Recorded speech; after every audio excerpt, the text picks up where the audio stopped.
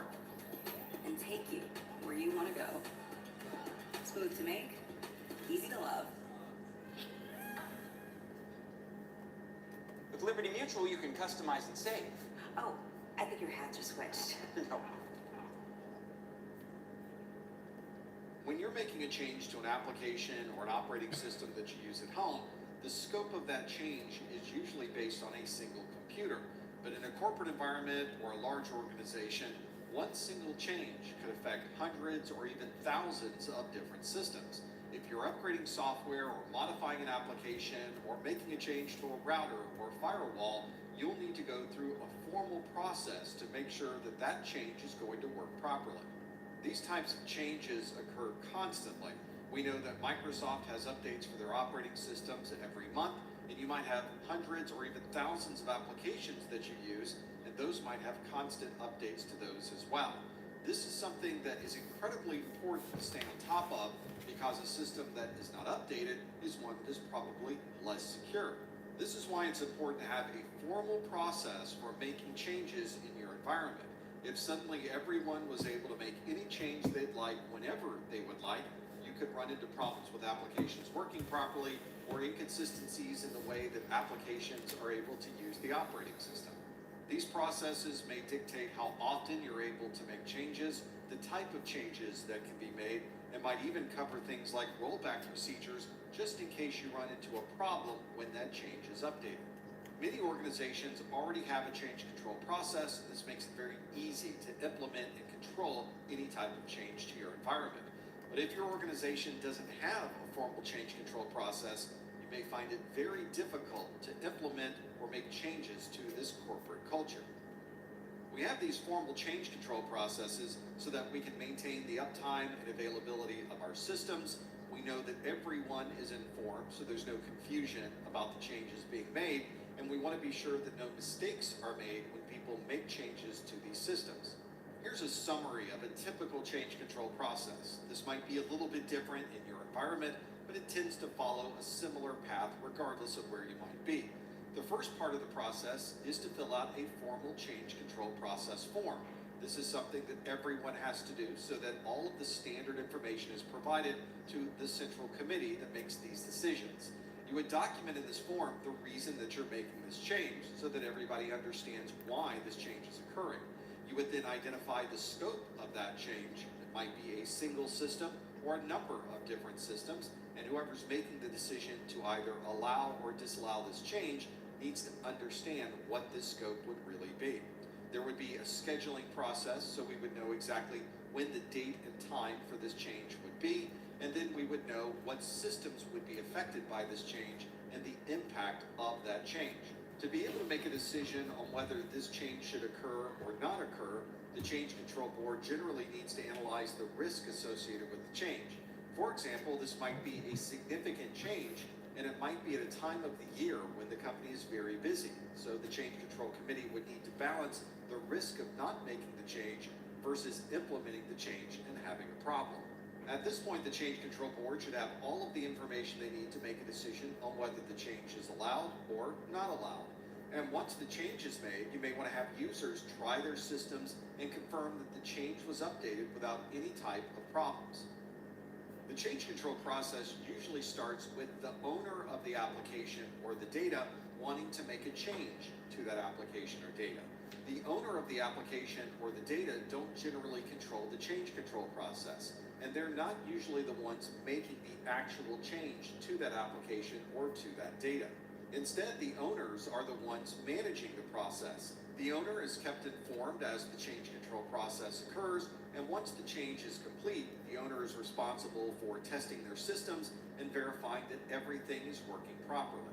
For example, your organization may have a department for shipping and receiving, and there may be information that they've received that says their address label printers need to be upgraded.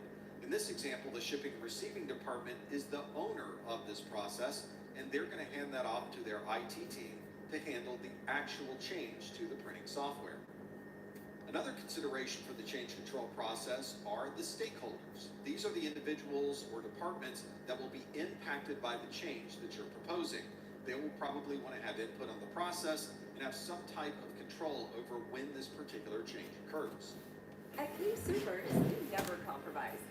You can up high quality that's guaranteed fresh and down low prices in every aisle. With quality and savings that add up, King Supers shoppers never compromise. King Supers, fresh for Hey, Brian, I everyone. sent you a private chat, sir, with that information you need.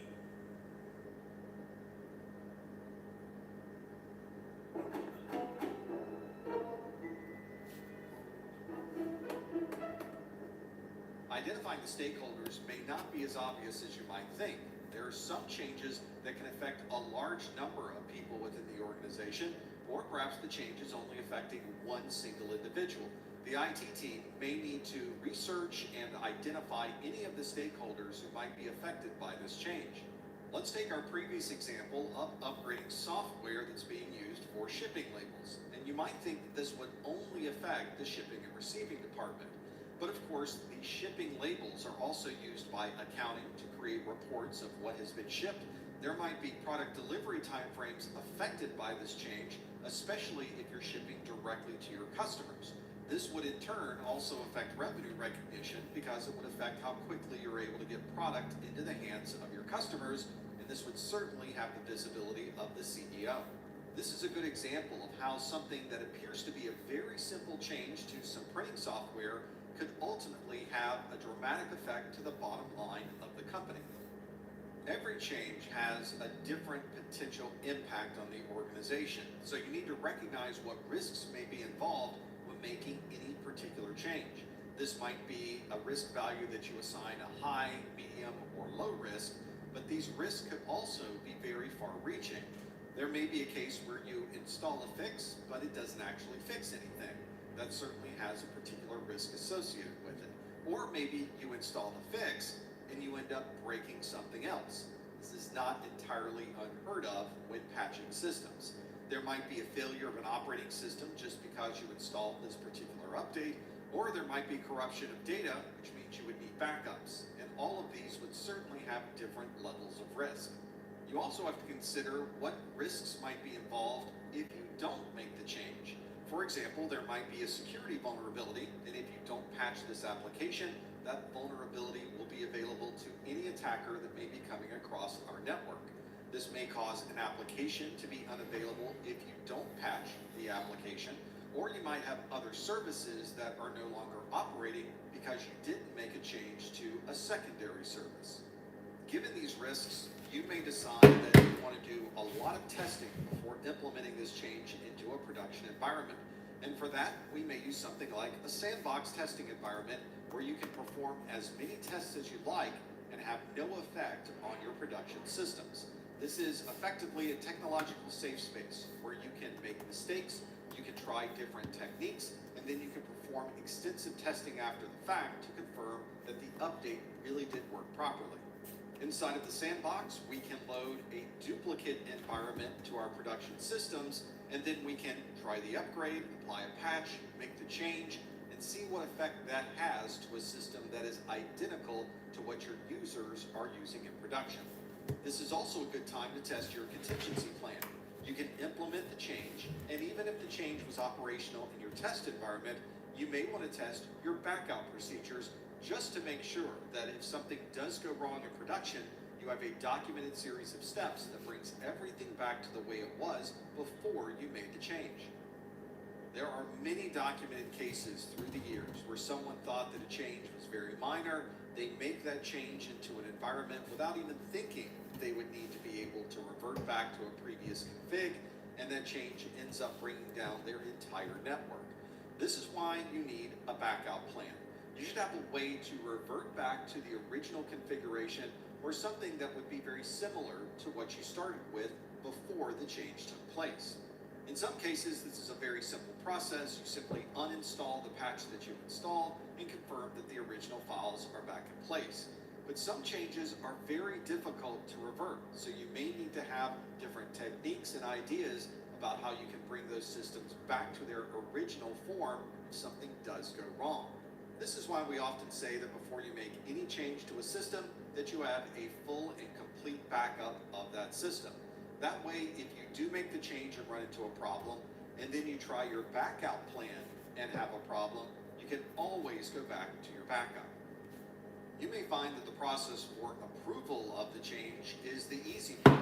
The difficult part is finding time to implement the change. This is something that has to be planned and considered before making any significant change to production. For example, you may not want to make change during the workday when everybody is on their systems and performing their work. Instead, you may want to have off hours or maintenance hours where you can make changes without having significant impact to users. This is why you often see the IT folks coming in on weekends and holidays and very early in the morning just so they can make change without any type of disruption to the network. This can be especially challenging if you work in an environment that is 24 hours a day and 7 days a week, where you have very little time available to make any changes in those systems. You might also need to consider what time of the year you're making these changes. Take, for example, a company that is very retail-based, and their busiest times of the year are between Thanksgiving and New Year's. In those environments, it's not uncommon for all of their systems to be completely frozen during that time frame, and no changes would be allowed whatsoever. Only after the new year are you now able to reintroduce some type of change control and begin the process of updating your systems. Hopefully you can see now that change management is a critical part of your policies and procedures for security, and it affects every single person in your organization. In almost every environment, this change control process is well documented, and anyone in the company can read through the documentation on their intranet. This should be part of your standard operating procedures, and no one should be able to make changes on your network without receiving this approval. And of course, your change control process is going to be updated over time to make it more efficient and fit the best with the requirements of the company.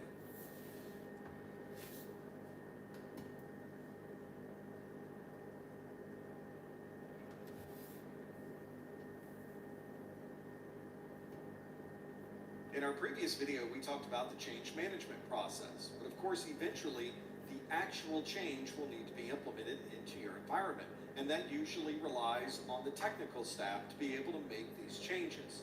When you're making changes to 1 or 2 devices at home, it's a relatively straightforward process. But when you're working in an environment with tens, hundreds, or even thousands of devices, what would be a very simple update for a single device can turn into a very complex process. So in this video, let's talk about the change control process from the perspective of the technician. The change control process itself is one that is concerned with what needs to change, but of course the technician is the one who will be actually performing these changes. For example, a technician may be asked to make a change to an allow list or a deny list. These are lists that are commonly used to allow or prevent certain applications from working in your environment. This is because certain applications can be considered dangerous. These applications might have known vulnerabilities, or perhaps they're well-known applications for carrying malware and infecting other systems. It would make sense then for a technician to add those malicious applications to a deny list, or perhaps include only the applications that they'd like to run to an allow list. If you're managing an allow list, this means that only the applications you've named will be able to run on people's workstations. Everything is restricted except the things that you add to the allow list. A deny list is a little bit more flexible in that you can run any application you'd like, except for the applications that have been specifically named on the deny list. For example, it's common to think of antivirus and anti-malware as being a very large deny list. Everything can run on your system except specific types of code that are identified by the anti-malware. When a change is submitted to a change control board, there's a very specific documented scope for making this change. And as part of this change control, you're limited to only making changes to what is specifically listed in the change control document. For example, a change control board may schedule a 2-hour window for you to be able to upgrade a series of printer drivers. But that doesn't mean during that same 2-hour period that you can make other changes to other applications just because the window happens to be available. However, this doesn't mean that you're limited to only what is listed in the change control documents. There may be times where you have to make additional updates or expand the scope to be able to complete the primary goal of that particular change. For example, you may find that the process of upgrading those printer drivers requires a modification to a configuration file on everyone's system. And although that wasn't specifically written as part of the scope of this change can only take place if you make that modification. And if this is a relatively simple modification, there may be policies in place that allow you to make the decision to modify that file so that you can complete the overall change control process.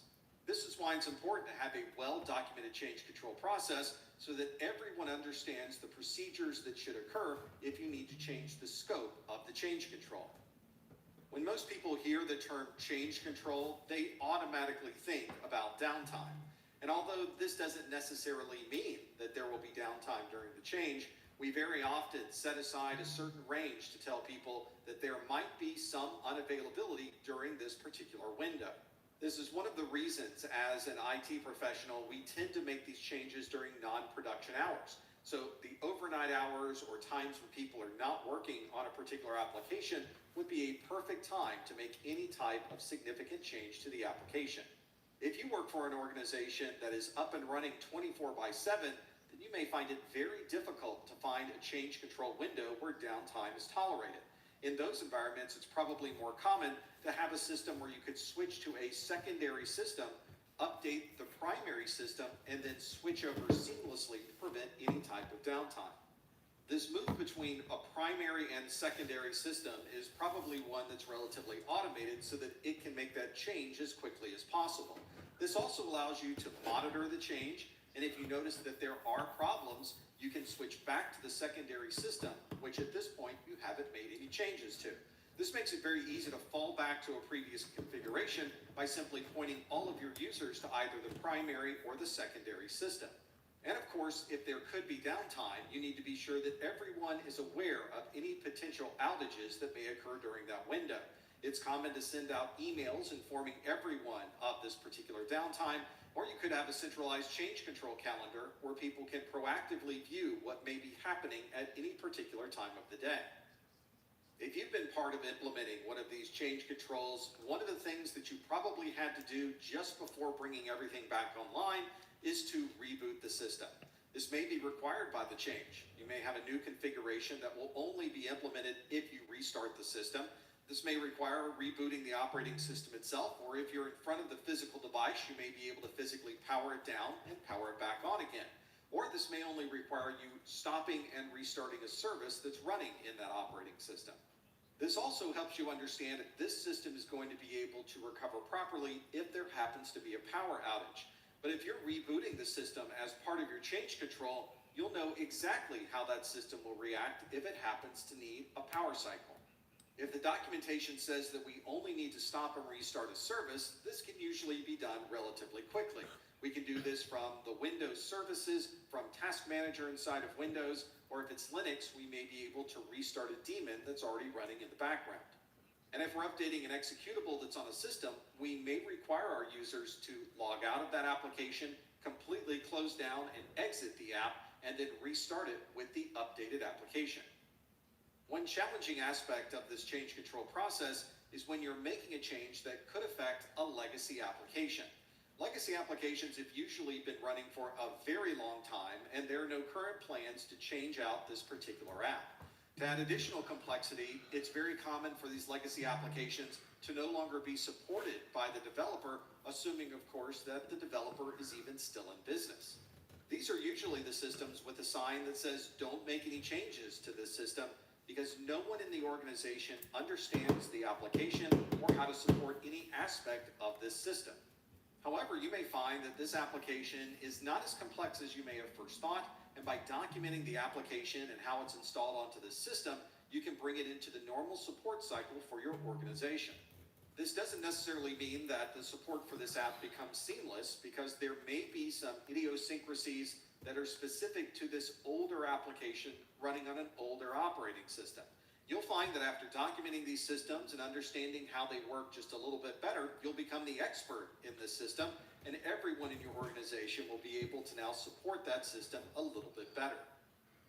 If you've ever had to manage a large-scale operating system that is providing services for hundreds or thousands of people, then you know that making a simple upgrade can sometimes be complicated because of dependencies. With dependencies, you have to first make a change to one application or service before you're able to install or update another application or service. Or it may be that the service that you've installed won't work until a secondary service is also installed on that system. This certainly complicates the change control process. We thought we were updating and changing one application, and now we have to update a number of different services just to provide the original update. And in some cases, the dependencies may not even be on the same system. For example, to be able to install a new version of your firewall management software, it may also require your firewalls to be running at a new version of code. So you would first have to update all of your firewalls, and then you would need to update the firewall management software. With change control, it's certainly true that the only constant is change. You might have change control processes occurring in your data center every week or perhaps even every day. And every change has something that has now been modified to what it was before. This means that any documentation you have of your environment could very quickly be out of date without some type of ongoing documentation process. That's why we commonly see documentation being required with the change management process itself, so that you are always creating the most updated set of documentation for your network. This might include updating diagrams or charts that have a network configuration. You might have to modify IP addresses or different configurations, or you may have to list a new series of processes or procedures for managing a brand new application that has been upgraded in your production network. And if you're dealing with change control, then you're probably also dealing with different versions of code, software, or configurations that need All right, everybody, let's take 10 minutes. Let's take 10 minutes. See you back. It's very useful to have some way to keep track of all of these different versions that have been installed, and this also might give you a way to revert to your previous version if you run into problems. Many times we provide this functionality through version control. This allows us to keep detailed documentation on things like changes to router configurations, patches inside of the Windows operating system, changes to registries when you're updating an application, and anything else where you can track what happens between point A and point B. You may find that the applications or operating systems that you're using already have some type of version control built in, and there might be a very easy way within that application or operating system to click a button, make a change, and suddenly you're running a different version. If your application or operating system doesn't integrate any type of version control, you might want to install a third-party version control management system so that you can manage all of your systems and know exactly when changes are made and what those changes are doing.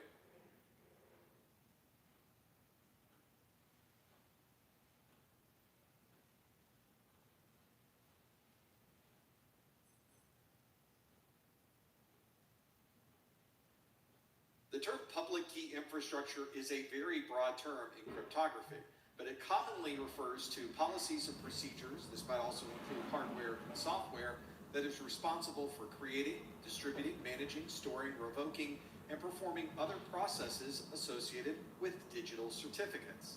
Although that seems relatively straightforward, even in the smallest of companies, this can involve a great deal of planning and a lot of decisions that have to be made about the encryption and methods that you use within your company. You might also hear the term PKI used as a way to associate a certificate to people or devices. This is usually in conjunction with a certificate authority, or CA, and it's generally based around how you may be able to trust that a particular user or a particular device is really who they say they are. Before we get into the details of public key encryption, let's first start with symmetric encryption. As this name implies, symmetric encryption means that anytime you're performing a decryption of some information, you're using the same key that was used to originally encrypt that information. In the movies, we often refer to this single secret key being shown as something inside of a suitcase, and that suitcase is fastened to the delivery person with a pair of handcuffs. This ensures that no one else can gain access to that symmetric key, which is very important because if you have the symmetric key, you're able to decrypt anything that was originally encrypted with that same key. Sometimes you'll hear about this process of symmetric encryption being described as a secret key algorithm, where that symmetric key is that one secret key. You might also hear this referred to as a shared secret because the same key is used for both the encryption and the decryption process, so you have to share the key if you expect someone else to be able to decrypt that data. As you might already be thinking, if you have to provide this secret key to every single person who needs to decrypt the data, then you're probably going to have a scalability problem. Once you get above 10 individuals or devices, it now becomes very difficult to not only share the keys between all of these different people, but also manage which keys happen to go with which person or which device. As you dive deeper into the world of cryptography, you'll notice, though, that we still use symmetric encryption quite a bit. And the reason is that it's very fast. It has very little overhead as compared to something like asymmetric encryption.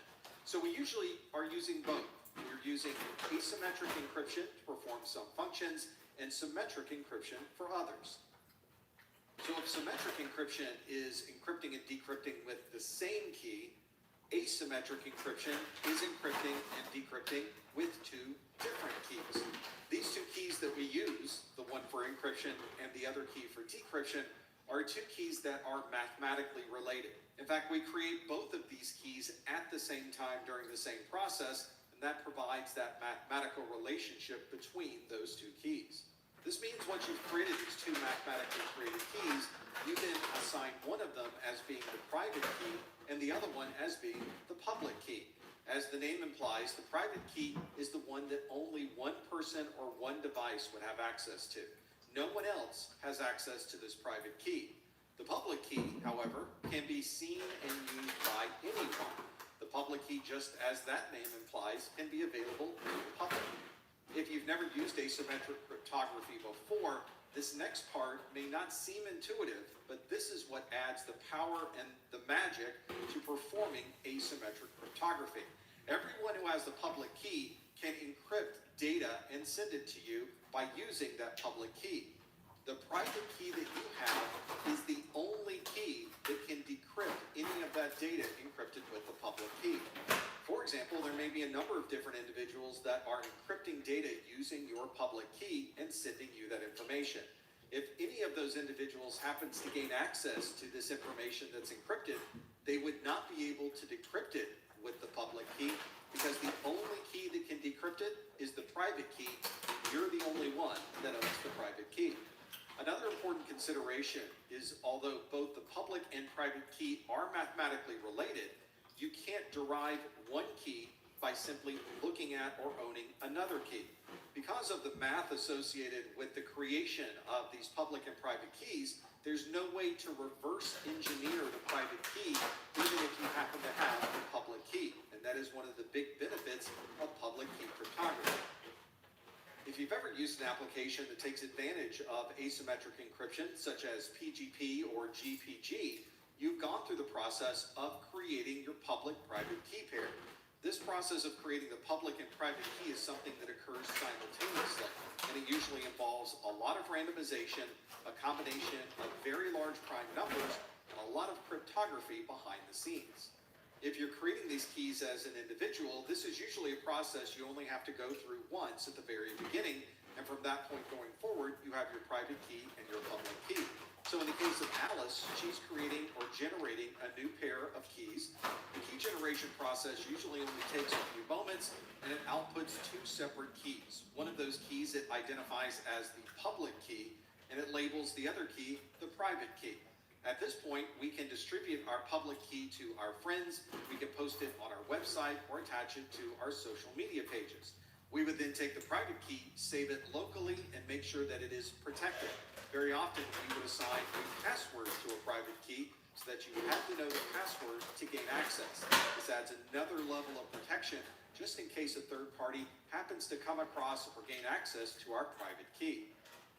So now that Alice has created a public and a private key, she's made the public key available to everyone.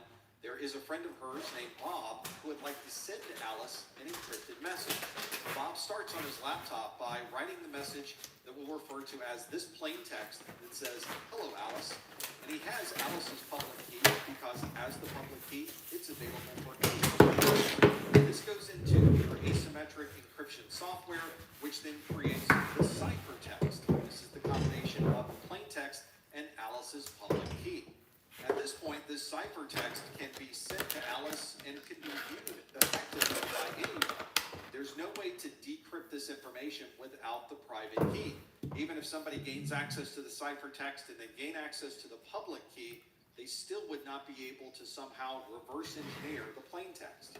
Now that Bob's created the ciphertext, Bob can send that over to Alice. Alice sees that this is encrypted data and uses her private key to decrypt the ciphertext. At that point, we're back to the plain text, and as you can see, it is identical to the plain text that Bob originally sent.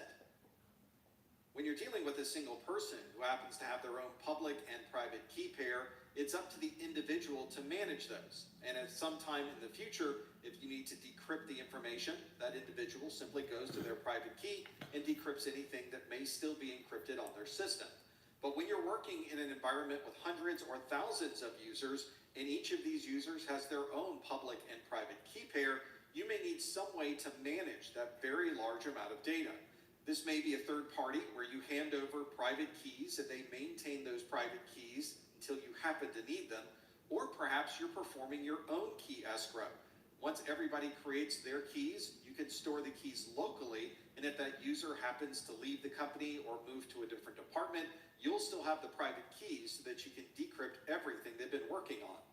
This is something commonly seen when you need to provide some way to decrypt data, even if you're not the person that originally encrypted that information. For example, as we mentioned earlier, a user may leave the organization, but we still need access to all of their encrypted data. Or it may be a government agency that is working with a partner, and both of those organizations need to decrypt data that may have been encrypted as part of this project. Handing your private key off to someone else to be able to manage the process may seem a little controversial, but in some cases it's required in order to maintain uptime and availability of all of your organization's data.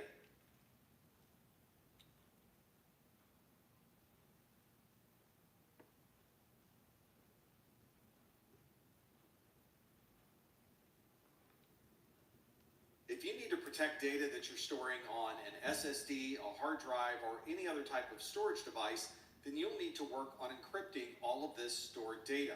Sometimes you'll hear this referred to as encrypting data at rest. This includes not just individual files that you might have on these storage devices, but in some cases, everything that's on the storage devices using full disk or volume level encryption. In the Windows operating system, you may be using BitLocker to accomplish this. If you're using Mac OS, you may be using File Vault, and other operating systems have other ways for encrypting everything on a single volume. You might also need to encrypt a single file that is on a system and not the entire volume. In Windows, you can use EFS. This stands for the Encrypting File System. It's a file-level encryption that's built into the NTFS file system. And if you're using Mac OS, Linux, or even Windows, there are many third-party utilities that can perform a similar function. In Windows, you would look at the properties of a file or folder, and inside the advanced attributes, you can select Encrypt Content to Secure Data to enable EFS. A lot of the data that we use online is stored in a database. And of course, there are different techniques to be able to protect the data that's inside of these database files. For example, you may be able to configure transparent encryption. This uses a symmetric key to encrypt everything that might be in that database, and you would need to perform an encryption or decryption of that data each time the information is pulled from the database. Some of the information in your database might not be private or sensitive, so you might have some data inside of the database that is protected or encrypted, and other data which is still available in plain text. Here's an example of a table inside of a database. This is an employee database that has employee ID numbers, first names, last names, and social security numbers. Of course, you could encrypt the entire database by applying a symmetric key so that all of this data is now encrypted. And you can see we have no idea what part of this may have anything to do with an employee's name, their ID number, or their social security number. But of course, there's overhead involved in being able to view this information, and every time we need to search through the entire database, we would effectively need to decrypt all of the data within that single database. One way to avoid some of that overhead is to only encrypt a certain type of data in the database. In this example, we're performing column-level encryption, where the employee ID, the first name, and the last name are all displayed in plain text. And if you needed to search for a name or search for an ID, you can perform this very quickly without having to decrypt any other type of data. But if you needed access to a person's social security number, you would either need to decrypt the entire column or that single record to be able to gain access to that data. Another common place to perform this encryption is when we're sending data across the network. We want to be sure that everything we're sending between two devices is protected, and if someone does tap into this connection and view that data, they wouldn't be able to make sense of any of those details. For example, you're probably using a browser right now to watch this video, and all of the communication that's taking place in your browser is most likely using HTTPS, which means that everything traversing the network is encrypted. If you need to connect different sites to each other or need to connect individuals for remote access, we commonly would use a VPN to provide this encryption. This stands for Virtual Private Network, and it effectively creates an encrypted tunnel where you can send all information into the tunnel to the other side, and anything within that tunnel is going to be encrypted. This is commonly used for client-based VPNs using SSL or TLS, and if you're connecting two sites together, we commonly would use IPsec to provide that VPN connectivity. To be able to have a successful encryption and decryption, both sides must be using the same encryption algorithms. This is the formula that's used to not only provide the encryption process, but it also provides you with the way to decrypt that data on the other side. Generally, both sides would agree from the very beginning to use one or more encryption algorithms so that both sides know exactly what to expect when information is received. Many times, the end user doesn't see the details of the algorithms that are being used, but they know that they're using a particular application, and they want to be sure the person on the other side is using a similar application so that the encryption and decryption processes will be compatible. There are obviously advantages and disadvantages depending on what encryption algorithm you're using. Some algorithms have a better security level, some work faster than others, some have a more complex method for implementation.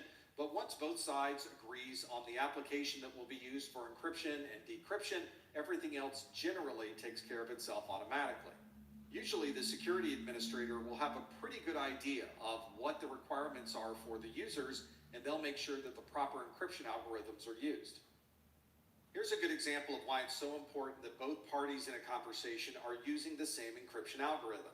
These are very broad comparisons between the DES encryption algorithm and the AES encryption algorithm. These stand for the Data Encryption Standard and the Advanced Encryption Standard. You do not need to know the specifics of these block diagrams for the Security Plus exam, but you can visually see that there are quite a few differences between both of these algorithms. The DES encryption algorithm has 5 different steps, which include breaking up the data into a left plain text and right plain text to finally come up with a 64-bit ciphertext. You can see that AES works a little bit differently, where you take a plain text and a secret key, add it to a cipher, and finally get the ciphertext. There are also different versions of AES that can produce different levels of output. You obviously would not be able to encrypt with DES and somehow decrypt with AES. You have to be sure that you're using compatible encryption and decryption algorithms on both sides of the conversation. Here's another interesting part about encryption algorithms is we know exactly how they work.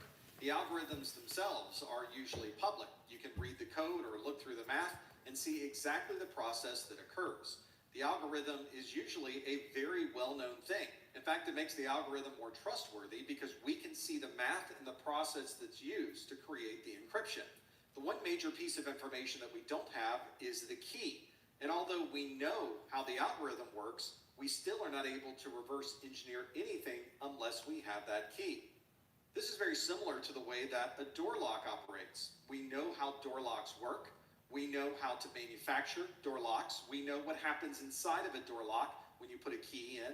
But just knowing that information doesn't somehow allow you access through a locked door. You have to have the proper key, just as you do with encryption and decryption. That key helps determine the final output. If you're encrypting data or hashing data or creating a digital signature, it's all based around that key. And even though we have the algorithm and understand everything about the math, you still need the key to be able to gain access to the data.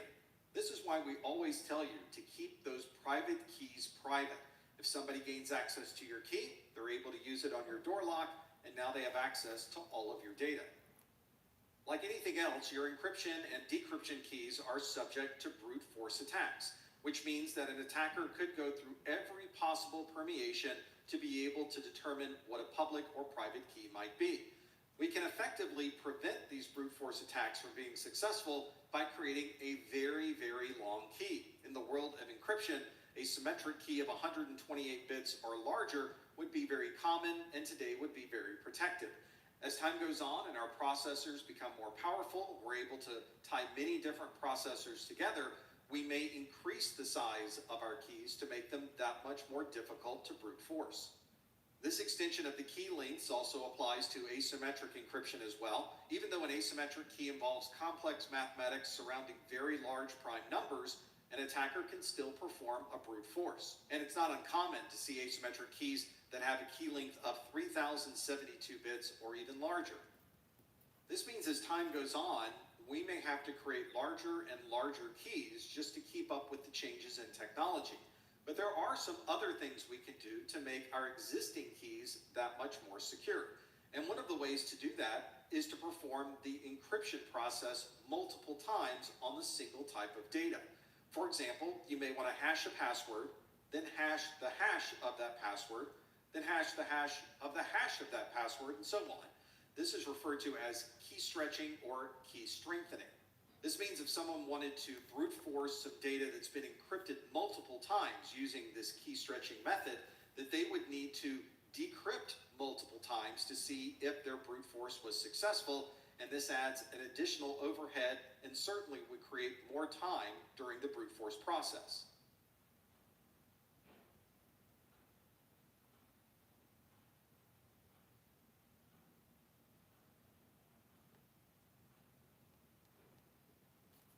As we've been discussing in our previous videos, we've talked about how important it is to have an encryption key that is only known by the person encrypting the data and the person decrypting the data. Well, this brings up a logistical challenge, especially when we need to encrypt a large amount of data across the internet, is how do you share that encryption key between those two people without physically transferring that encryption key across an insecure medium like the internet? One way to do this is by exchanging the key out of band, which means we're not going to use the network. That means we would need to find some other method to transfer that key from one place to the other. You can think back to the person with the suitcase that is handcuffed, and they hop on the train and they go across the country and they hand that suitcase off to someone else, and now both sides of the conversation will have the same key. You could, of course, accomplish the same thing by using a courier or calling someone on the telephone, or simply exchanging the key in person. But on the internet, we don't have the luxury of time. We need to be able to encrypt a single communication immediately in our browser. So we would need to use some type of in-band key exchange, which means some type of information is going to be sent across the network. Sometimes you can do this by using additional encryption mechanisms. For example, you could use asymmetric encryption to encrypt a symmetric key, send that asymmetrically encrypted key to a third party, and they can decrypt it to obtain the symmetric key. This allows us to securely transfer these encryption keys across the network, and it all occurs relatively quickly. This is something that's commonly done with keys that may be only used for a short period of time. For example, things like session keys are used for a temporary basis. We then remove those session keys and use a new session key for the next session. For example, a client could encrypt a random or symmetric key that could be used for a session and encrypt it with a server's public key. The client would then send that encrypted information to the server, and the server would use its private key to decrypt that session key. Since session keys tend to be ephemeral or temporary, we can use that session key, discard it, and then perform this process again to transfer a new session key between systems.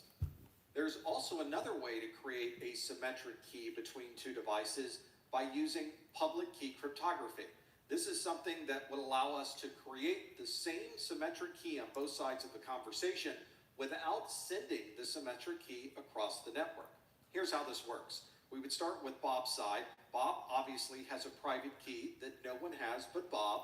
Alice also has a private key. Her private key is only known to herself. We would then combine Bob's private key with Alice's public key.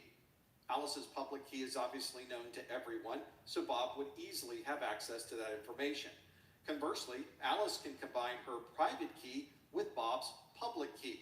And since both Bob and Alice are using keys that are mathematically related, they create the same symmetric key from that algorithm.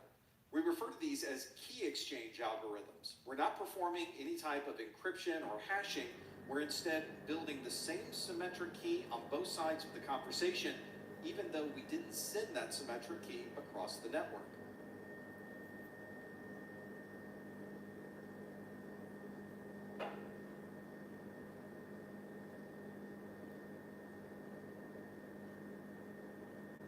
If you were to look on a modern motherboard, you would find a chip or a subsystem called a Trusted Platform Module, or a TPM. This is a standardized bit of hardware that is specifically designed to provide cryptographic functions for that computer. If you want to do anything with cryptography, such as generating random numbers or keys, you can do that by using the TPM. The TPM also has persistent memory, so you can have keys that have been created and burned into this TPM that are unique to only this machine. This becomes especially helpful if you need some type of secure key generation that you could use for something like full disk encryption. This can also securely store these keys on your local machine, so if you wanted to use a different set of keys for BitLocker, you could have the TPM create and store those keys on that system. This is also password protected, and there's no way to use a brute force or dictionary attack to gain access to the information stored in your TPM. You can think of a TPM as providing encryption functions for a single device, but in our data centers, we need to provide cryptographic functions for hundreds or thousands of devices. For that large-scale cryptographic use, we would want to use a hardware security module, or HSM. HSMs in large environments are usually clustered together, and there is redundancy such as power supplies and network connectivity, so that you will always have access to the HSM. Imagine having 1,000 web servers in your data center, and you need some place to securely store all of the encryption keys for all of those servers. In that scenario, you would use the HSM to provide the secure storage for all of those systems. For this large-scale cryptography, it's more efficient if you are able to perform these cryptographic functions in the hardware of the device itself. So many HSM devices will have a separate plug-in card or separate hardware that can connect to the HSM that is specifically designed to perform very fast cryptographic functions. These devices are also specially designed to securely store keys. This allows you to store all of those sensitive keys on a centralized HSM, but prevents unauthorized access to those keys. And additional hardware such as cryptographic accelerators can be used on an HSM, especially if the HSM needs to perform encryption and decryption in real time in large-scale computing environments. So now we've got encryption keys that are used for our web servers. We have encryption keys for full disk encryption on our individual devices. Each individual user may have their own certificates, so we need some way to manage all of these keys. Fortunately, we can provide this type of management through a centralized key management system. You can run these key management systems on devices that are on your premises, or it may be a cloud-based system that can be accessed from anywhere. This allows you to manage all of these very different keys from one single management console. And this also keeps all of the keys separate from the data that you're trying to protect. So you might create a series of keys. Maybe it's an SSL or TLS key for a web server. Maybe it's an SSH key to provide remote access to a console, or it's keys that you would use for Active Directory or for BitLocker. Once you create the keys, you would associate those with specific users in the software of the key management system, and you can set up an automatic key rotation so that you're constantly changing out keys as time goes on. This is also a great place to provide logging and reporting of all of the keys and how you're using them in your environment. Here's the dashboard of a key management system, which gives us a summary of the types of keys that we're using. We can see what certificate authorities have been used, when certificates might expire, details for licenses, and more. If you wanted to see the keys we were using for our web servers, we can click on SSL, and now we can see what keys have been created and what server they're associated with. We can look up similar key information for SSH console communication, where you can see the key name, the fingerprint, and other details, and where this key might be used. And of course, we can create reports that can give us information on how these keys are being used, what keys are currently active, which keys are inactive, and we can get a summary of how often these keys are being utilized. When all of our data was stored on one central mainframe computer, it was relatively easy to provide security. We just had to keep anyone from gaining access to that one source of data. But of course today, our data is spread across many different systems. We have data on a laptop, mobile phone, on our computers at home, and many other locations. So how do we maintain the privacy of our data, even though we seem to be distributing this data onto many different systems? Another challenge we have is that as soon as we find a secure way to store data, the attackers find ways to gain access to that data. It's a constant race to stay one step ahead of people that are trying to get their hands on your information. Another challenge is that all of this data that we're using is constantly changing. So we not only need to protect and keep this data private, but we also need ways to easily change that data at any time. One way that we're providing this privacy of our data is through the use of a secure enclave. A secure enclave is a security processor that's built into the systems that we're using. You probably have one on your mobile phone, perhaps even in your laptop or even your desktop systems. This is not considered the primary CPU of your system. This is a separate processor whose job is solely dedicated to the privacy of your data.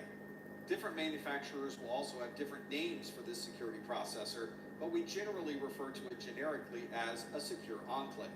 This is the technology that allows you to keep all of your data private, even if your phone and other devices were to fall into the hands of someone else. This is a separate secure processor that has its own boot ROM. It manages and monitors all of the processes on your system, especially during the boot process. It has a true random number generator. It can do real-time encryption of all of the data as it moves in and out of memory.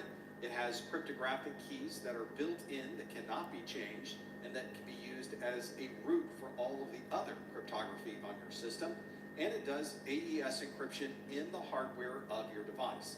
This is just a summary of the things that are available inside a secure enclave, but you can see that the power of these processors works to keep all of your data private regardless of where it happens to be.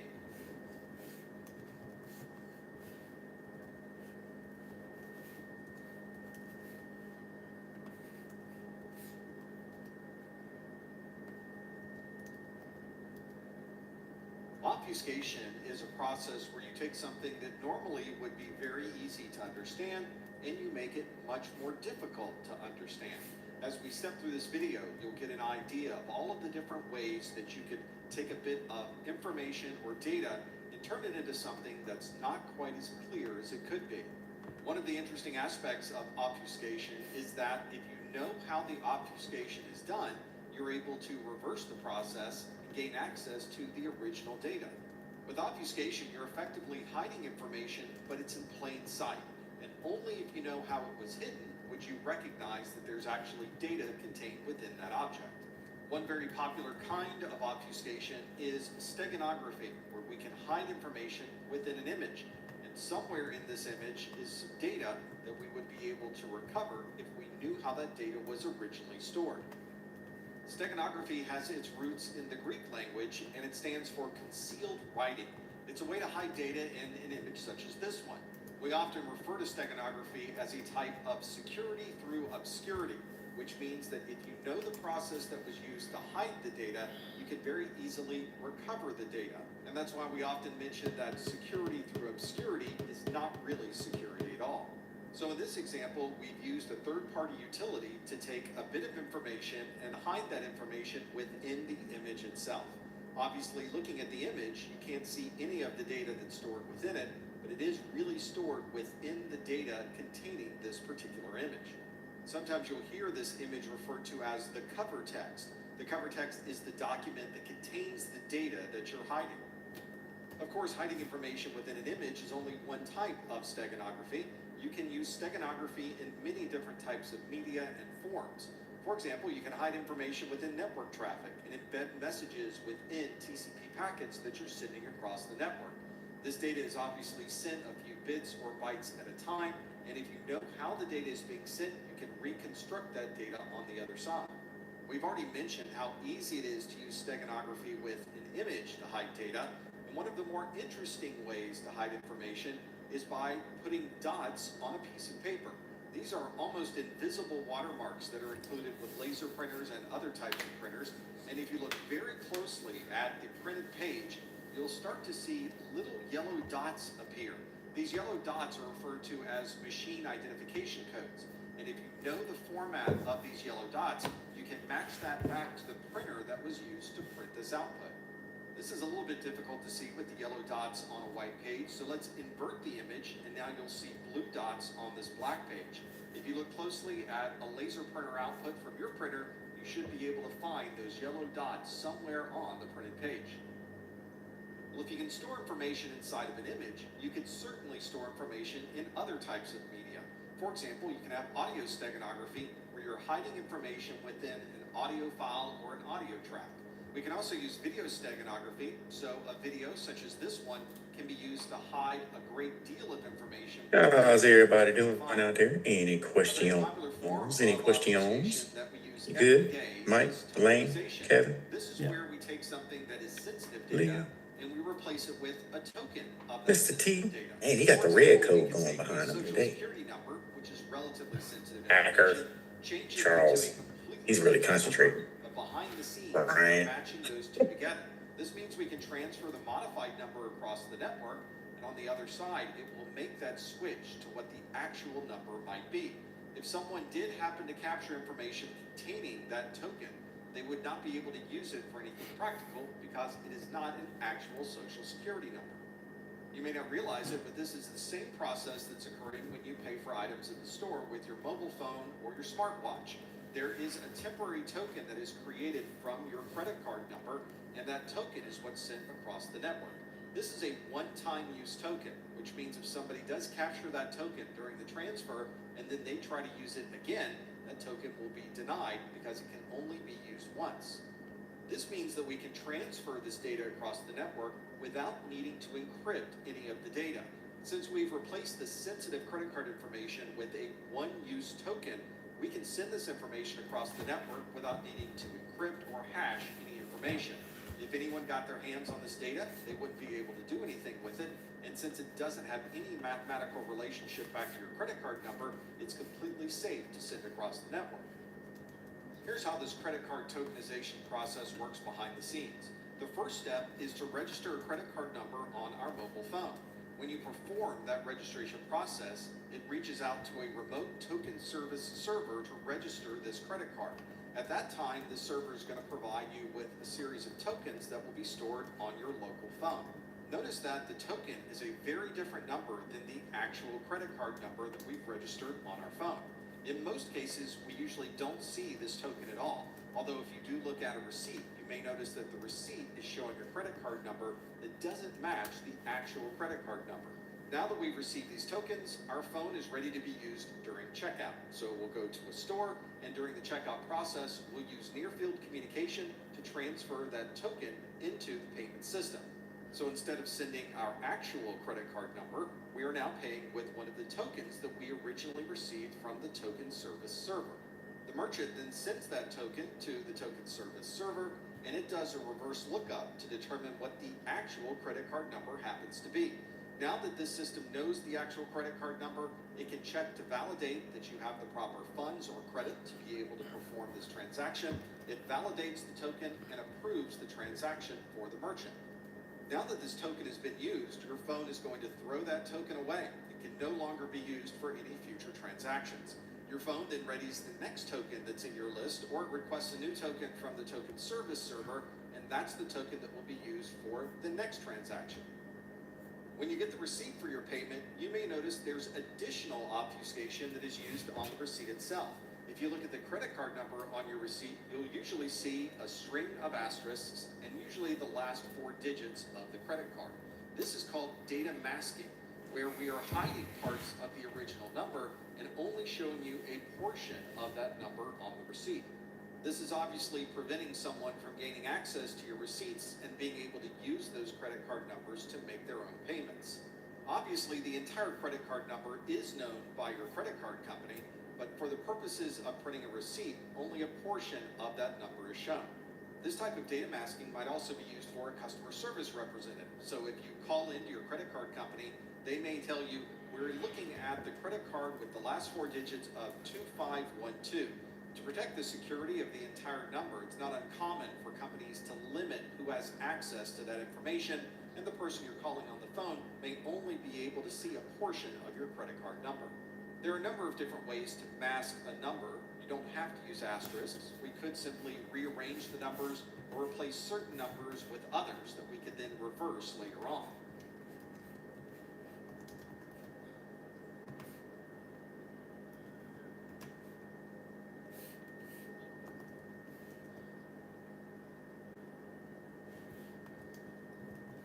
A cryptographic hash is used to represent data as a short string of text. Sometimes you'll hear this referred to as a message digest or a fingerprint. Just like our fingerprints that can represent us, a digital fingerprint can represent data that is being stored elsewhere. Keep in mind that this cryptographic hash is not encryption. You can't somehow recreate the data if the only thing you have is the hash. For the same reason, you can't recreate a person when all you have is their fingerprint. In practical terms, we can use these hashes to verify that a document that we've downloaded matches the original document that was posted on a website. This provides us with integrity. We can also use these hashes during the process of creating a digital signature, and these digital signatures are used for authentication, non-repudiation, and integrity. Let's create some hashes. We're going to use a very common hashing algorithm called the SHA-256 hashing algorithm. This will produce 256 bits of information that we will represent as 64 hexadecimal characters. So let's create a hash from a very simple text string. This text string says, my name is Professor Messer, and there's a period at the end of that sentence. If we were to put this into an application to create a SHA-256 hash from that sentence, we would get this long string of characters that you see right here. Let's now make one change to this sentence. This now says, my name is Professor Messer, but instead of it ending in a period, it's now ending in an exclamation mark. So there's really only one character that's been changed. This is a very common characteristic of hashing, where you make one minor change to the input text and the output hash is very different from each other. One of the things we'd like to avoid when creating a hash is to make sure the hashes are very different for all types of input. In practical use, we should never run into a situation where this hash is duplicated. If we're putting different inputs into the hashing algorithm, we should expect to see different outputs as well. If for some reason we do have different inputs and those inputs create exactly the same hashing value, then we've created a collision. In practical use, you're probably never going to run into one of these collisions, and your hashing algorithm should be created so that collisions are an extremely rare occurrence. Unfortunately, there have been hashing algorithms through the years that did have problems with collisions. One good example of this is the hashing algorithm MD5. This collision problem was found in 1996, and because of that, we highly recommend that you use a different hashing algorithm than MD5. Here's how this MD5 collision works. Here we have a string of input. This is text that we're going to put into a hashing algorithm, and we're going to take another string of text that's almost the same. You can see these almost match up, but every place there is a red character means there's a slight difference between each of these inputs. But if we take both of those inputs and put them into the MD5 algorithm, we get exactly the same hash. This is a collision, and this is the reason we no longer recommend using MD5 as a hashing algorithm. We use hashing for many different purposes, and you might run into hashing multiple times through a normal workday. For example, you may need to verify that a file that you've downloaded matches the file that happens to be posted on a website. You'll often see this on sites where you're downloading very important files like a Linux distribution, and you can see that each distribution has been associated with a particular hash. This means that you could download the ISO file, run the same hashing algorithm on the file you downloaded, and compare it to the hash that's posted on the website. If your hash matches the one that's on the website, then you've downloaded the same file that exists on that site. Another common use of hashing is to store passwords. Ideally, we would never store someone's password in plain text, and we would not encrypt passwords because then someone could potentially decrypt and gain access to your passwords. Instead, we provide a hash for all of the passwords that someone stores. In reality, it's a hash plus a little extra information called a salted hash. This way we're able to store everyone's password as a hash, which means we have no idea what the actual password might be. During the login process, the password you input is changed to a hash compared to the one that's stored on the server, and if they match, you've gained access to that system. I mentioned earlier that when we're storing passwords, we might want to add some additional information to make it more difficult to brute force. We refer to this extra information as a salt. This is random information that we add during the hashing process to modify or randomize the resulting hash. Every user gets a different random salt to go along with their password, which means if everyone's using the same password, we'll still see very different hashes stored for every single user. There's a technique for reverse engineering hashes called a rainbow table. This is a pre-compiled set of every possible input and the series of hashes associated with those inputs. This makes it very easy for someone to get a non-salted hash and very quickly be able to determine what the original password might be. But if you're adding a random salt to everyone's password, these rainbow tables will no longer work. This would certainly slow things down for an attacker that's trying to find everyone's password by performing a brute force. A rainbow table can find this information in a matter of seconds, but brute forcing can take days, weeks, or even longer to find someone's password. Let's take some user passwords, we'll add some salt to each password, and let's see what the resulting hash looks like. Let's take the password of Dragon, and if we're not using any salting, this is the hash that results from that password of Dragon. But now let's add some additional random text onto this password of Dragon, and as we add the different randomization for each one of these, you can see that we have a very different hash that we're storing. If someone was to gain access to our hashed database, they would think that there were 5 different passwords being used, when in reality, there's a single password with a number of different salts added to that password. Hashes are also used during the process of creating a digital signature. A digital signature is very similar to a signature you might use on any other document, but this one is a digital version of the signature that proves that the message that you received was not somehow changed during the process of sending that message to you. From that perspective, digital signatures provide integrity. The digital signature will also help you prove the source of the message. This provides authentication, and if others want to prove that the message really was sent by the person who says they sent it, we can confirm that with the digital signature. That's also referred to as non-repudiation. The process for creating a digital signature is almost the opposite as encrypting data. For a digital signature, the person signing the document will use their private key to create the digital signature. When that signature is sent to another party, they're able to confirm that that private key was used by verifying it with the public key for that user. If we receive a digital signature and go through the verification process and find that the public key of the sender is not able to verify the digital signature, then something in that document... Yeah, not aimed at anybody in particular, but I get monitored too. So no worries, James. I know my camera has been shutting off. We've had it like 3 days now, where my camera's just shut itself off, and I don't know how to check that to see how to fix that. But I'll just buy a secondary camera if that's what needs to happen. no problem. And I'm talking about like unusual time. Like if it's been like 20 minutes and I haven't heard from you, haven't seen you, try to reach out to you, no response. Yeah, I gotta remove people. Like, you know what I'm saying? Yeah. So yeah, not. Do you have any good options for cameras then? I don't know why. I mean, cameras are so good now. All of them are good.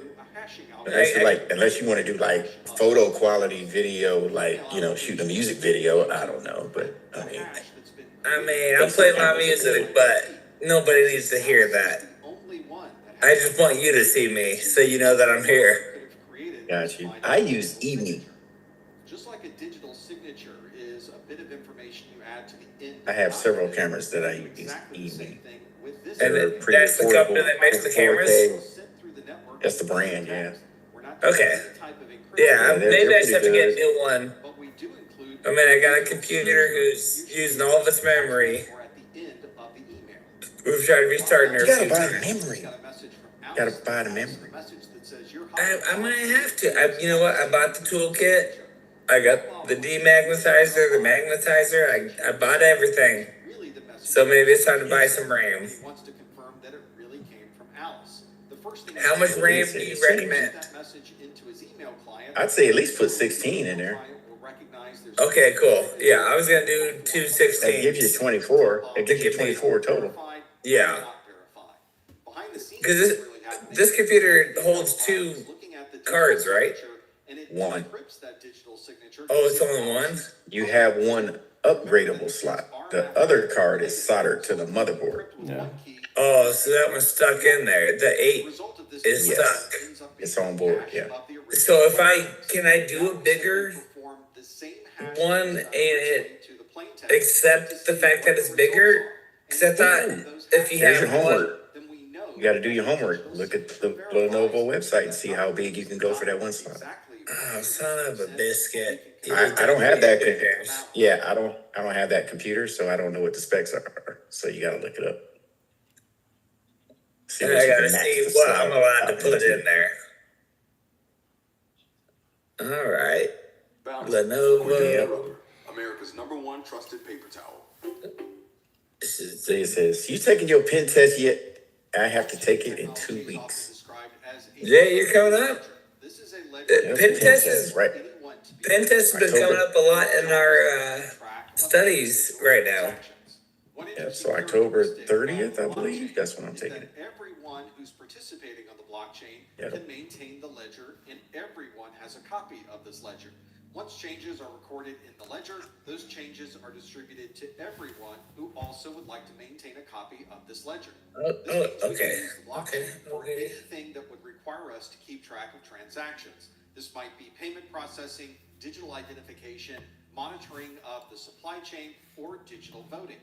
Don't you have another test coming up too, James? We might be transferring Bitcoin. Security X.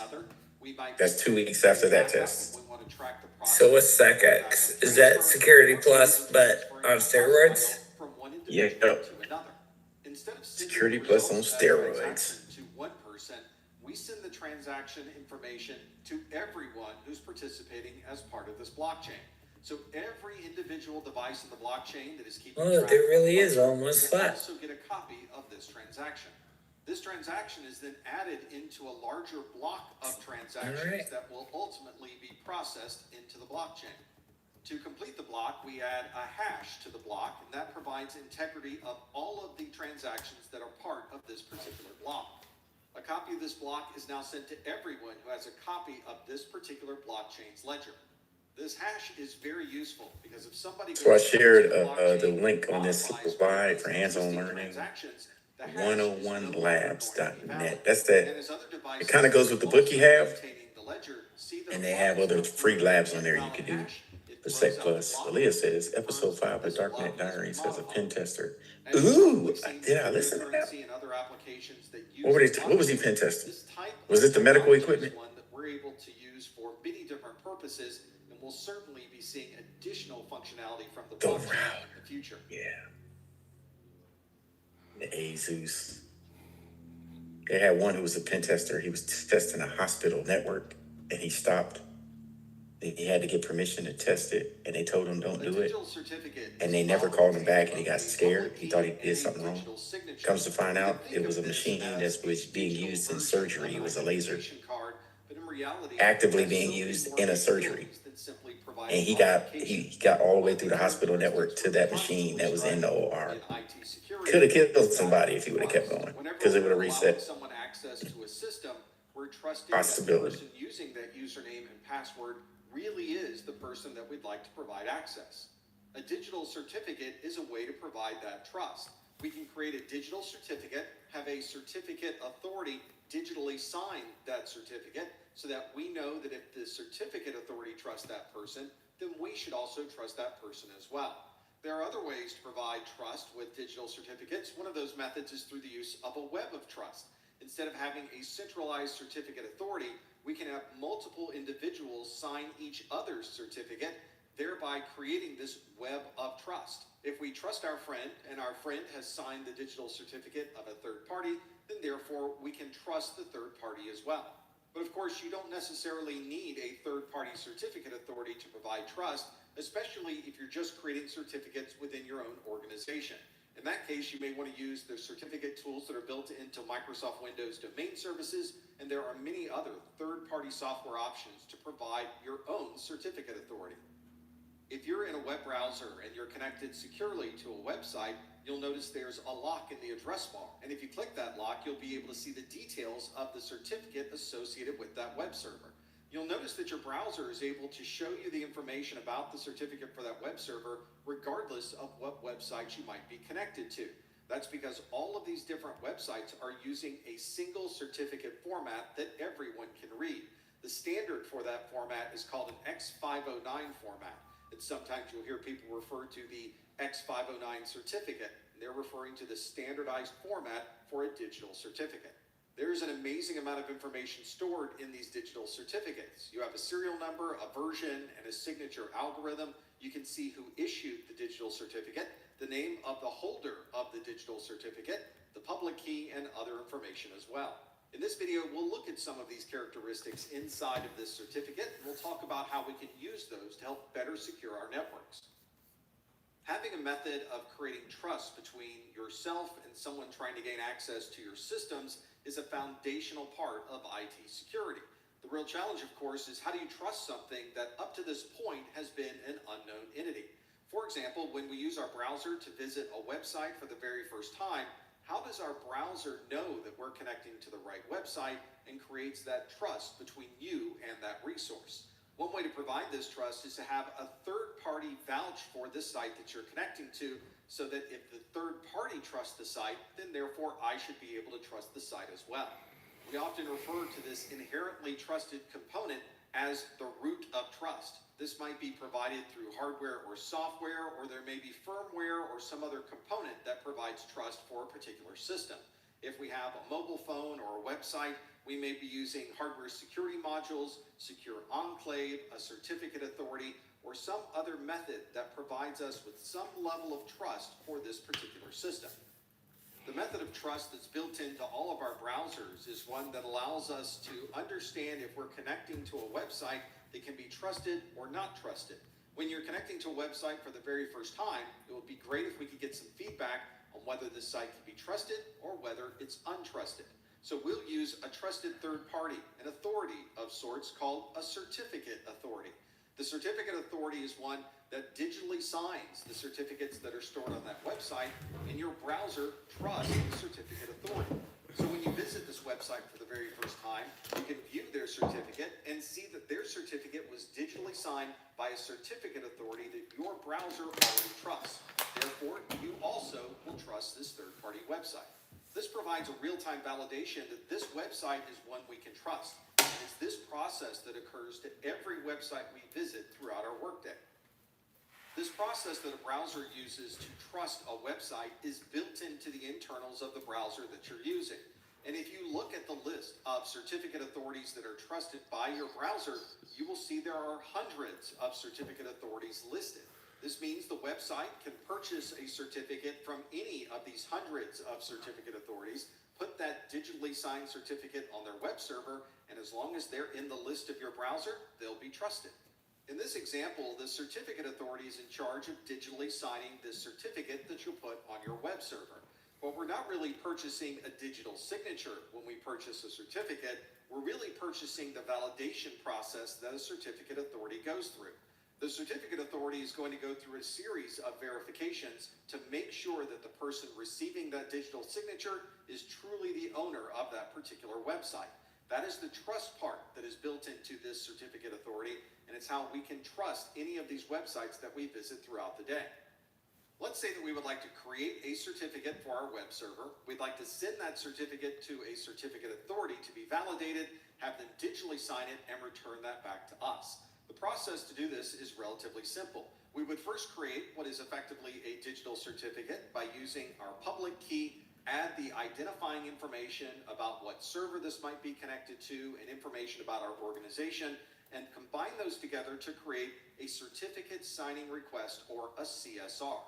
that CSR is sent to a certificate authority. The certificate authority now does the validation process. They confirm that the certificate that you're asking for is one that is really for a web server that you own and control. And if they agree that this is a valid certificate, they will use their private key to digitally sign the certificate and send it back to you.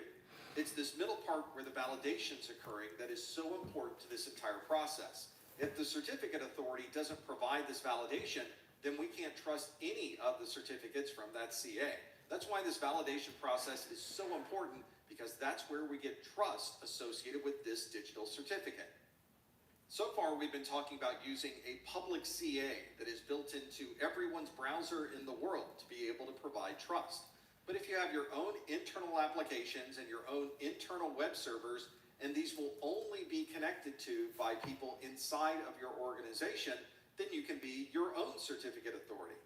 For this to work, we would install our own certificate authority software inside of our organization. We would then take the public certificate for that certificate authority, and we would install it on everyone's computer inside of our organization. That way, everyone's machine would trust the certificate authority we run internally the same way that they would trust a certificate authority that was external. And you'll find that this is relatively common for medium to large size organizations that have their own internal services. They can create their own certificates using an internal CA. There are many software packages that allow you to create your own certificate authority. Microsoft has their Windows certificate services that you see here. There's OpenCA and many other third-party software packages. So now we've created our own certificate authority for everything that is internal to our organization. And if we have an application... All right, everybody, let's take another break. After you get back, I'll have to jump into a meeting, as usual, because it's Wednesday. And at 1300, once we get back from lunch, we'll pick up where we left off at and finish out the rest of the day. There's no career services today. It's been canceled. Yep, so we'll be able to finish lesson and play Jeopardy! All right, so see you in 10 minutes. As long as you've installed your internal certificate authority certificate to the trusted chain on all of your devices, it works exactly the same as an external or public CA. All of these devices will inherently trust anything they're connecting to because you digitally sign those with the internal CA. If you're visiting a website in your browser and you click the lock that is in the address bar, you'll be able to see all of the details of that certificate. And if you scroll through this web server certificate, you may see a section called Subject Alternative Name. Sometimes we refer to this as a wildcard certificate because it allows you to put the name of a domain with an asterisk associated with the name of the device. This means the certificate that we've created can be used for any device that happens to share that fully qualified domain name listed in the subject alternative name. For example, in this certificate, there are a large number of DNS names that are listed. One of these is birdfeeder.live, which is one of my certificates, and you can see it has an asterisk.birdfeeder.live. That means that this certificate could be used for www.certificate.live, ftp.certificate.live, mail.certificate.live, and so on. From an administration perspective, this makes it very easy to create a single certificate and distribute that certificate to a large number of devices within your organization. As long as that device is associated with that domain name, this certificate will be valid for that service. There may be times when we're decommissioning a web server and we would like that certificate to no longer be valid. Or maybe we're concerned that an attacker has gained access to our certificates, so we would like to revoke all of those certificates and create some that are new. One of the ways that we can provide this revocation is through the use of a CRL, or a certificate revocation list. This is a list of all of the certs that have been revoked, and we keep this list on the certificate authority itself. This administrative process of creating and then revoking certificates is one that is built into any certificate authority. But there might be other reasons for providing some way to revoke a certificate. We found this out in April of 2014 when we discovered an attack that could have a web server provide a third party with the web server's private key. We refer to this attack as Heartbleed, and it was due to a vulnerability in the OpenSSL application library. We had to revoke all of our certificates and create brand new certificates once this OpenSSL code was updated. All of our old certificates were moved to the certificate revocation list, and our newer certificates were then installed into all of our web servers. You can see how important it is to have some method for revoking this trust which had previously been installed onto a particular service. You can find where this list of revoked certificates happens to be by looking into the details of your certificate. If you click the lock on the address bar of your browser, you can scroll through the certificate and find a section that's called CRL distribution points. This will include a list of URIs, or Uniform Resource Identifiers, that are effectively a link to the CRL file. So this tends to be a multi-step process. Your browser connects to a third-party website. That third-party website provides your browser with its certificate. Your browser then looks through the cert to find the CRL distribution points and then follows one of those URIs to download the CRL list. From there, your browser can look through this list and make sure that this certificate is not one that's listed as being revoked. As long as it's not in the list, you can continue with your browsing session. But if this certificate from this third-party website is listed in this CRL, your browser knows that that is now a site that is not trusted, this certificate is not valid, and it will not allow you access to that web server. As you can imagine, it's not very efficient to have a single file that lists out all the revocations for a certificate authority. It would be great if we could have a more efficient process that didn't involve us going to a third-party site and downloading a big list of revocations. Fortunately, we've created a protocol that does exactly that. This is OCSP, or the Online Certificate Status Protocol.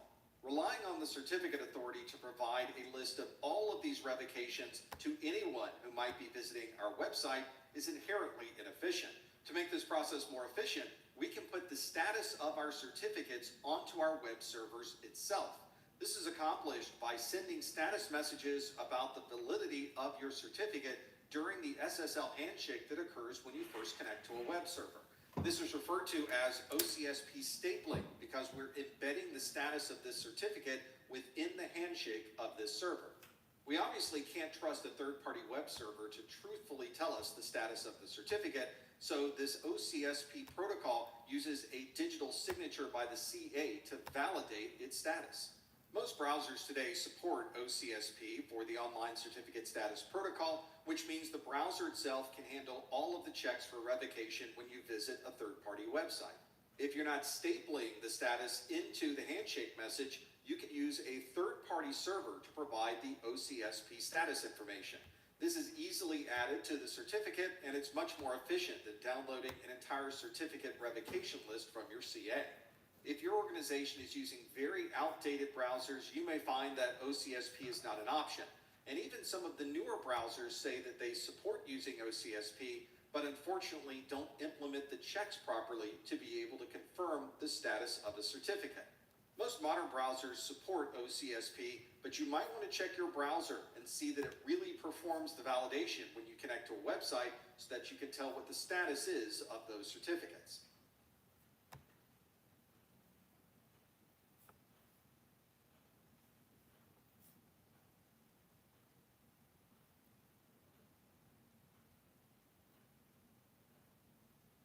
A threat actor is an entity that is the cause of an event that affects the security of others. We often refer to these actors as malicious actors because the actions that they take tend to have a negative effect on the security of others. We'll often describe the characteristics of these particular threat actors with a series of attributes. In this video, we'll step through these threat actors and how some of these attributes may be associated with their actions. When you refer to an attack or you're doing research on an attack of your organization, it's useful to know who the threat actor is. This might help you get a better understanding of why this attack is happening and what their ultimate goal was in performing this attack. Attackers can come from anywhere. Sometimes the attackers work for your organization and they're inside the company itself. Or they may be outside the organization trying to gain access through a number of different public resources.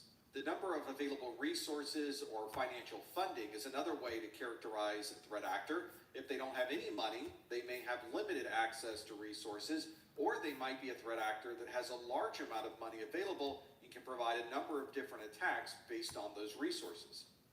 You probably know Vistaprint for business cards, but did you know we print everything you need to get your brand in front of your fans? We print banners and signs that help your... It's also useful if we can determine a level of sophistication for this particular attacker. It may be useful to know if somebody has no idea the script they happen to be running or what the results of it might be, or if somebody is able to build their own tools and provide their own capabilities. And of course, the attacker might have a set of skills that fits somewhere in the middle between those two. One of the comments I'll often hear from others when describing certain attacks against organizations is they'll ask, why would somebody want to do that? Well, the answer is many, many, many different reasons. There could be a need to find data and be able to exfiltrate that data from the organization. This may be a competitor performing espionage, wanting to know what another company may be working on.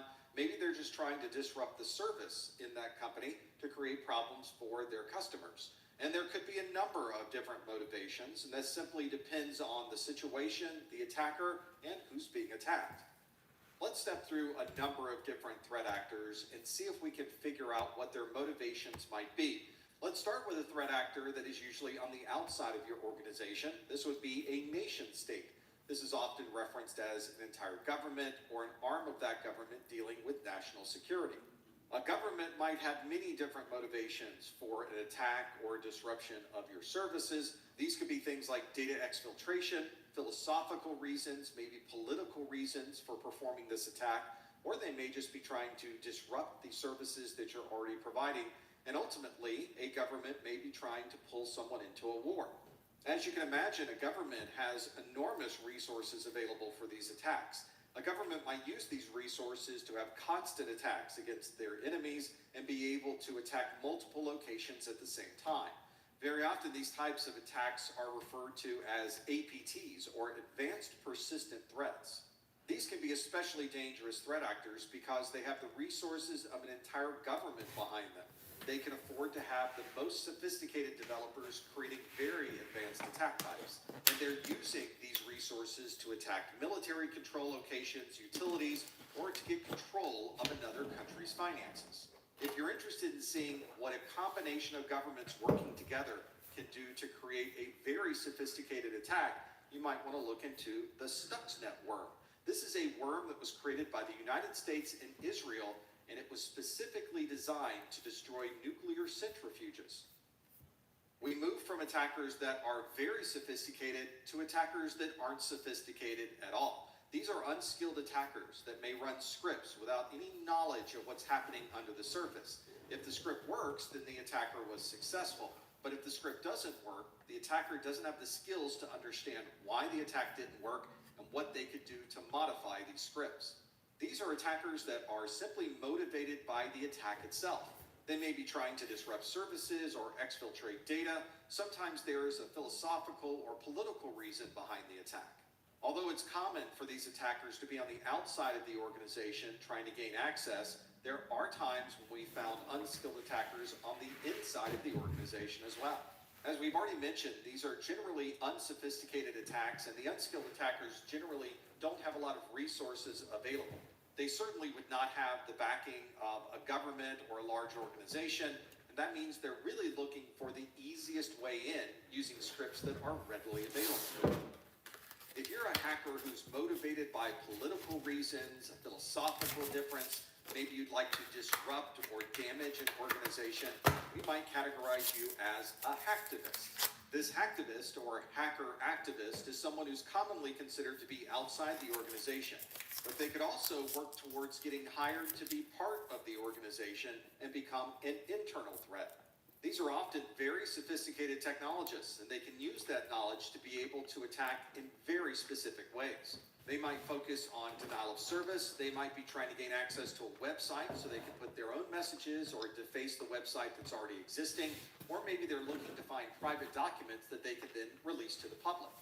Fortunately for us, hacktivists don't tend to have a large amount of finances available to perform these hacks.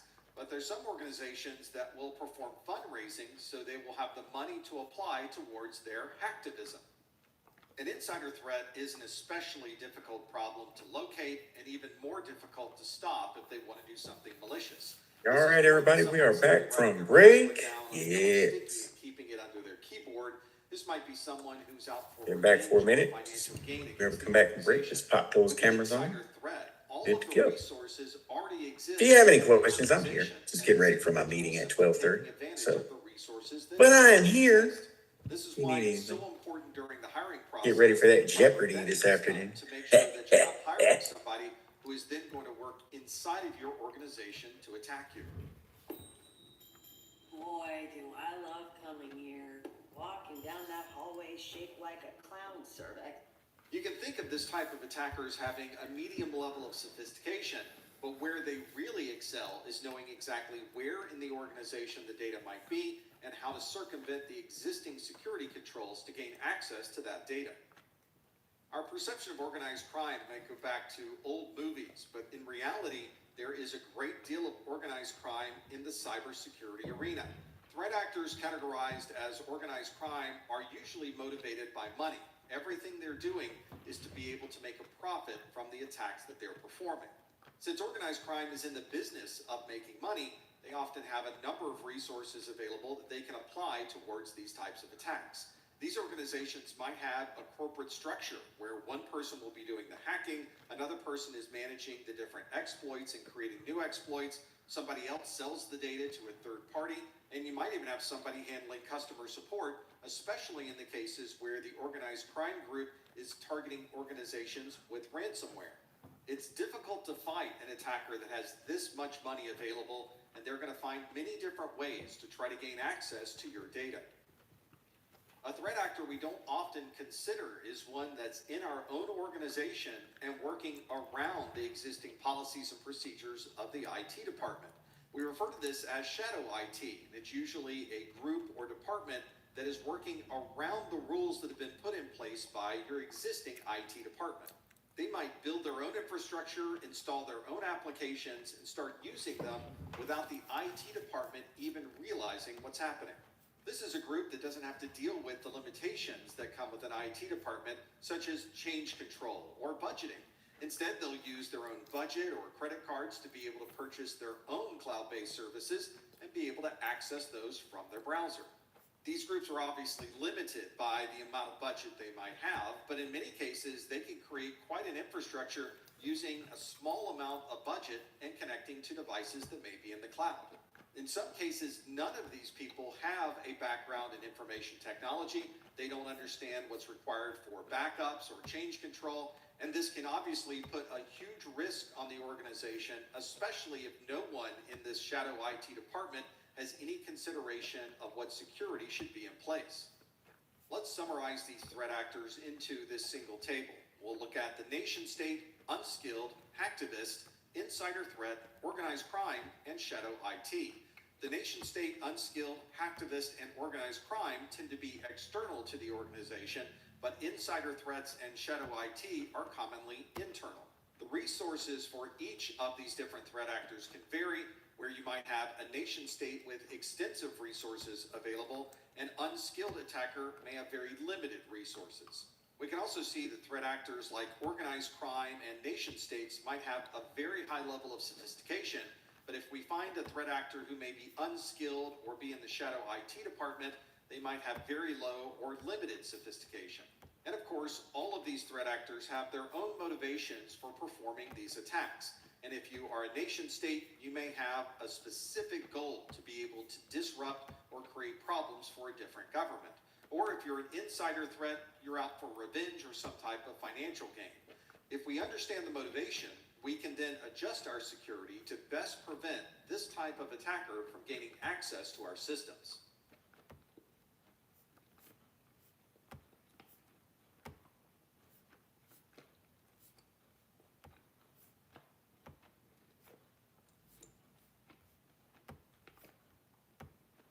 A threat vector is the method that an attacker uses to gain access to your systems. Sometimes you'll hear this referred to as an attack vector.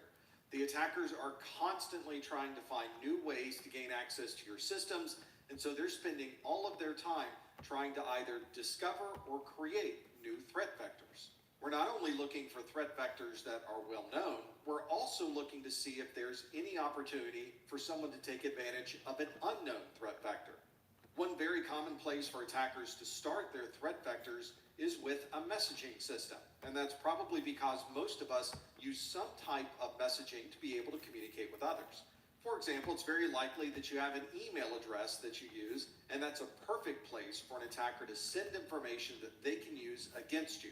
For example, they might put malicious links in an email and entice you to click that link, at which point they may install malicious software or try to gain access to one of your systems by providing a phishing page. Folks, I've seen a thing or two, but these prescription prices, pricey. Higher than a rooster on stilts. Ain't that right, Dusty Pete? That's facts. Reckon it's time we rope 'em in. Good old Rex makes saving time and money easier than splitting a biscuit. Paper's looking mighty big for its britches there, partner.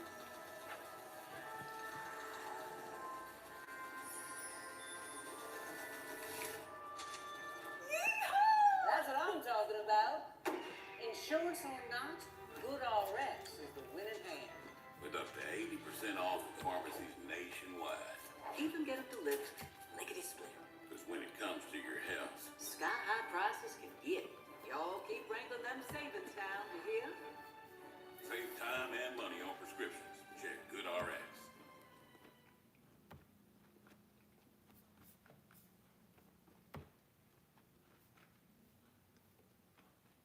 Another good threat vector, especially on our mobile devices, is through short message service, or SMS. These are text messages, and the attackers will use text messages to try to get your attention and have you click links that you should not be clicking. And if you use a messaging system that includes instant messages or direct messages, it's a perfect way to have the attacker talk directly to you to try to gain access to your systems.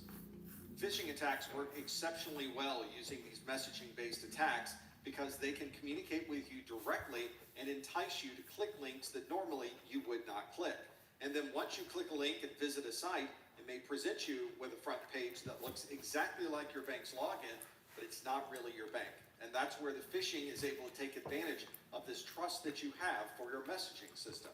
The attackers might also use that message to be able to either embed malware within the message itself or provide you with a link that takes you to a website which then downloads the malware. This is also a great entry point for the attacker because they can also use many different social engineering techniques. For example, the attacker could send you an invoice over email asking for payment, but in reality, it's payment for a service that was never rendered. Or perhaps they're trying to use a cryptocurrency scam to either gain access to your existing cryptocurrency wallet or to try to sell you cryptocurrency that doesn't really exist. Here's an example of the spam that I received in my text messages. This one was sent from an onmicrosoft.com email address, and you can see that it says, from the United States Postal Service. Message: you have a package that needs to be delivered, but it has been suspended due to an incorrect delivery address. And now they expect you to click this link that's embedded within the text message. Obviously, I did not click this link, but undoubtedly it would take me to a U.S. Postal Service site or some other site that might have malware or some other malicious software. And for those of you wondering, I did click the report junk link. Hopefully this particular message or sender was able to be removed from the service.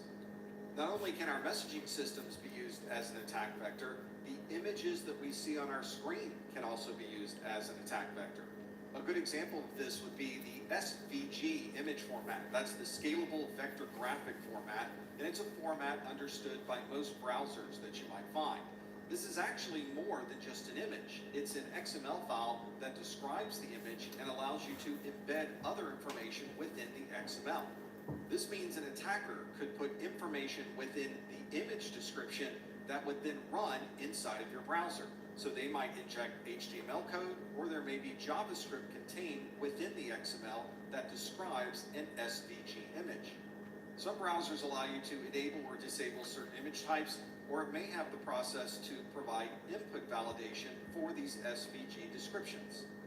Here's an XML file that contains a description of an SVG image and code that could potentially be used as an attack vector. And it's all within just a few lines of software. When you run this inside of your browser, it will show an image. That is the description of this triangle that you can see within the XML. But as it's showing you this image on the screen, it's also running any JavaScript that you have embedded within the XML. In this case, it's a relatively benign message that simply says, this is a cross-site scripting attack.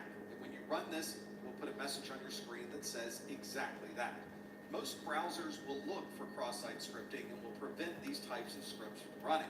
But if your browser has a vulnerability or the JavaScript that it's trying to run is not necessarily a cross-site scripting attack, this may be able to get through using this XML embedding.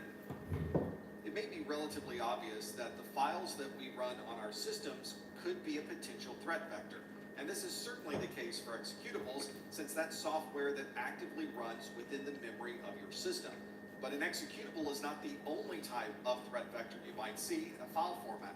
For example, an Adobe PDF would be a very good place to try to fit some type of malicious software because it's effectively a holding place where you put other types of objects within it. When you open a PDF, you'll find text, images, and in some cases even scripting. And this would be a perfect place to start an attack. Or perhaps the attacker is simply hiding the threat within an existing set of compressed files that may be compressed with zip or RAR, or really any compression type. In many ways, this obfuscates that there's an attack inside because all you see is the compressed file format, such as a zip file. But within the zip file, there may be hundreds or thousands of files, and one of those may contain malicious software. And our documents, spreadsheets, and other office-related files might also be a good place to use as a threat vector. For example, Microsoft Office allows you to include macros with your documents, and although most of those macros are probably very useful and relatively benign, it is possible for an attacker to write a macro that may gather personal information from your computer and send it to the attacker. Nature's Bounty provides relief from common menopause symptoms in just one small pill per day. This is a team feeling zen. And these are the Dell PowerEdge servers that make them feel that way. They take care of themselves. So the team can spend less time stressing and more time growing their business.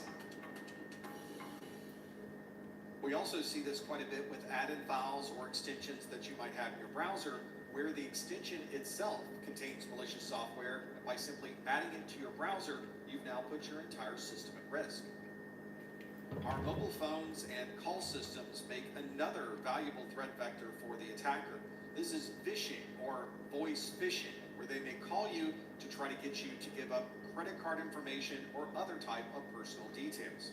We've also seen spam over IP, where the attackers will use voice over IP systems to send all of these spam messages all through an automated process. There are also still instances where attackers are trying to find unpublished phone numbers that may gain them access to systems. We often refer this as war dialing, and it is a process that we still see occurring even today. And sometimes an attacker is not interested in gaining information, but is instead trying to disrupt your systems through a denial of service attack. And they can certainly do this by using your messaging systems as a threat vector. I work with companies that have spent millions of dollars to install the latest type of firewalls, intrusion prevention systems, and network filtering products. But an attacker... All right, as usual, if I'm not back by 1, go ahead and make sure you clock out for lunch, and I'll see you at 2. This can be especially useful. But I'm still here. I can still get onto a network that is air-gapped, which means there's no direct network connection into that internal network. Instead, the attacker will go into the parking lot of that company, throw a few USB drives on the ground, and hope that someone will pick up the drive, take it inside the building, and plug it in. Well, of course, on the USB drive, there's malicious software that might disrupt the operations or provide some way to get data out of those networks.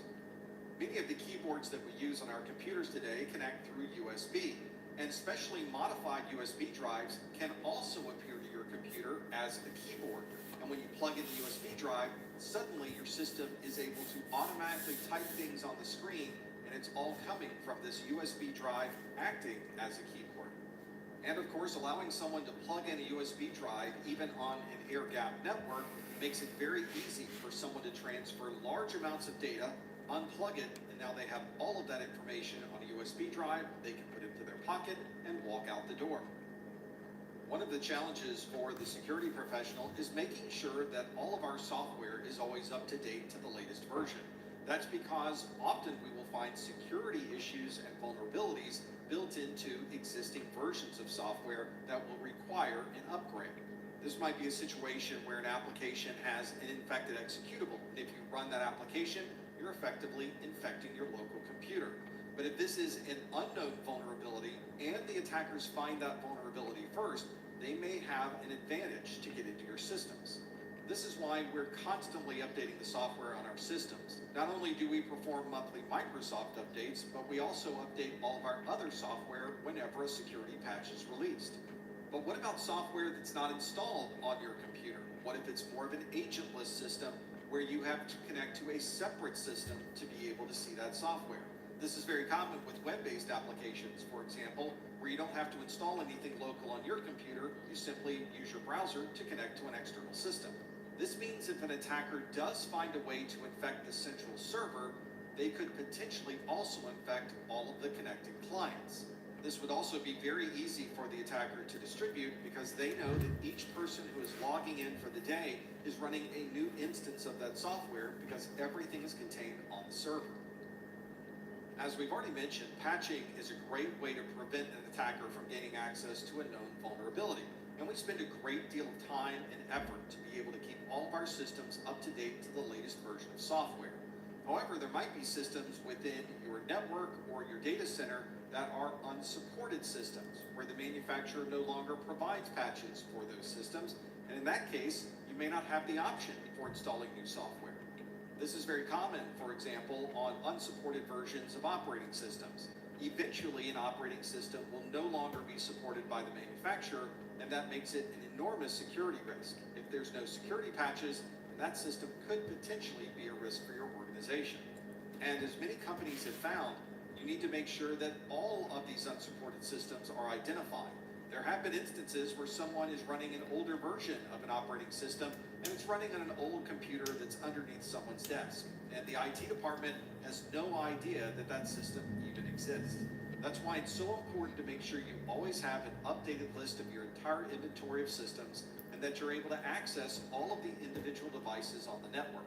This would allow you to scan your network periodically to make sure that you know that all of these unsupported systems have been addressed and can be properly secured by your IT department. The attackers know that your own network creates a digital highway that allows them to move very freely between all of the systems within your network. And they take advantage of vulnerabilities that are built into this networking infrastructure.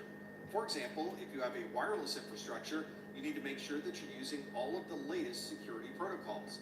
If you're using WEP, WPA, or WPA2, you may want to consider updating to the latest WPA3 protocol. At King Soopers, you never compromise. You get up high quality that's guaranteed fresh and down low prices in every aisle. With quality and savings that add up, King Soopers shoppers never compromise. King Soopers, fresh for everyone.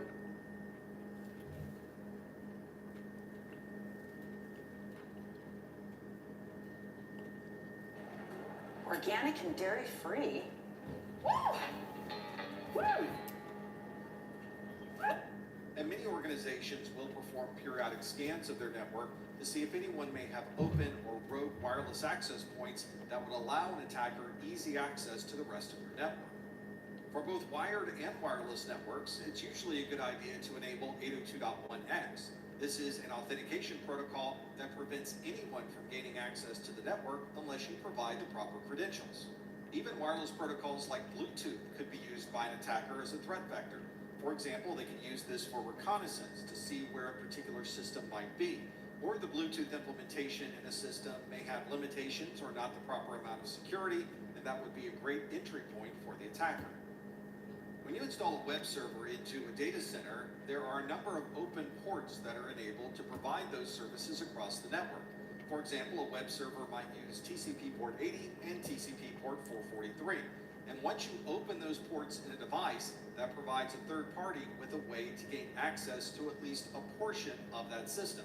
Normally, we have security in place that prevents unauthorized access, but if an attacker does know of a vulnerability in that web server software, they may be able to use these open ports as a way into that computer. This is another reason why we're always updating the software on these services so that we always can patch any of these vulnerabilities that may be associated with our web services or other applications.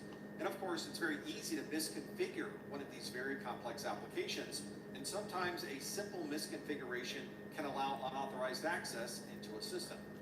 Each time you install a new service onto this computer, it needs to have its own port number to provide that service to the outside. So the more services you install, the more open ports and potentially the less secure a system might be.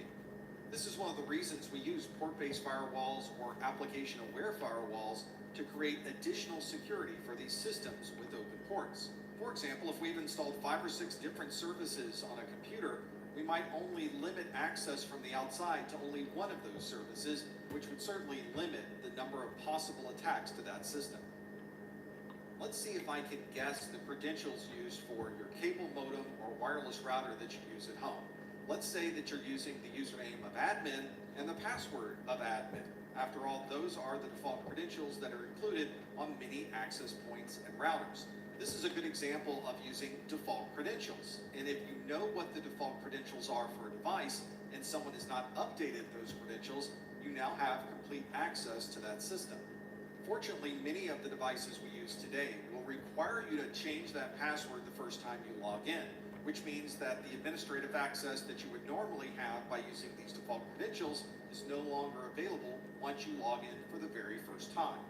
It's very easy to find the default credentials for these devices, and there's even websites such as routerpasswords.com that has documented all of these default credentials across thousands of different devices. Once this video is over, you might want to check the devices that are on your network and make sure you're not using any of these default settings. Sometimes these threat vectors appear on your network through the front door by way of a supply chain vector. This allows a third party to gain access to your infrastructure by writing inside of existing equipment that you're installing. This might be added during the manufacturing process. The manufacturer might have no idea what's going on, or it may be added after the manufacturing process by a third party that then wants to gain access to your systems. Sometimes these threat vectors are in place because you're working with a third party that is part of your supply chain. For example, your network may be managed by an MSP. This is a managed service provider. You may be paying this third party to monitor your systems and inform you if anything needs to be updated or changed in your infrastructure. This also makes a perfect place for an attacker to start, because if they gain access to the MSP, they will then therefore have access to your systems. This was the threat vector used by attackers that gained access to Target's network in 2013 and was able to install malware on all of their point-of-sale systems in order to steal credit card numbers. The attackers gained access to systems that were controlled by HVAC contractors that were hired by Target, and therefore were able to jump from the HVAC network to the Target network and then to all of the stores in the Target systems. And there have been cases where counterfeit hardware itself was used as a threat vector. For example, in 2020, there was a documented case of fake Cisco Catalyst switches being installed. These switches were identified because they weren't able to update their software properly, but certainly those systems could be used as a threat vector and have malicious software that will allow an attacker to take over those switches.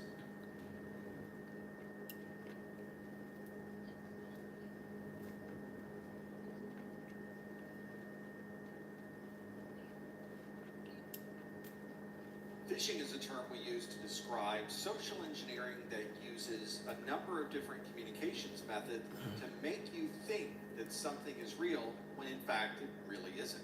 This is usually delivered by mail, text message, or some other communication method in order to have you give up information that normally would be private. This might be a username and password used to log into a service, or it may be some private information about yourself. We can usually check the links in these messages to see if they're pointing towards a well-known and well-trusted site. But if it's a phishing message, it probably is going to a different location than what you would normally expect. And very often there's something not quite right with the information that's being provided. For example, this is the webmail login to Rackspace, or at least it's pretending to be that. You can see that it tends to have a problem with the spacing and some of the fonts inside of this message, which might lead us to believe that this is not really the Rackspace login page. I got to that page by following this email that was inside my spam folder. And it says, "Dear user, we notice your email has not been confirmed for the new upgraded service." Well, I certainly want the upgraded service. It says, "I will be blocked from sending and receiving emails if not confirmed." So now they're giving us a deadline on when we need to click this link, and we can simply click the confirm email now. If you look closely at the sender of this message, it's associated with an iCloud.com address, which is an Apple service. This is obviously a message for someone who has email on a Rackspace service. This means the information contained in this message doesn't quite ring true. We might want to do a little bit of extra research before clicking any of these links. As good best practice, in fact, you would never click a link that's inside of your email, but for the purposes of showing you what can really happen, I went ahead and clicked the link that said confirm email now. It brought me then to a Rackspace login page, and it almost looks like a real Rackspace page. There are a few things that are a little bit different. If we put these side by side, you can see that the phishing email took me to the image that you see on the top, but the actual Rackspace login page is the one on the bottom.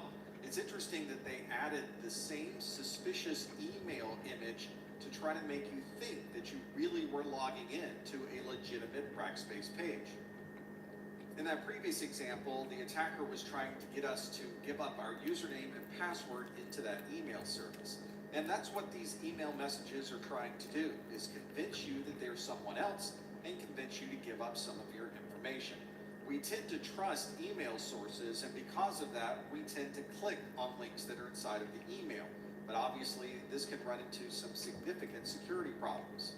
As we noticed with the message that was in my spam folder, the email addresses that were used as the sender were not quite what we expected. In some cases, they might spoof an actual email address from that company, or they'll use an address that's very close to the email of that company. For example, if you receive an email that says it's from professor@professormessor.com, you might say that that looks like the same domain name, but in reality, my last name is spelled MESSER.com. And that's how you would know that this particular address probably wasn't sent by Professor Messer. Someone getting access to my email could certainly allow them to send other emails from my account, or they could look through the emails that are already in my account to see if there's some financial information or logins that they could use. For instance, they could go to PayPal, they could use the reset password feature. It's sent back to my email, which now the attacker has access to. Or they may just be trying to have you click that link. And if you click that link, it takes you to a website that downloads malware and infects your system. The attackers use a number of different ways to trick and misdirect you into clicking the links or believing that what you've received is from a legitimate source. This might be something like typo squatting. If you look at the destination for the link they've provided, you might see that the destination is professormessor.com. We've already seen that that is not a legitimate, fully qualified domain name, which normally would be professormessor.com. We refer to this type of misdirection or hijacking as typo squatting. But what the attackers are really good at is outright lying. We refer to this as pretexting. They're going to make up a story and drag you into this particular drama in the hopes that you'll click a link or log into a site and they can gain access to your username and password. Or maybe they call you on the phone and say, "Hi, we're from Visa. This is about an automated payment to your electrical services. It didn't go through, so you'll need to give me those details over the phone." In reality, of course, they're not from Visa. There's not any problem with your automated payments, but they're trying to gain access to your credit card information. We even categorize that type of over-the-phone communication as phishing or voice phishing, where someone will spoof a caller ID, say that they're from your bank, and then get you to give up information about your account details, your login, and other private information. If you have a mobile phone, you've probably seen this type of phishing delivered as a text message. We refer to this type of phishing as smishing, which is a reference to SMS, or the short message service, which is the formal name for this text messaging. I get text messages like this one all the time. This one says it's from USPS, and it says that I have a package that needs to be delivered, but it's been suspended due to an incorrect delivery address. And they're hoping that you click that link to be able to log into your account, and at that point they have your username and password. And of course, there are many other scams that they can go through. There's the fake check scam, the phone verification code scam, and many others. I would highly recommend you become familiar with these types of scams and phishing techniques. You may be the person that's able to stop your friends or family from falling victim to one of these scams.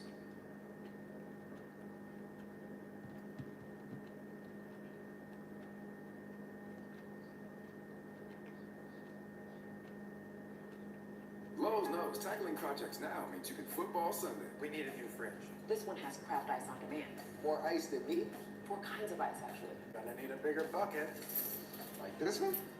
Do you always have 2 bucket chains? I do.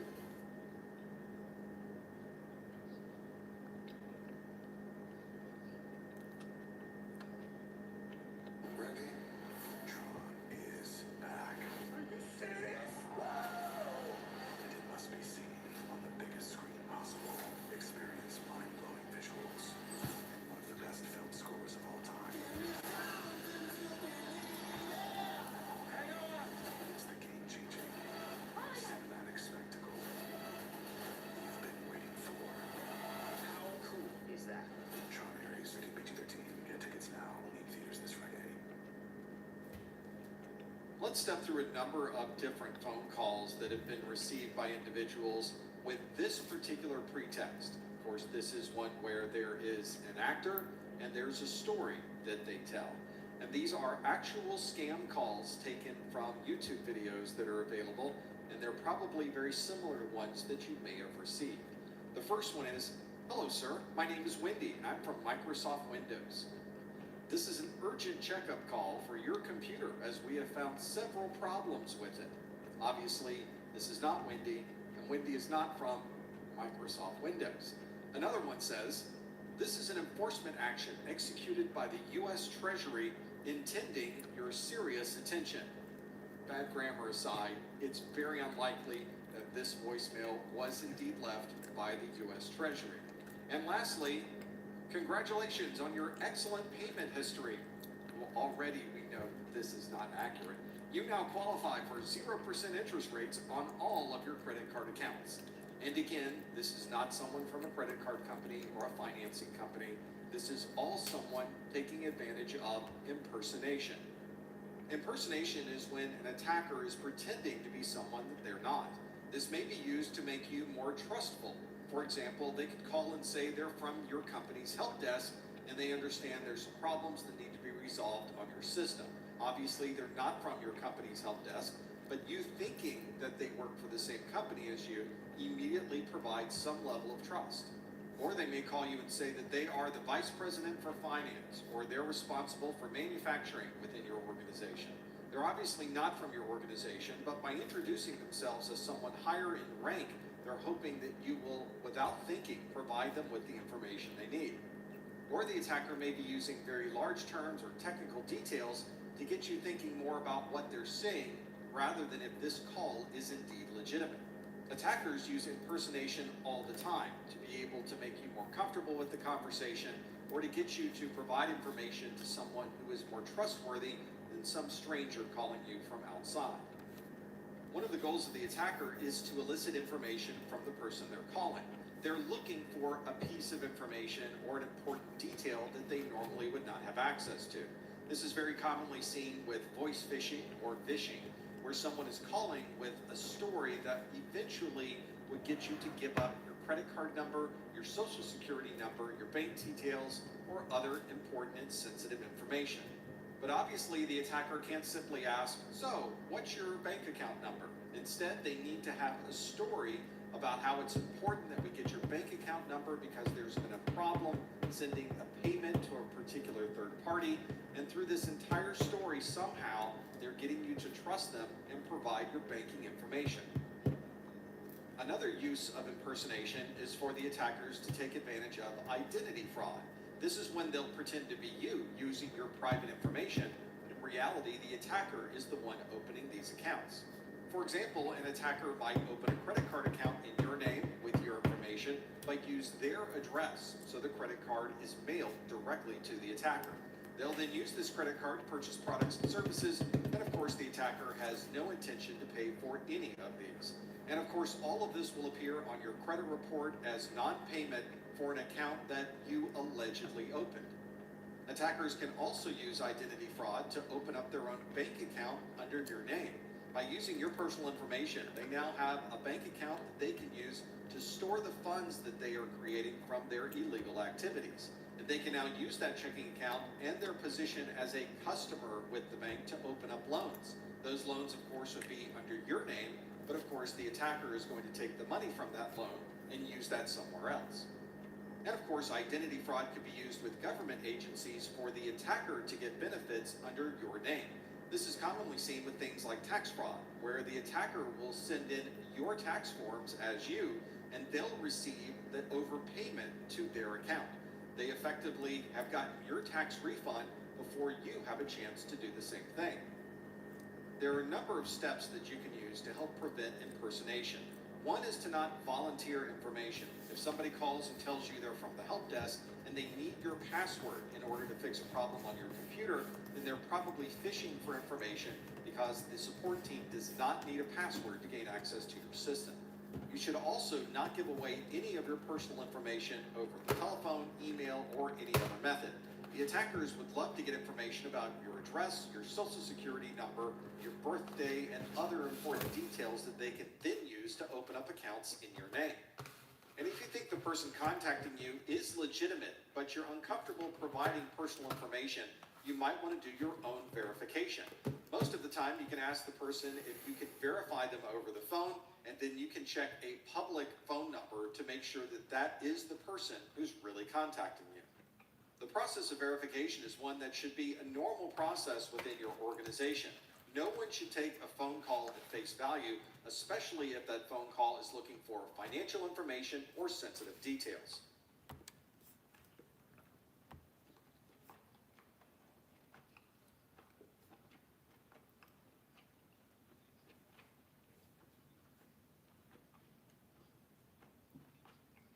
In previous videos, we've talked about how easy it would be to gain access to someone's network by leaving USB keys around their parking lot, hoping that somebody picks one up on the way into the office and plugs it into their computer once they get to their desk. But what if your employees are so well trained that a USB key in a parking lot is not going to be plugged in and they're going to prevent any type of access from the outside? You've done such a good job at training your employees that they're not going to click links inside of their emails either, and they're not going to run any type of attachments that may come with any of the messages. So instead of the attacker trying to get inside of your network, they'll instead try to gain access to a system that you will access later on. We refer to this as a watering hole attack. That means the attacker will poison the watering hole and simply wait for you to visit. This obviously requires for the attacker to do a little bit of research. They need to understand what third-party sites your organization might visit and then try to find a way into that third-party site. This might be something that your employees do every day. For example, they might submit orders on a website for a local coffee shop or a sandwich shop.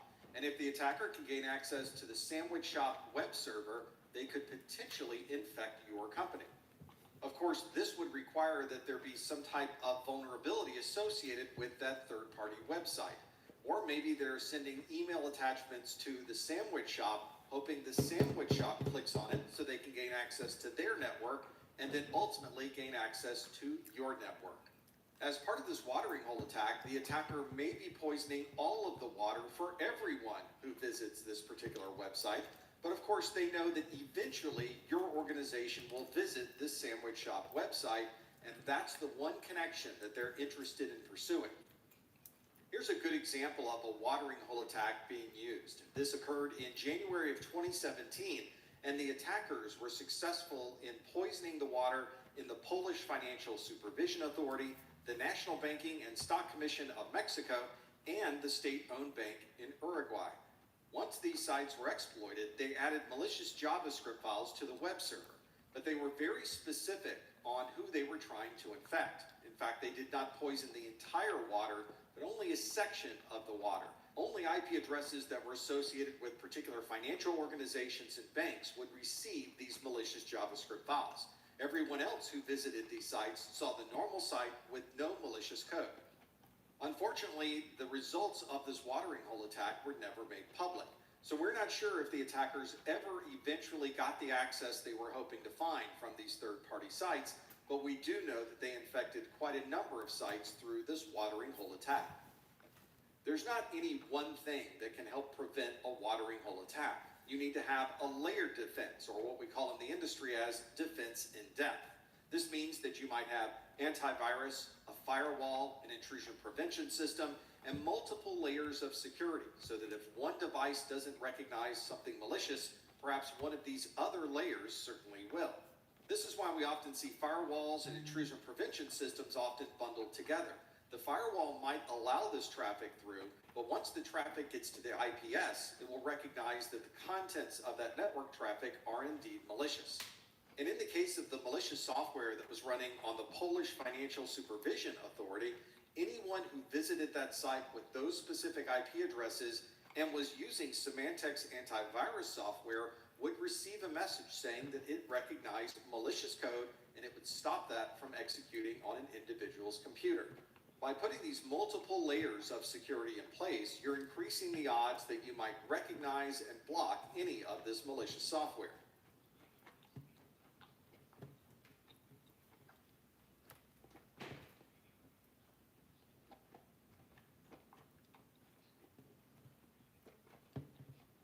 One very effective social engineering technique is to disseminate incorrect information to others. Unlike something that's a difference of opinion, misinformation and disinformation contains factually incorrect details, and it's usually designed to divide or confuse different groups of people. We see this often online with influence campaigns. These are campaigns that are usually on social media sites, and they're based around political issues or social issues. There are documented cases where a third-party government or nation state is creating this dissension within different ranks of people. This may be designed to persuade people to believe something that's not true, or to distract from something that is obviously true that perhaps would be damaging to that particular nation state. This may not even be something related to a website or location that you're visiting online. Instead, it might be delivered through the advertising that you see. And the engine of social media is a perfect place to begin disseminating this misinformation. The attackers are very good at using these social media sites and the tools available to them to create articles and then share and like these articles to get them in front of as many people as possible. This is how the misinformation process commonly occurs. The first step is for the attacker to create multiple accounts that contain fake users. These are not an actual person. All of these accounts belong to the attacker.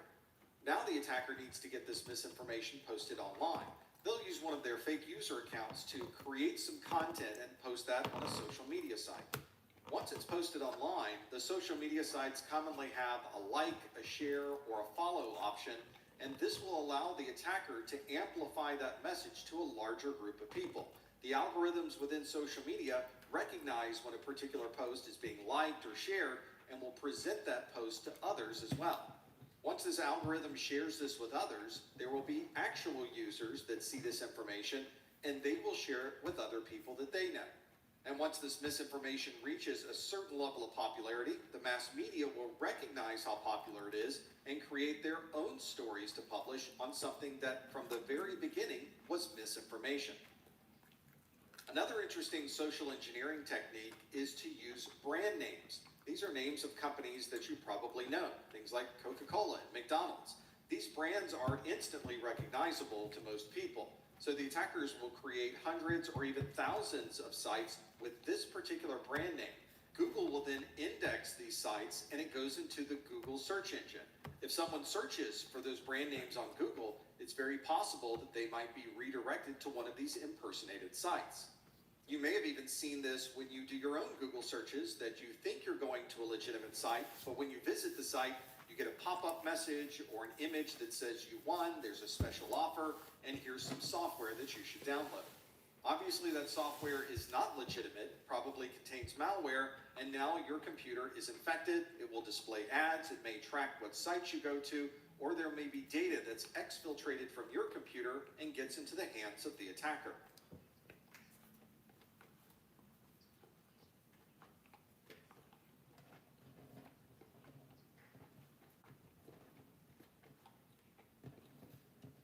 The software that runs on your computer all runs inside of memory. Nothing executes on your computer unless it's loaded from disk, runs inside of memory, and is processed by your CPU. So obviously, malware itself has to somehow get into memory to be able to operate. And there's a lot of different running processes that you'll find inside of your memory. There's DLLs, or dynamic link libraries, in Windows. There are threads, buffers, memory management functions, and other things that are stored and operate inside of the memory of your computer. The malware then has a number of choices to be able to run on your computer. It can run as its own process in memory, or it can find an existing process and inject itself into the middle of that process. Here's a block diagram that describes a process or an application that's running inside of memory. In this process, there is a starting address and an ending address. And if you wanted to inject malware into this process, you would need to inject it somewhere between those two addresses. Not only does this allow malware to avoid detection by anti-malware that's just looking for a malicious process, but it also allows this malware to have the same rights and permissions as the process that it's injecting into. This means it's a very easy way for the malware to suddenly have privileged escalation or higher rights and permissions than what it would normally have on that system. One of the most common How's everybody doing out there? Y'all good? injection is called DLL. Any questions? injection. DLL stands for dynamic. Kevin's link having cam library. issues. So I it's know that. effectively a type He's of probably on executable Amazon right now trying to order that one. Many different processes and applications can use. For this to work, the attackers first need to get this malicious DLL installed onto some storage that your system can access. The attacker wants this DLL to run as part of this target process, but obviously the DLL is not already part of this application. The implementation of this, though, is relatively easy for the attacker. The attacker puts a path to where the malicious DLL is located somewhere on a storage drive and will put that path or a link to that path inside of the target process. As the process is executing, it reaches the point where it needs to reference that DLL. It goes out to disk, pulls in the malicious DLL, and it is loaded into memory, and now the malware is running on that system.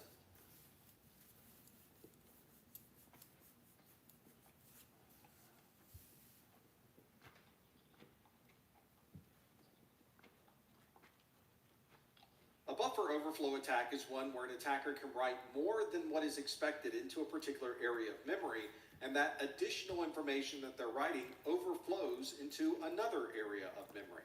Normally, the application developer is performing bounds checking, so they're checking to see that anyone writing into that section of memory is only writing 8 bytes of information and not any additional information. The attackers go through every part of an application trying to perform buffer overflows and see if they can modify the way that this application is designed to work. However, this is not a simple vulnerability to be able to exploit. Even if you find a buffer overflow, you may find that adding additional information to memory can be unexpected and might cause the entire system or application to crash. Or they may be able to use just the right type of buffer overflow into the right area of memory with just the right information to be able to have the application perform a particular function that is advantageous to the attacker. What the attacker is really looking for is a buffer overflow that is always repeatable, and it always is providing the attacker with a particular function that provides them with an advantage. Here's a buffer overflow example where the attacker can take advantage of this issue to be able to create elevated rights and permissions for the attacker. This is a case where we have 2 different variables in memory, variable A and variable B. And you can see that variable A has nothing currently written to it. It is all zeros, and it has 8 different bytes that you could store as variable A. Variable B has already been written to memory. It is 2 bytes long, and you can see the decimal value of variable B is currently 1,979.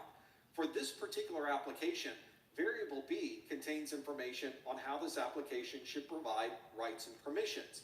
And if this value is below 2,000, you have effectively user rights or guest rights for this application.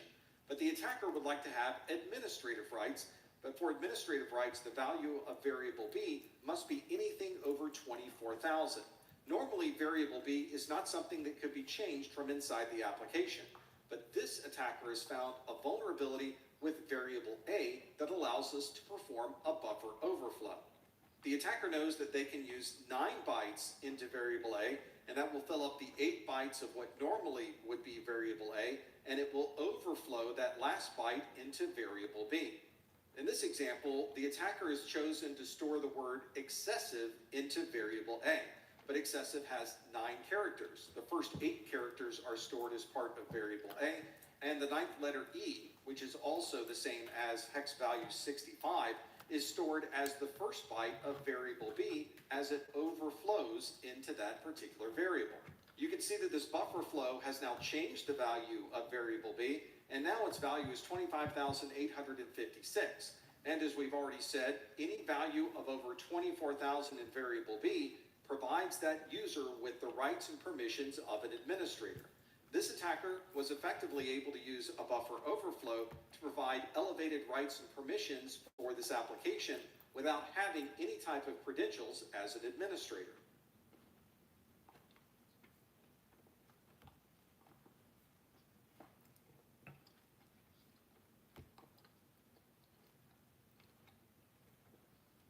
A race condition is when 2 events happen at nearly the same time with an application, and the application doesn't take into account that these 2 conditions may be operating simultaneously.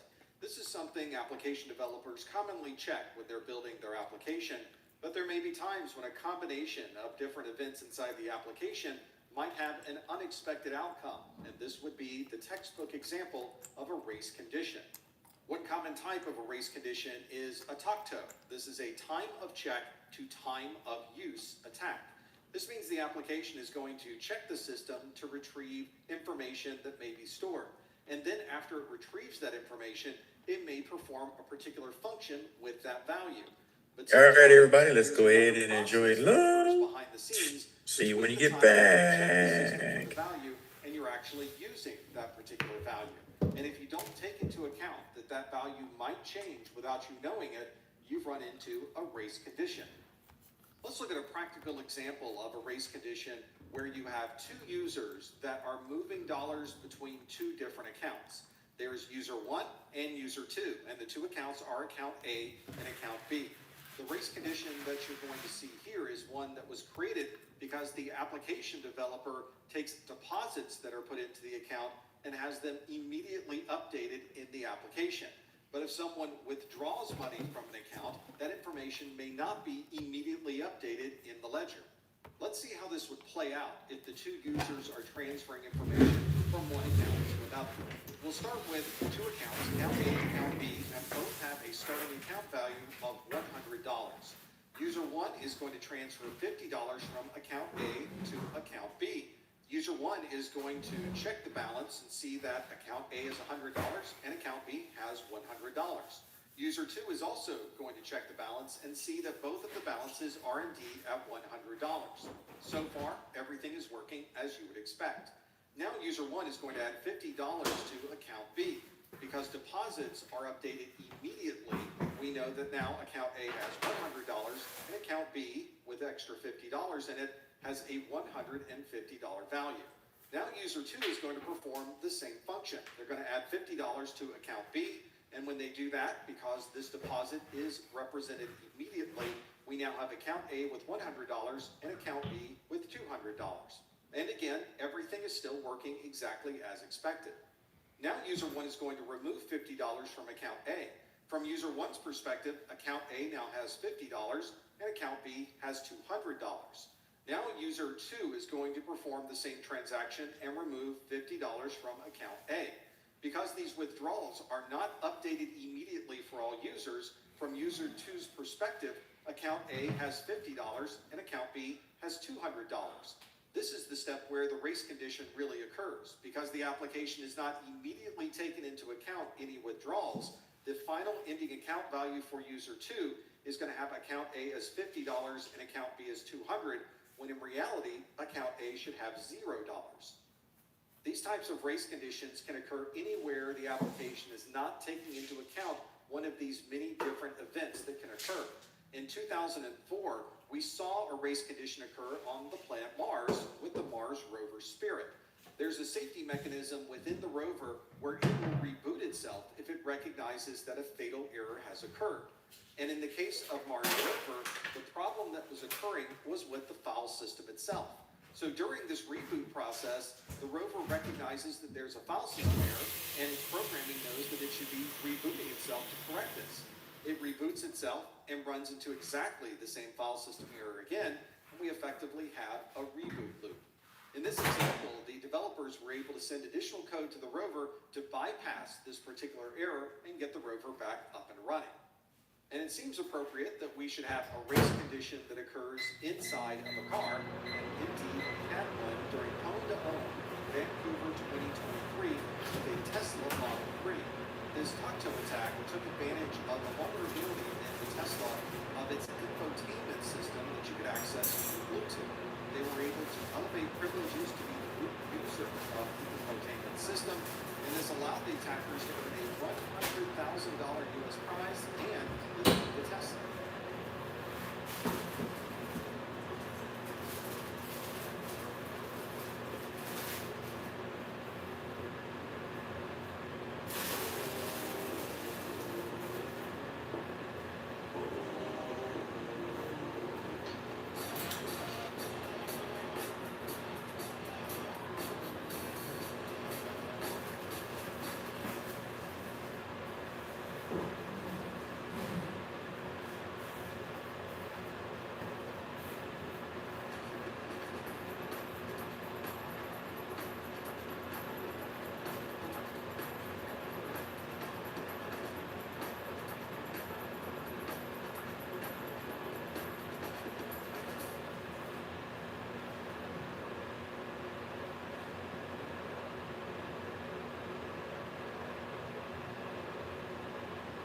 You often hear myself and many other security professionals tell you to always keep your operating systems up to date, make sure all of your applications have been patched, and anytime a set of updates comes through, you should make sure that you patch your system as soon as possible.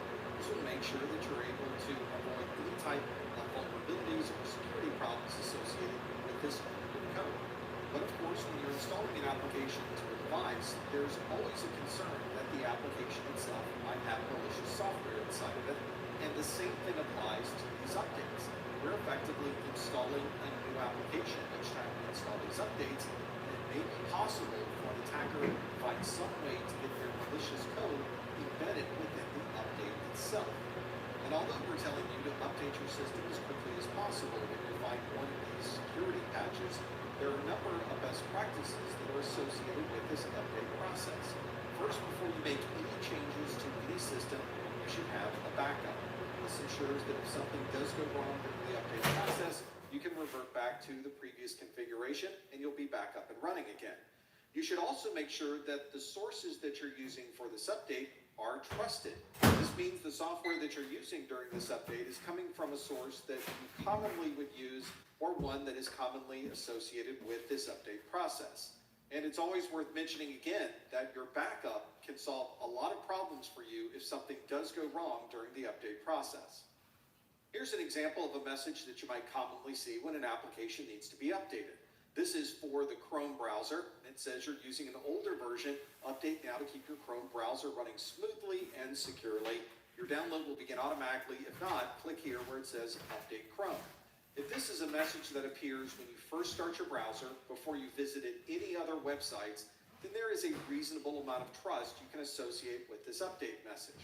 But what if this is a message that appears once you visit one of the links that's provided from a Google search? There might be a question as to whether this particular update is legitimate, and it may be something you want to perform a bit of extra checks before clicking that Update Chrome button. We're very often installing these updates from a file that has been downloaded from a third-party website. So we need to look at where we're downloading this file from, and we need to understand more about what might happen if we perform this update. We should make sure that the source is one that is indeed trusted, that we're going to a site that commonly hosts these types of patches. If we're getting some random pop-up message during our normal web browsing session that tells us that we need to click here to update, this might not be a legitimate update message. And if you want to have a relatively high amount of trust regarding this particular patch, you should download the update directly from the application developer site. And many operating systems will only install applications if they've been digitally signed. That means that we'll get a message during the update process that tells us that this application is from Microsoft or Adobe or Google, and we can see the digital signature associated with that update. Because the digital signature is put there by the application developer and our operating system validates that digital signature, we can have a high level of trust that this particular update is legitimate. Sometimes an application will have its own update process built into the app itself. This usually does have security checks and digital signatures built into this process, and although you might not see the digital signature, the update process of the application is automatically performing that verification. This process has a high amount of trust because it's the application itself that is performing the update. You don't have to download any files yourself, and the update is being verified as coming from the manufacturer of the software. However, this process is not a 100% guarantee that the code that you're updating is indeed legitimate. In December of 2020, the company SolarWinds reported that their application Orion was performing updates for users, but the update itself contained malicious software. These updates followed the internal update process for the Orion application. The update itself was digitally signed by the company, and to anyone who's ever performed an update, this looked like a normal update from a legitimate application developer. Unfortunately, months earlier, attackers had gained access to the development system in SolarWinds itself and put their own code into the SolarWinds software. Their malicious code was rolled up into the normal updates that were provided by other application developers within the company, and the entire package was digitally signed and automatically distributed to their users. This Orion software is high-end management software, and some of the largest organizations in the world were running this software. This allowed attackers to gain access to hundreds of large governmental agencies and companies, and it allowed them to effectively have full reign to the entire system that was running this Orion software. And from there, they were able to jump from the Orion system to other unsecured systems within those organizations.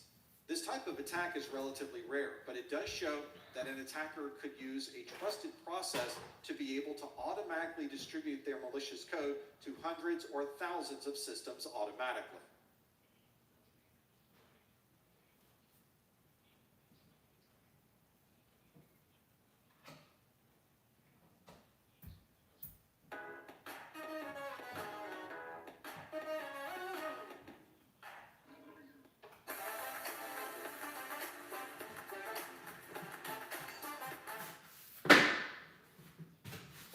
You'll constantly hear security professionals discuss is the need to keep operating systems patched to the latest versions. That's because operating systems are foundational computing platforms and everybody is running an operating system. From the perspective of an attacker, this makes it a very attractive place to start looking for vulnerabilities. And by keeping your operating system up to date, you can close any of these known vulnerabilities. One of the challenges associated with these operating systems is that they are remarkably complex. Windows 11 is estimated to have tens of millions of lines of code. And the more code you have in an operating system, the more opportunity for security vulnerabilities to appear. So if you think about it, the operating system that you're using right now contains many different security vulnerabilities, but we just don't know what those vulnerabilities are yet. Researchers and attackers will find these vulnerabilities, they'll be reported to the manufacturer of the software, they'll create a patch and an update, and we'll install that patch on our systems. In the case of Microsoft Windows, we receive updates of that operating system every month, specifically on what we call Patch Tuesday. This is the second Tuesday of each month. Microsoft will release entire sets of patches on that single day of the month, and then security professionals will begin testing and deploying those patches to their systems. Let's look at what a normal Patch Tuesday might look like. We'll look at the Tuesday of May 9th, 2023, and in that update, Microsoft released almost 50 separate security patches for Microsoft Windows operating systems and other applications. This single set of patches for May resolves a number of different security vulnerabilities. This pack includes 8 elevation of privilege vulnerabilities, 4 security feature bypass vulnerabilities, 12 remote code execution vulnerabilities, and so on. Although this seems like a large number of vulnerabilities, and it is a large number of vulnerabilities, the previous Patch Tuesday in April of 2023 had almost 100 different vulnerabilities that were patched. If you'd like to see the latest set of patches available for your Windows operating system, you can visit the Microsoft Security Response Center at msrc.microsoft.com. There are a number of best practices you may want to put in place when it comes to operating system updates. The first is that you should always plan on updating. When that monthly update occurs or an on-demand update occurs at some other time, you need to be sure to patch that version of software as quickly as possible. Once a previously unknown vulnerability is suddenly announced to the world, the attackers will start looking for ways to reverse engineer that particular vulnerability so they can use it against other operating systems. If you get your system patched before they're able to create attack code, then your system will be safe from any subsequent attacks. If you're updating a system at home, you may just want to make sure you have a backup and you can perform the patch. But in very large and complex environments containing hundreds or thousands of devices, you may want to perform a test before deploying this patch into a production environment. This ensures that the patch that you're going to deploy doesn't in some way break something else with the operating system. Sometimes these patches can be automatically installed behind the scenes and no other work is required. But there are some patches, especially those that are built into the core parts of the operating system, that may require you to reboot the system to be fully patched. In that particular case, you want to make sure that you've saved all your data and then you can reboot the system. And of course, even with all of the precautions and testing that you put in place, you may still find that there are problems that occur after this patch has been put into production.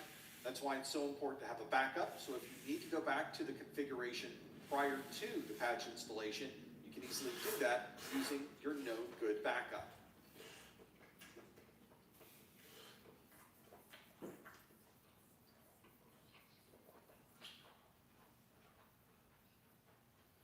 The finest luxury fragrances are now exclusively available at your local store. Unstoppable's unlimited collection makes everything smell magnifique. Luxury laundry scent feeds so you can smell unstoppable. A code injection attack is a very common application attack where the attacker will put their own code into information that is input into the application. This obviously is an attack that should not be allowed in the application, but the application developers have to put checks into their code to prevent any type of unnecessary or unwanted application data being injected during the normal input into the app. And you'll hear about many different kinds of code injections. There is HTML code injections, SQL injections, XML injections, and others. Let's look at one specific type of code injection. This is the SQL injection. SQL stands for Structured Query Language. It's probably the most popular way to have an application interact with a database. The way your application is supposed to work is that it will take information that you're inputting into the application and use that information as queries into the database. A SQL injection, or SQLI, allows an attacker to put their own requests into this query that's being made to the database. Obviously, the application should not be allowing this, but if an application doesn't have the proper checks, then you can send anything you'd like to the database. This is also often not a difficult vulnerability to exploit. You can do this within the browser that's being used as the front end to the application and simply inject your data into the input fields that are already in that application. If you were to look behind the scenes at the code that's communicating between your browser and the web server and database server, you would see something like this. This is website code that does a select asterisk from users where name equals and then everything in red is added by the application.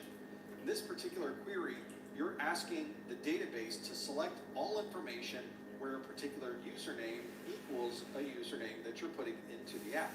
So if you're using an application where you're putting in a name to search, such as the name professor, the code that's sent to the database says select everything from users where name equals professor.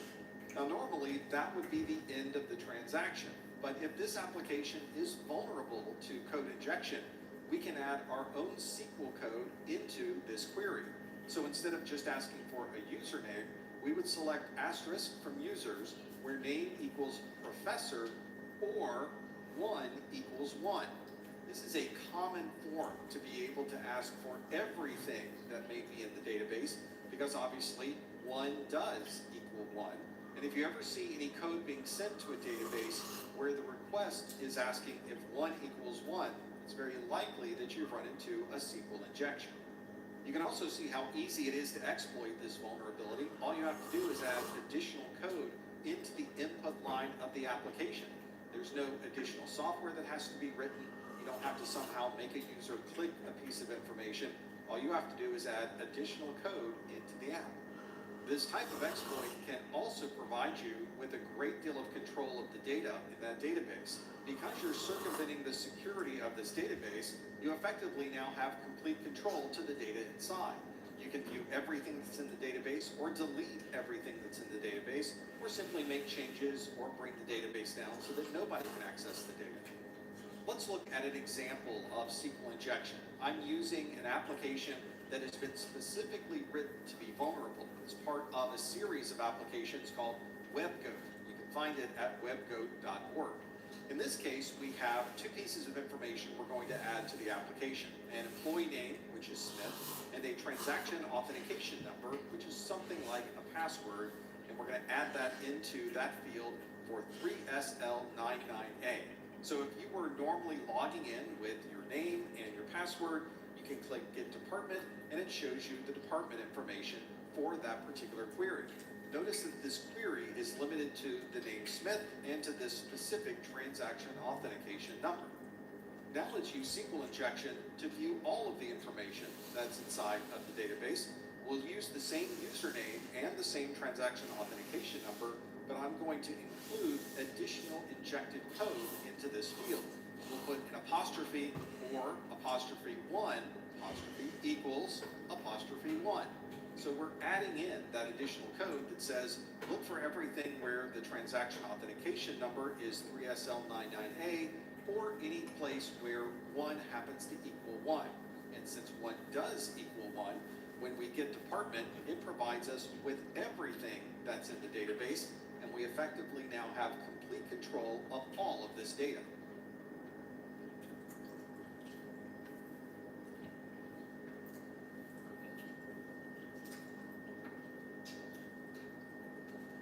Undo your flu symptoms with NyQuil Intense Flu. The nighttime sniffling, aching fever, best sleep with the flu medicine.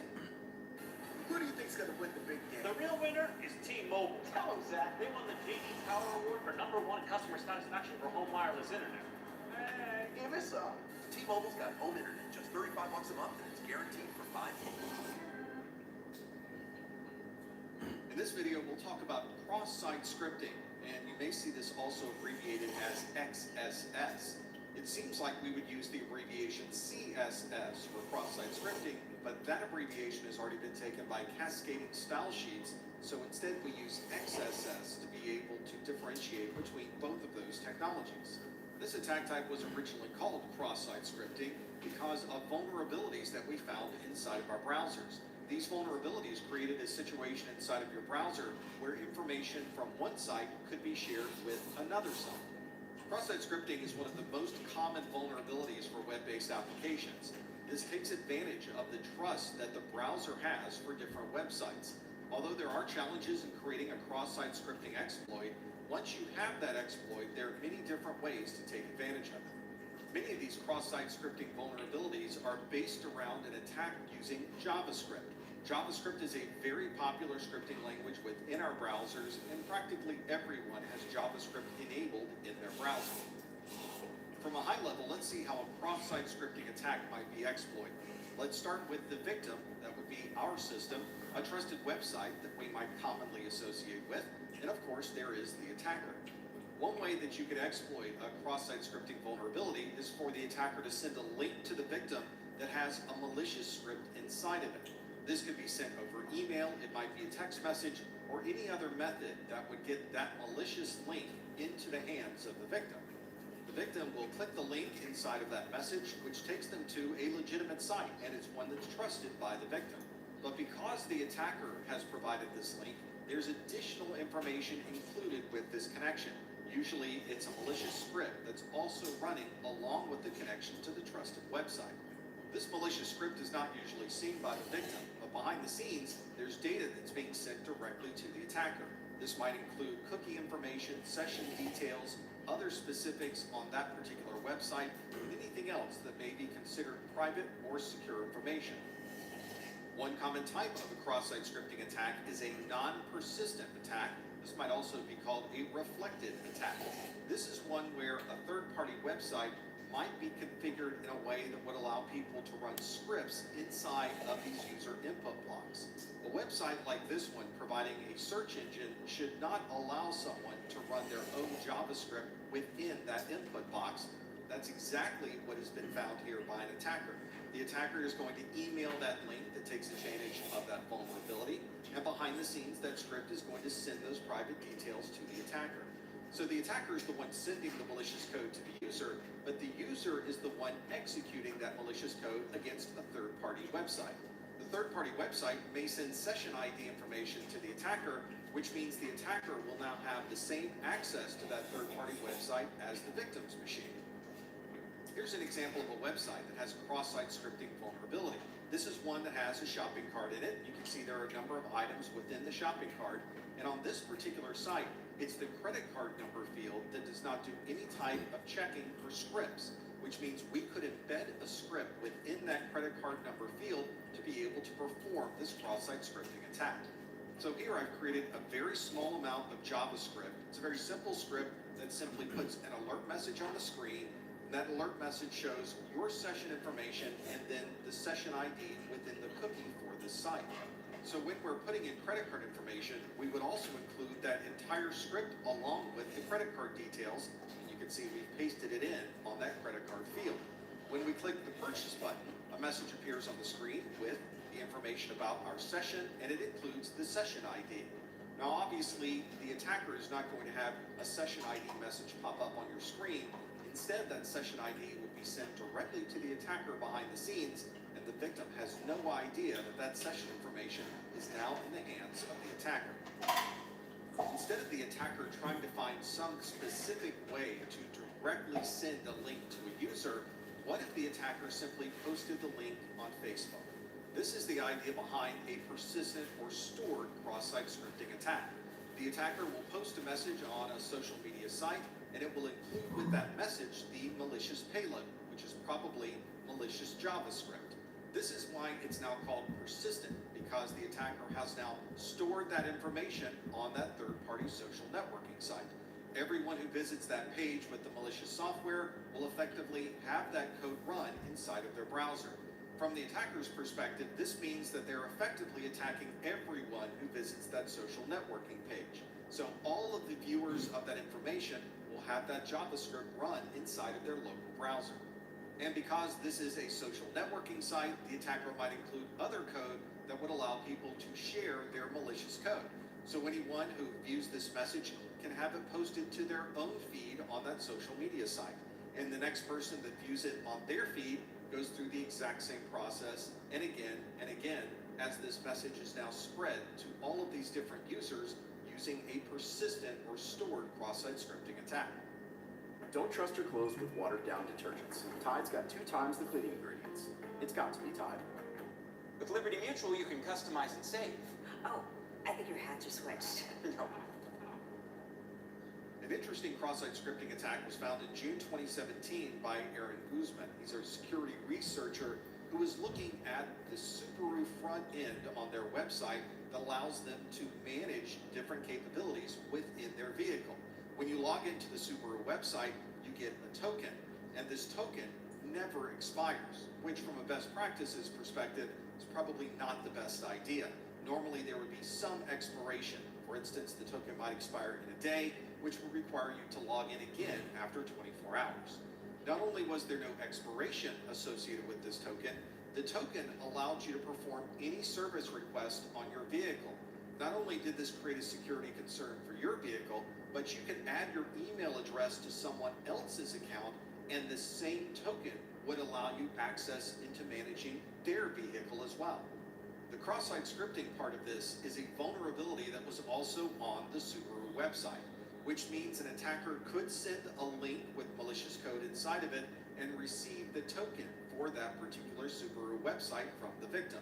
And now, since we know that this token has such power, as soon as the attacker has that copy of a user's token, they're able to use it forever because the token doesn't expire. And if the attacker adds their email address to another Subaru account, that same token will also grant them access to that account. This is effectively a single token that allows an attacker full access to anyone's vehicle that may be registered on the Subaru website.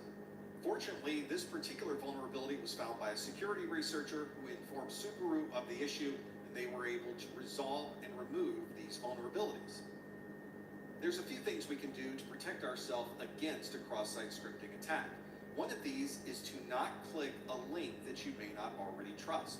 You should not click links inside of your email, your messages, or anything else that's coming from a third party. Instead, you should open a browser separately and only type in domain names that you can trust. You may want to consider either disabling JavaScript or limiting the capabilities of JavaScript. Sometimes you can do that with a browser plugin, but this offers limited protection, and ultimately it may limit what websites you're able to visit. Perhaps most importantly, you should always make sure that your browser and your applications are always updated to the latest version. As manufacturers locate and identify these cross-site scripting vulnerabilities, they will push out patches to prevent your browser from being susceptible to these problems. And if you're an application developer, you need to make sure that all of the inputs to your application are checked to make sure that a user can't add their own script to any of these input fields.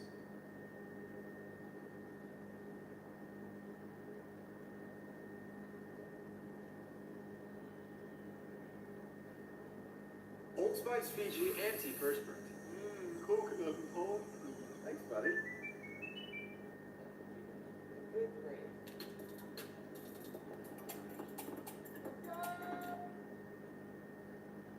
If you look at your local network at home and in your office, you'll notice there are a lot of devices connected to the network.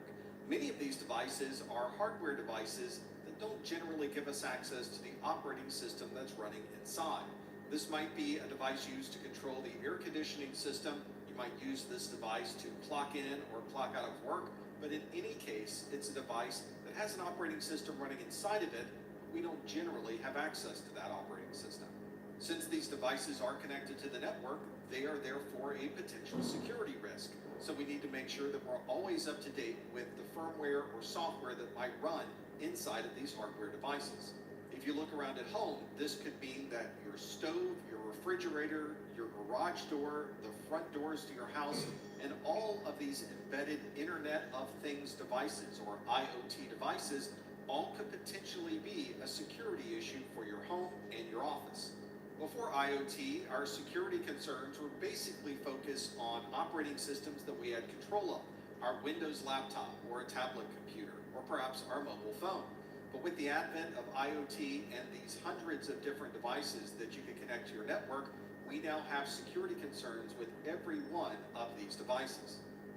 We often refer to this operating system that's running inside of this hardware as firmware. This is the operating system that makes everything work inside of this device, and very often we have no idea what this operating system even is. This means that the only people who can really update or manage this system is the manufacturer themselves. They're the ones that created this device, they're the ones that developed the software running in this operating system, and they're the only ones that can really tell us how to upgrade the firmware in all of these hardware devices. Unfortunately, manufacturers of hardware don't necessarily have the same focus on IT security that others of us might have. For example, we ran into exactly this problem with Train Comfort Link 2 thermostats. These are thermostats that are automated and you can control them from something like a mobile phone or a tablet. Train was notified of security vulnerabilities of these Comfort Link thermostats in April of 2014. The manufacturer did not release a patch for these thermostats until April of 2015, and another patch was released in January of 2016. In the world of Windows, Mac OS, and Linux, we generally turn around these patches in a month or less. In this case, the manufacturer took at least a year to provide the very first patch for these security problems, and in some cases, almost another year to release the other one. This obviously created security concerns for people that were using these Train Comfort Link 2 thermostats, because during this entire period, the vulnerability was known, but a patch was not available. Sometimes the manufacturer of these devices will inform you when a device is no longer able to be updated. The first notice of this might be with an EOL notice, or an end of life. This is a notice that the manufacturer is giving to everyone to let them know that in the future they will stop selling this particular product. It's important to keep these dates in mind because you can still get security patches and updates even though this product is not actively being sold. This may be the first notice that it might be time to replace this device. Although there is a time frame where there is still support available, eventually that time frame will go away. Once the device has already hit its end of life and the manufacturer has decided to no longer support the device, we now are at the end of service life, or EOSL. The manufacturer themselves have stated they are not going to provide any additional security patches for this device, although they may provide you with a very high-end support option where you can pay a great deal of money to have them continue support for that device.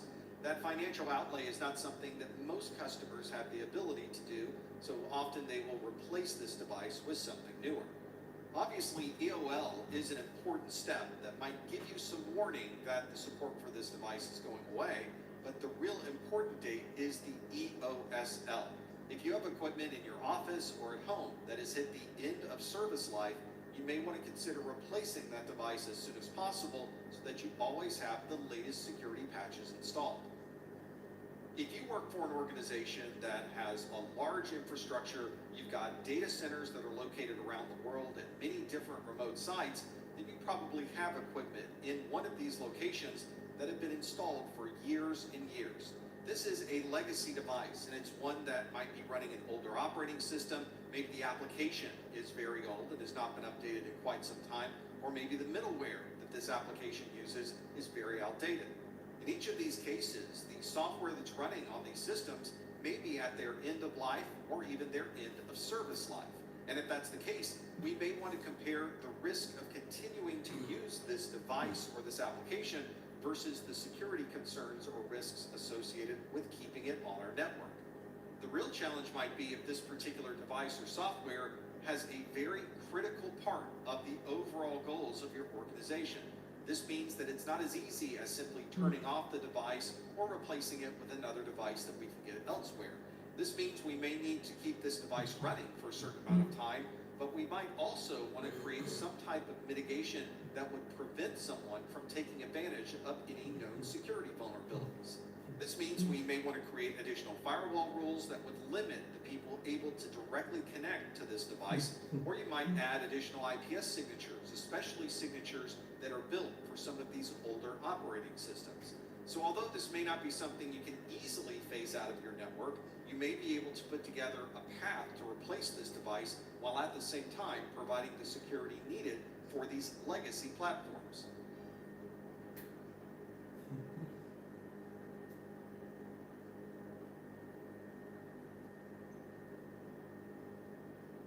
Febreze. Still living with odors? Get back in there and freshen instantly with Febreze Air Mist. Febreze fine mist floats longer in the air to fight even your toughest odors. So long sticky smells and hello amazing freshness. Febreze Air Mist. With today's cloud-based infrastructures, we can build virtual machines at a moment's notice, and we can build many virtual machines simultaneously. If you've ever managed a laptop computer or a desktop computer, you know what the security concerns might be for a device like this. But if you're managing a cloud, you may have situations where virtual machines are constantly created and torn down during a normal workday. This makes it more challenging to manage the security posture of these virtual devices. Consider also that these virtual machines may all be built with different configurations. These virtual machines might all have a different number of CPUs operational, and those CPUs may have different capabilities. They might have a different amount of memory or different amount of storage, and each one of these systems may be slightly different in how it operates. And of course, these virtual machines do have aspects of the VMs that are very similar to OSs you may be running with other physical devices. So the VM does run a version of an operating system such as Windows or Linux, and you should be applying the same type of security best practices to your virtual machine as you have to your physical devices. But there are some security vulnerabilities that are specific to the virtual world. Vulnerabilities such as a local privilege escalation, command injection, information disclosure, and others can still be found in these virtual environments. If you've ever used a VM, you know that that VM is its own self-contained system with its own CPU, memory, storage, and other resources. And it's not possible to somehow move from inside one virtual machine on a hypervisor to things that may be on a different virtual machine on that same hypervisor. However, there have been instances where researchers have found ways to jump between these VMs. This is called a VM escape, and it allows the attacker to get access to one virtual machine and then somehow find their way to connect to other virtual machines on that same hypervisor. Some hypervisors may manage tens or even hundreds of different virtual machines, which means if you can escape from one VM and move to another VM on that same hypervisor, you would have a great deal of data that you would be able to access. This would obviously be an enormous exploit that would allow an attacker to gain access to many systems simultaneously and all of the data contained within those systems. A practical example of a VM escape occurred in March 2017 at the Pwn to Own competition. This is a hacking contest where if you can pwn the device, then you would be able to physically own it. You get to take that laptop or that computer with you at the end of the contest. In this competition, attackers were able to use a bug in the JavaScript engine of Microsoft Edge to gain access to a sandbox that's built into the Edge browser. From that sandbox, they were then able to exploit a vulnerability within the Windows 10 kernel. This allowed them to gain full access to that guest operating system. From there, they were able to take advantage of a hardware simulation bug within VMware and hop from one VM to another VM within that same hypervisor. Fortunately, this vulnerability was only demonstrated for the first time during this competition, which allowed VMware to have some time to create a patch, roll out that patch, and make sure that no one else can take advantage of this VM escape. Another security concern for virtual machines is a resource reuse. Let's consider what a hypervisor is doing for all of the virtual machines connected to a particular piece of hardware. A hypervisor is managing this relationship between the physical world and the virtual world. So the hypervisor is allocating a certain amount of memory to one VM, a certain amount of storage, and a certain amount of network and CPU access. Although the hypervisor is allocating this amount of resource use for a VM, doesn't mean that that VM has exclusive access to that particular resource. For example, a hypervisor host may have a total of 4 physical gigabytes of RAM on that particular device. But that hypervisor is managing 3 separate virtual machines, and each of the VMs is allocated 2 gigabytes of RAM each. Obviously, the VMs are allocated 6 gigabytes, and we only have 4 physical gigabytes available for the hypervisor. We're relying on that hypervisor to only allocate memory where it's needed, which would allow us to use effectively 6 gig of storage space on a machine that is only equipped with 4 gigabytes. This means at certain times that there may be certain memory areas that are shared between different virtual machines. And it's the sharing of information where we could run into a problem. If the hypervisor has a bug that doesn't properly allow for the sharing of resources, it is possible that one VM could write to a memory area, and that memory area could be read by a different VM. Normally, the hypervisor would be the component restricting that sharing of information between VMs. In this example, we can see that the hypervisor does have some type of memory management issue. Once that code is updated, that particular sharing would no longer take place, and we can avoid any type of resource reuse.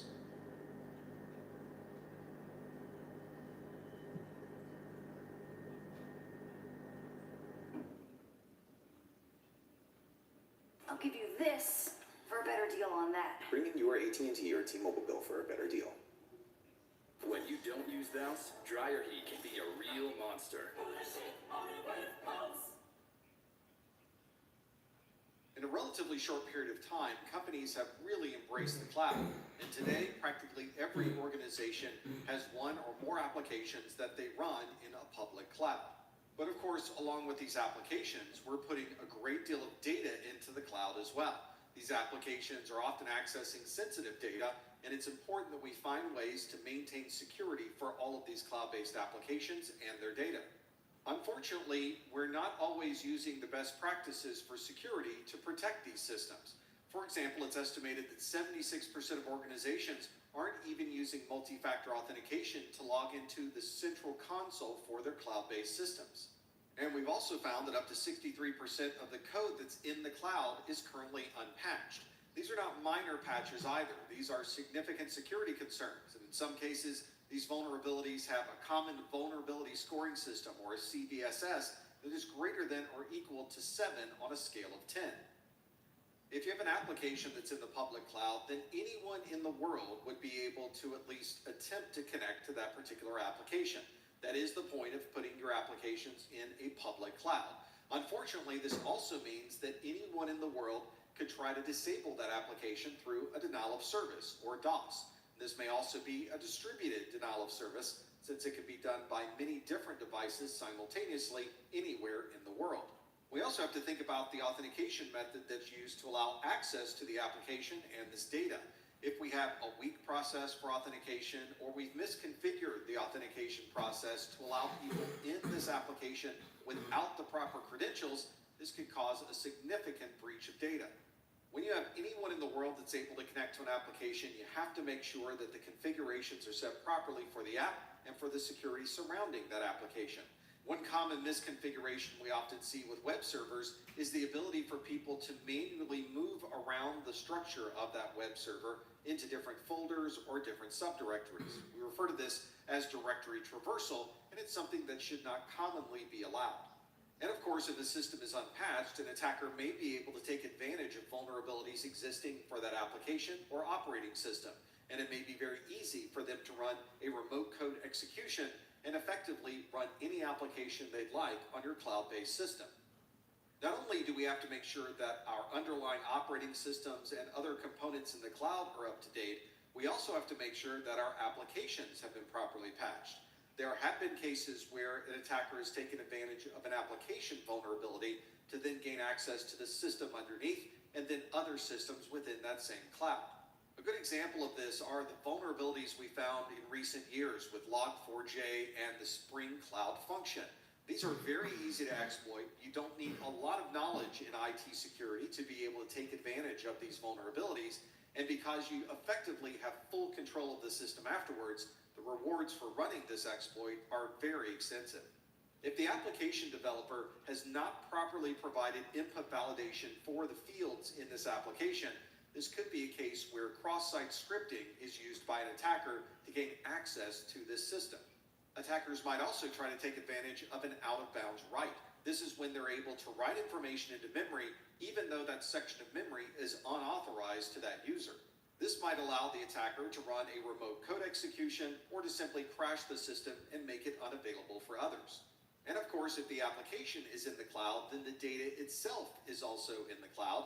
So the attacker may try to take advantage of code injection, such as SQL injection, to be able to gain access to the data that's in that database.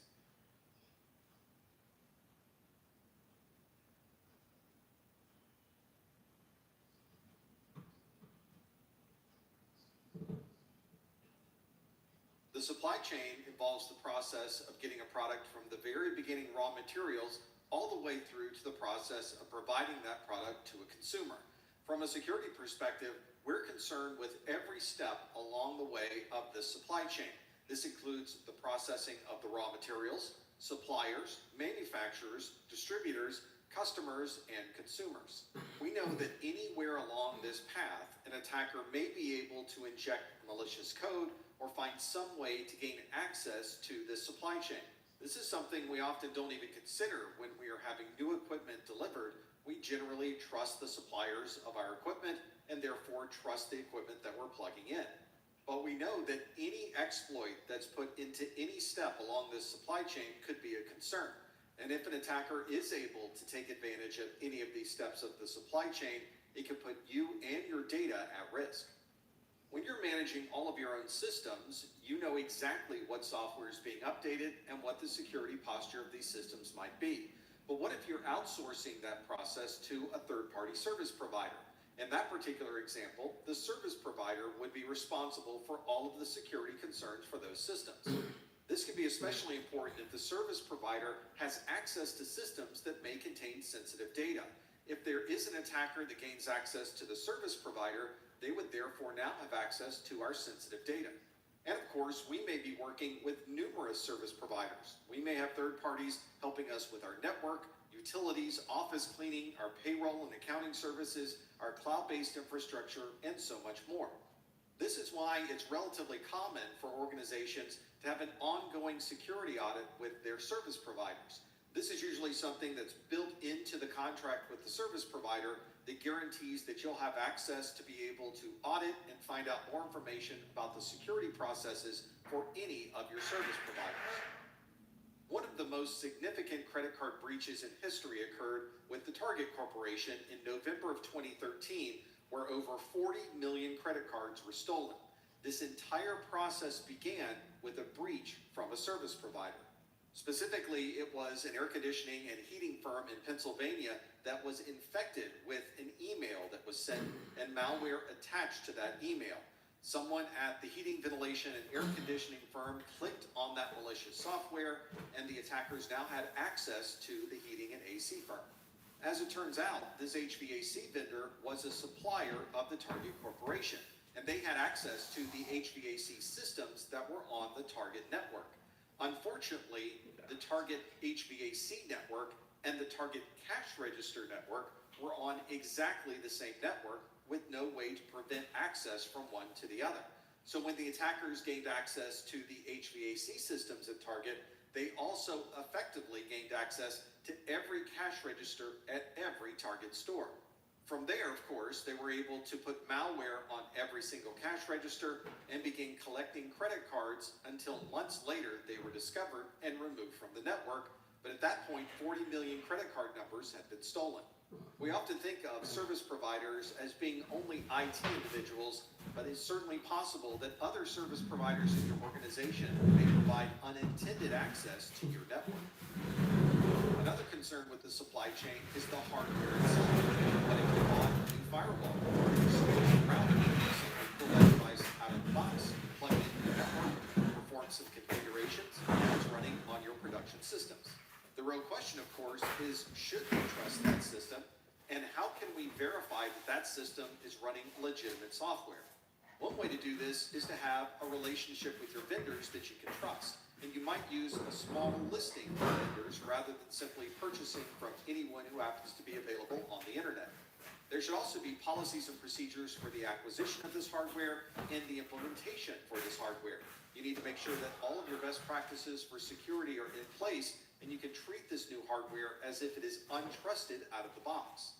Although we tend to trust our vendors and we tend to trust the manufacturers of this equipment, we still need to treat these devices as if they could potentially have some type of security concern. So we need to make sure that we're following all of the proper security procedures when we're putting any type of new hardware onto our network. If we looked at our networking infrastructure, we can see that every bit of data of our organization is passing through either a router or a switch that's part of our network infrastructure. This is obviously a perfect place for an attacker to find a way into the network and begin gathering information. This concern became very public in July of 2022 when the Department of Homeland Security arrested a reseller of Cisco products. This company had sold more than $1 billion of Cisco products, except they weren't really Cisco products. They were actually a counterfeit product with a Cisco logo on the front. The CEO who was arrested had also created about 30 different companies to be able to sell these counterfeit products under different names, and he had been selling these products since 2013. So over that time frame, hundreds or even thousands of switches and routers had been sent to people's networks, and each one of those could potentially be a security concern. The Department of Homeland Security found that most of these devices were being manufactured in China, and then they were being distributed to companies all over the world. These seemed to look and act as if they were Cisco products, but very quickly people found that they started breaking and in some cases began catching on fire. This is certainly not the only documented case where counterfeit hardware was installed in someone's network, so make sure you check all of your hardware before implementing it into your production systems. Whenever you're installing new software or you're updating existing software, you should be thinking to yourself, do I really trust this update or this installation? Trust is a foundation of anything we do in security, and it's important that when we're installing new software that we really do trust the source of that software. One way to help with that trust is to look at the digital signature associated with the installation. Most operating systems will validate a digital signature that exists in an update or installation file, and if it doesn't validate, it will inform you of that during the installation process. Another challenge we might have with trusting this software is when software updates itself automatically. We're not even involved in the process. This means that we really need to trust the software that we're installing because anything could be installed during this automated process. And many people will say if you really want to trust your software, you should look at the source code. But even open source software has challenges with security. When someone has access to the code, they also have the ability to make changes to that code. Some of those changes could be malicious. A good example of problems with the software supply chain is the issue that occurred with SolarWinds Orion. This is software that was used by 18,000 customers, and many of them are Fortune 500 and US federal government. Attackers were able to gain access to the systems being used by SolarWinds, and they were able to put their own code into the SolarWinds software within the SolarWinds infrastructure. Whenever this software was bundled together with all of the other updates, it was digitally signed and sent out to all of their users in March and June of 2020.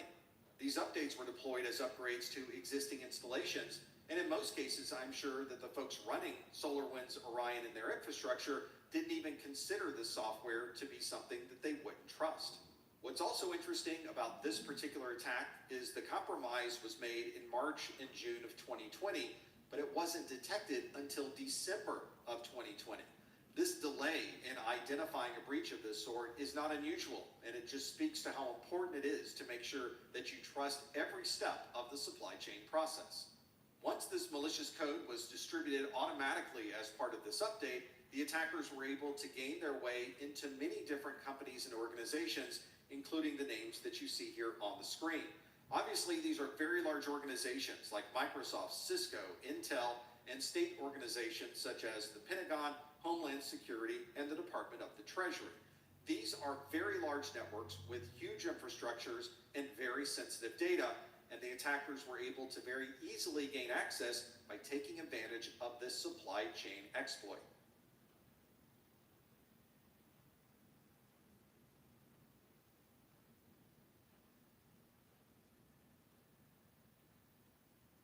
At Grainger, we're for the ones who pay attention to every little detail. The ones who fuss, tinker, and sweat the small stuff. Because you know the tiniest thing can make the biggest difference when it comes to keeping business moving. We get it. We're the same way, offering access to product experts to help you quickly and easily find what you need. So whatever your industry, you know you're always getting professional-grade products. Call, click Grainger.com, or just stop by. Grainger, for the ones who get it done. One very easy way to get your data into the hands of the attacker is to simply leave all of the information sitting in an open area of the internet. Surprisingly, this happens very often on the internet, so much that the attackers will use this as a method of reconnaissance to see if someone may have put some data on a cloud service and simply forgotten to secure it. They know that eventually they're going to run across some data that someone forgot to secure, and from there they can easily download it and disseminate it to others on the internet. A popular example of this occurred in June of 2017 when 14 million Verizon records were found on the internet, open and available to be downloaded. A third party had left an Amazon S3 data repository open without any type of passwords or security. Fortunately, this information was found by a researcher and not an attacker. So they were able to close this particular security loophole and confirm that no one else had downloaded any of this information.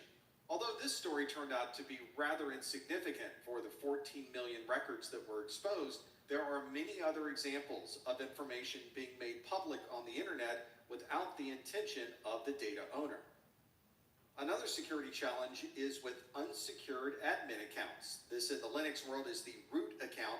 In Windows, this is the administrator account, and sometimes we refer to both of these as the super user account. Usually there are methods built into the operating system that would prevent you from creating a root or administrator account with no password on it at all. But unfortunately, administrators will often assign a very easy to guess password to the root account, a password like 123456 or ninja or football, which makes it very easy for an attacker to brute force a password on this root account. A good best practice is to completely disable the ability to log in with the administrator account. This means you would first have to log in with your normal user account and then use an elevated access by using the su or sudo option to be able to get a root account access. This is very similar in Windows, where you would log in with your user account, but if you needed to run something with elevated access, you would use the Windows feature to run as administrator. Ideally, you should have very few accounts that have root or administrator access.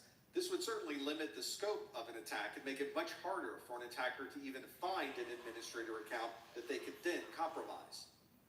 So far in this course, we've talked quite a bit about encryption, encryption algorithms, and ways that we can protect data when we're sending it across the network. But this encryption isn't going to help very much if we use protocols that don't take advantage of any of these encryption technologies. Protocols such as Telnet, FTP, SMTP, and IMAP send all of their traffic across the network in the clear. You would need to use the secure versions of these protocols to be able to enable encryption and other security features. One way to tell if the data you're sending across the network is secure or insecure is to simply... Welcome back from lunch, everybody. I have the results. Welcome back. As we are here for the afternoon. See if everybody clocked out. Make sure everybody clocks in. And not HTTPS. This means thanks for the note that was dropped before to make sure you clocked out for lunch. Appreciate that. URLs, information about the cookies, and all right. other information that's transferred between these. So what are we doing this afternoon? Looks like we're picking up where we left off at. Everybody's doing good, but their assignments getting turned in. Good job. We have 2 final exams that have been completed already. Sweet. Like to see that. This is a picture taken at DEF CON 22, which is a security conference. At this conference, all right. Constantly monitoring the traffic. So as we get started back into the curriculum this afternoon, this is what we're looking at.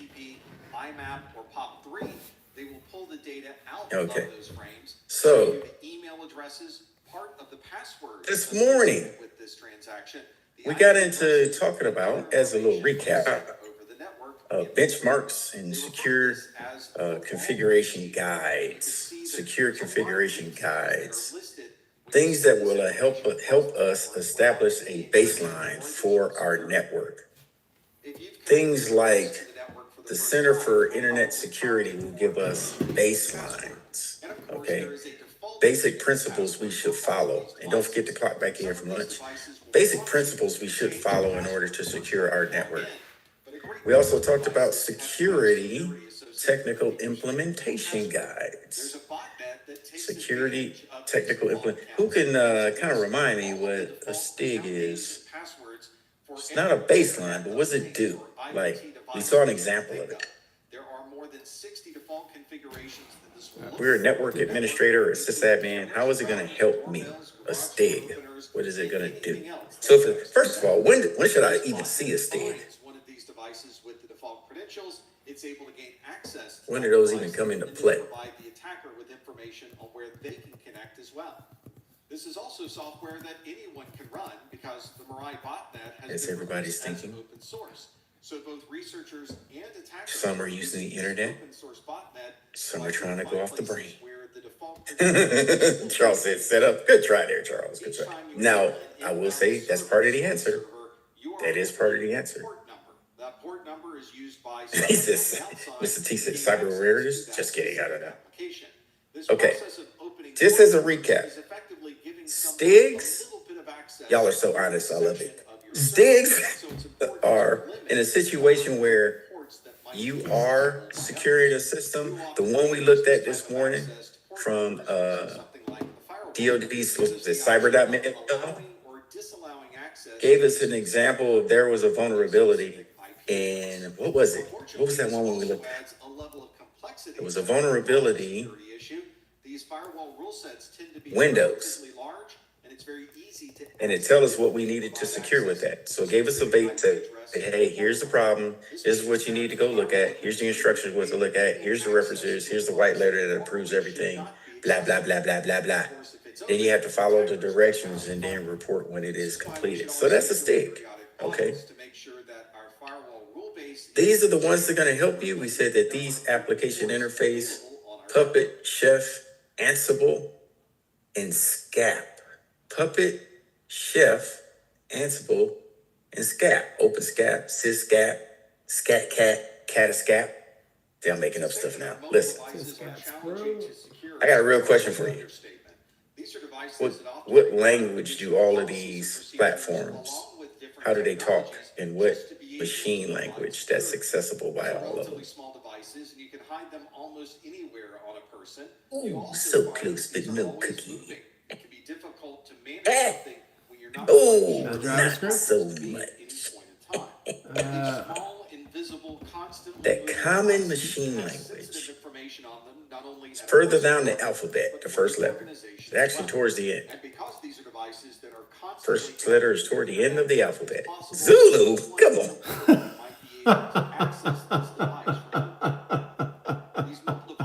Back up a couple.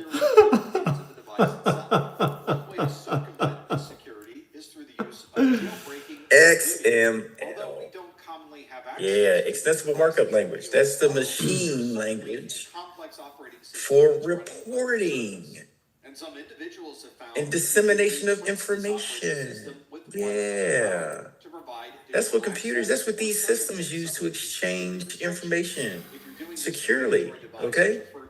So you got to remember that. That is on the exam. Now, when we get to JavaScript, and now we're getting into coding. Coding is the kind of like language that can be used across HTML, web servers, SQL, all these different things. It's kind of like an interchangeable language that you can use. Okay, now we got that down. Let's talk about switches and routers again. Let's bring those up. As usual, a couple of things we want to make sure we're doing. Change default credentials when you're setting these things up, bringing them out the box. Disable unnecessary ports and protocols. Enable logging and monitoring. Have strong passwords. Make sure folks that need to be in there can get in there.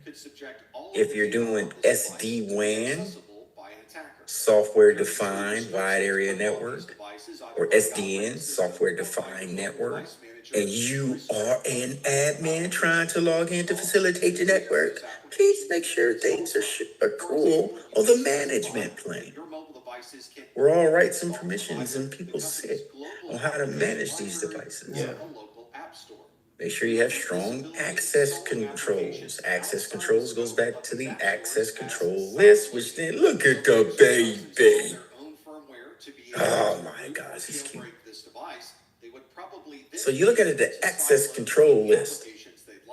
Now you have to go in there, and I know there was an example of a PBQ that I showed you guys on what you need to do as far as giving access. Y'all remember that? It was an access firewall PBQ I gave you. Oh, I don't remember. We're gonna have to jump into a firewall example so you know how to use that, and you need to set it up for Sec Plus. Which it used to be on Net Plus, but they moved it up to Sec Plus.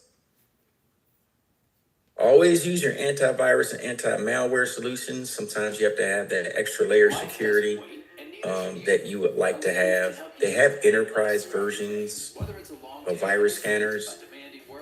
The commercial use are for those for Soho networks. But if you're getting bigger and more volume, you have this one. Have y'all heard of virus scan since y'all started doing your... or Virus Total? Not total, but scan. Virus Total. Have you heard of that since you started doing your certifications? That's one that you'll see. So Virus Totals. Now, if we look into here, I'll bring up something for you. Let me show you something. by dum, attackers. dum, They dum, would dum. like to be able to find these vulnerabilities first. All right. Allow them to take advantage of So the vulnerability without having there's the exploit calculator. Whee!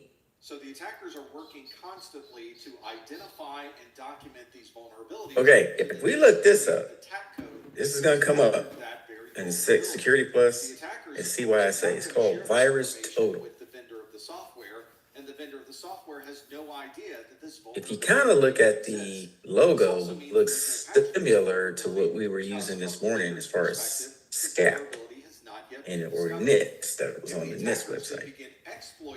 Now, a lot of companies use this to look for suspicious behavior. All right. What you could do is you can upload a file using this, and it'll tell us or look at it to see if there's anything wrong with it, Mr. Anderson. It'll use the online database agent to see if it can identify any particular. So let's go. Let's see what we can put in here. Let's see what pictures we have. Keep track of any zero-day attacks that may arrive, or you'd like to know about vulnerabilities in general. Here's one. It was a rando that I downloaded from the internet. Let's upload it, see what happens. It's computing, it's complete. Here's an example of zero-day attacks that you might find by For example, in April of taking this picture into account to see if there's any payload that might be with this, right? Because we already talked about, what's it called when you can hide something in a picture or a photograph? What is that? self-signed code was able to run during It's going to be on the exam. process, which should not be possible if you're using Secure Boot. And also in May of 2023, Apple's iOS and There you go. Yeah, stagnant. Mr. T got stenography. That Charles, was I think you're thinking about side loading into an Android device. Like outside of the normal store, you can side load, yeah. It's a very lengthy word.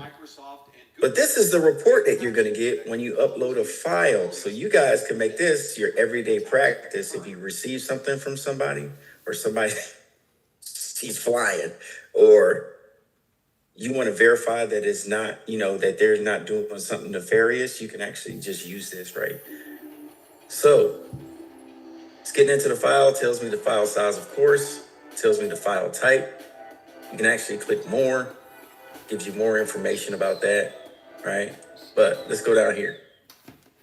Cool thing about this with the detection, it's doing the analysis of known. This may be gathering keystrokes and sending those keystrokes. Look at this. Known scanner. Look at this. Advertising on your screen, and the results of all right, it says it's undetected. Translates into dollars for the attacker. Or this could be viruses. Look at this stuff. CrowdStrike Falcon. It's running it through all of these virus scanners. You see this? That's pretty dope. All right, and I remember WebRoot. It wasn't around for long, but yeah, it was pretty good. Then it tells you about the details. Here we go. Here's the basic properties. It has an MD5. Here's the SHA-1 256 hash. Again, it tells you the file type. Tells you more information about the PNG image, the dimensions. It's an 8-bit color RGB. And then it tells you your submission. And if you need more data from the community, you can go ahead and join the community site. So that's pretty cool with that. All right. Now, is that pretty cool? I thought it was pretty cool. I'm nerding out right now. All right. Michael, would you like to upload the baby in the virus scan to see if there's any? Just trying to hear you right there. Oh, no problem. I was making a joke. I was saying we can scan the baby for virus scan. Get a hash. All right, here we go. Now let's check a URL. Let's look at NIST since we're already here. We could just take this, doink, copy, paste, and let's search to see if there's anything attached to that website. All right, gives it a community score. You might also see when you visit one of these malicious It locations. says 0, so there's nothing there. Information is automatically downloaded. Says that website link is clean. Clicking on anything. We refer to these There's still some other things it can't rate or disseminate here, but for the most part, that is a clean link. Gives you the details saying it's, oh, look at that. Bit defenders using it, government, force point threat seeker, final URL, even gives you the server IP address.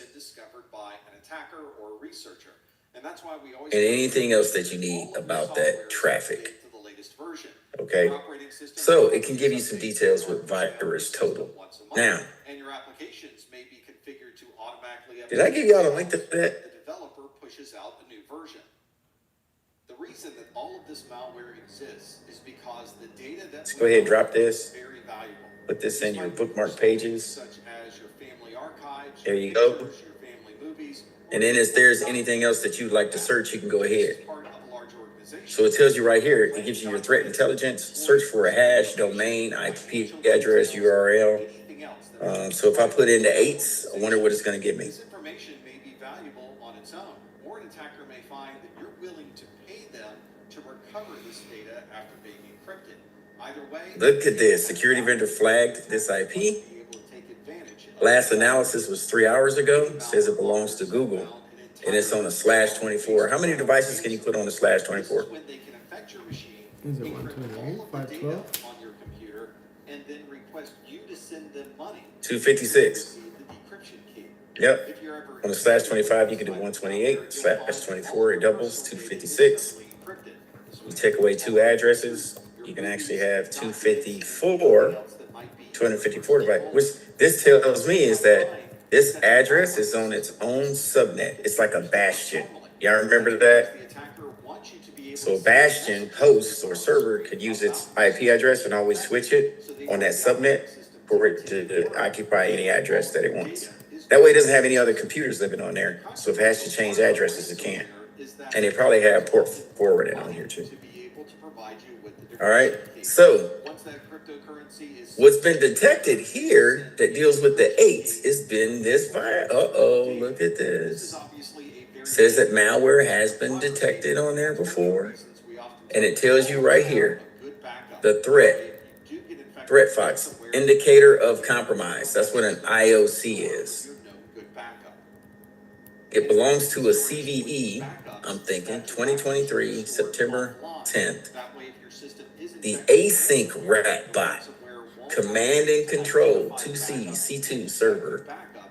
Confidence level 100% that this has been associated with the Google server 8888 or DNS. Okay, so it was reported. Now, just because it was reported, they have to validate it. So we could take this. Now, where can we take this information and it'll give us more information about the threat? Where can we go and search? It's vulnerability, and it's been exploited. Where do you think we can learn more about this? Correct. It will be MITRE. So we can bring up MITRE. Best practices for preventing malware and other types of malicious software from running on your. Or let's do this. CVE.org, because it gets straight to it.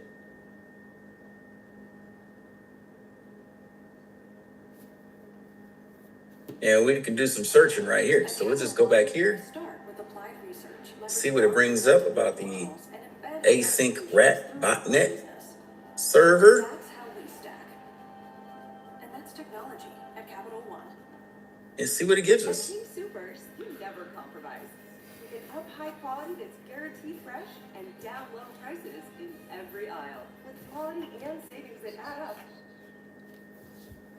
Just like a virus No inside data. a human body, a virus inside of a computer is one that's able to replicate itself from one computer to another. To get this virus to start, it requires some type of intervention, very commonly Nothing. a human, to be able to click a link or start an executable. Once the virus is running, it can move through the file system on a computer. Oh, look at that. You got to try different ways.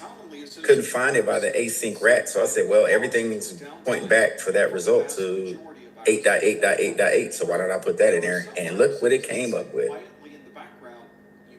Mr. T says 0 day. Could be. So in 2024, Linux kernel says there was And that's why if you look at the operating systems we use today, something attached to the 8s as a server, antivirus software. binary and libraries. Somebody just dropped all this telemetry in here. To see if it recognizes software. And there's another vulnerability in the code right there belonging or reporting back to that IP address.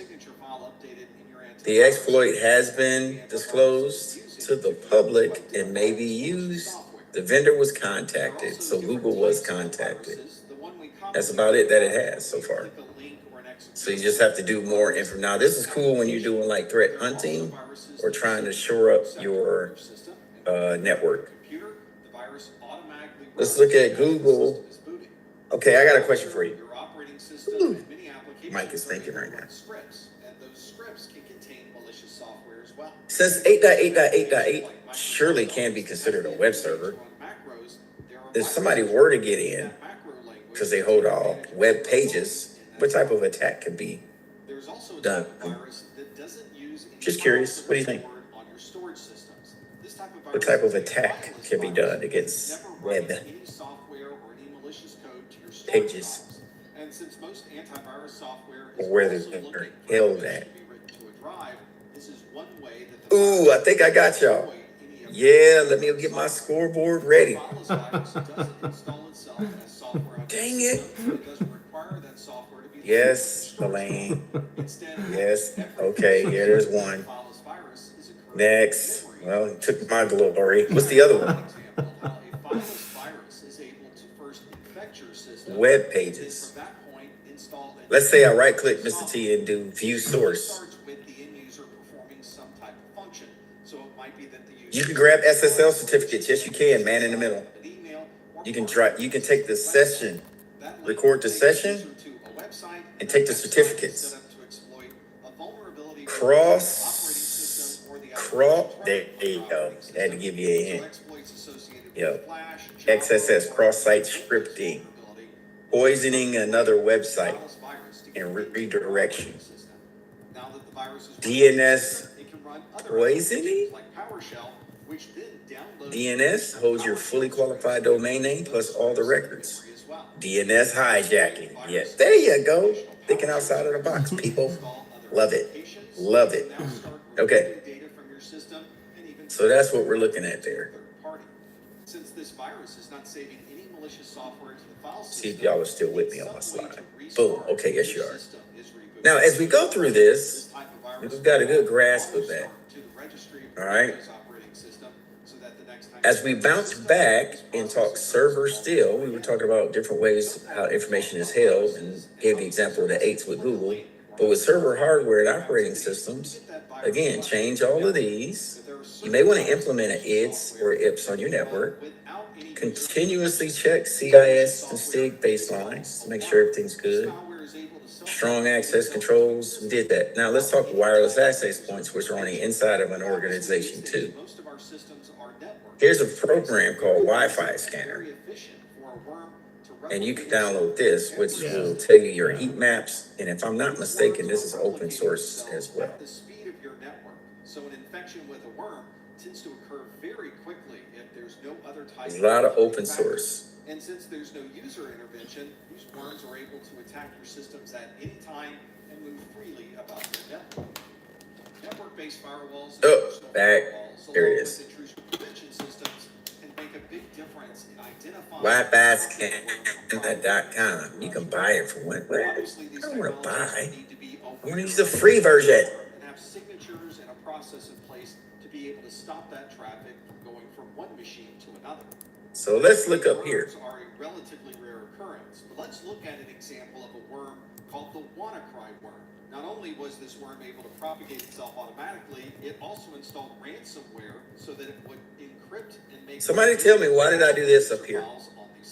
Why did I do this? With a computer that is infected, that computer anybody remember? Across the network to try to find another system. What is that doing for me when I'm doing searches? Once the system is infected, Eternal Blue will install a backdoor, pull down the ransomware code, and infect the machine with. Yes. So you can look for that. So that's like a designator. So if I'm searching the internet, I'm like, listen, don't bring me all this stuff. I just want something free. or open source Windows Wi-Fi scanner. So it goes through, it brings me exactly what I'm looking for, Known for building special and that's it. bonds. Yes, they are free, including that word, okay? Is known to treat cancer. FDA approved for 18 types of cancer, including certain early stage and advanced cancer. All right, so here's an open source Wi-Fi scanner, vistatumblr.com or .net. Let me go ahead and drop that in there for you. And then used alone in adults. Now the thing is, I can do it on my computer because it is attached to a dumb thing. We have extra security, so I can try to see what I have going on here. See your doctor right away if you have cough, shortness of breath. So if I want to hit up a download, Pain, nausea or vomiting, headache, light sensitivity, eye problems, irregular it's the installer. extreme tiredness, constipation, dizziness or fainting, changes in appetite, thirst or urine. Okay, so that's what it leads me to.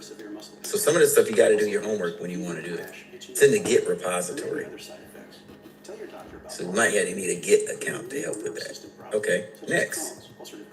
Vista Tumblr download, again, is related to Soft Sonic, but I don't trust Soft Sonic. See, this is what I do if I were a sysadmin and needed something like driver uploads or whatnot. I'm actually doing this. I don't trust that URL. What's been attached to it? Because I remember it used to be a lot of vulnerabilities with Softonic or whatever it's called.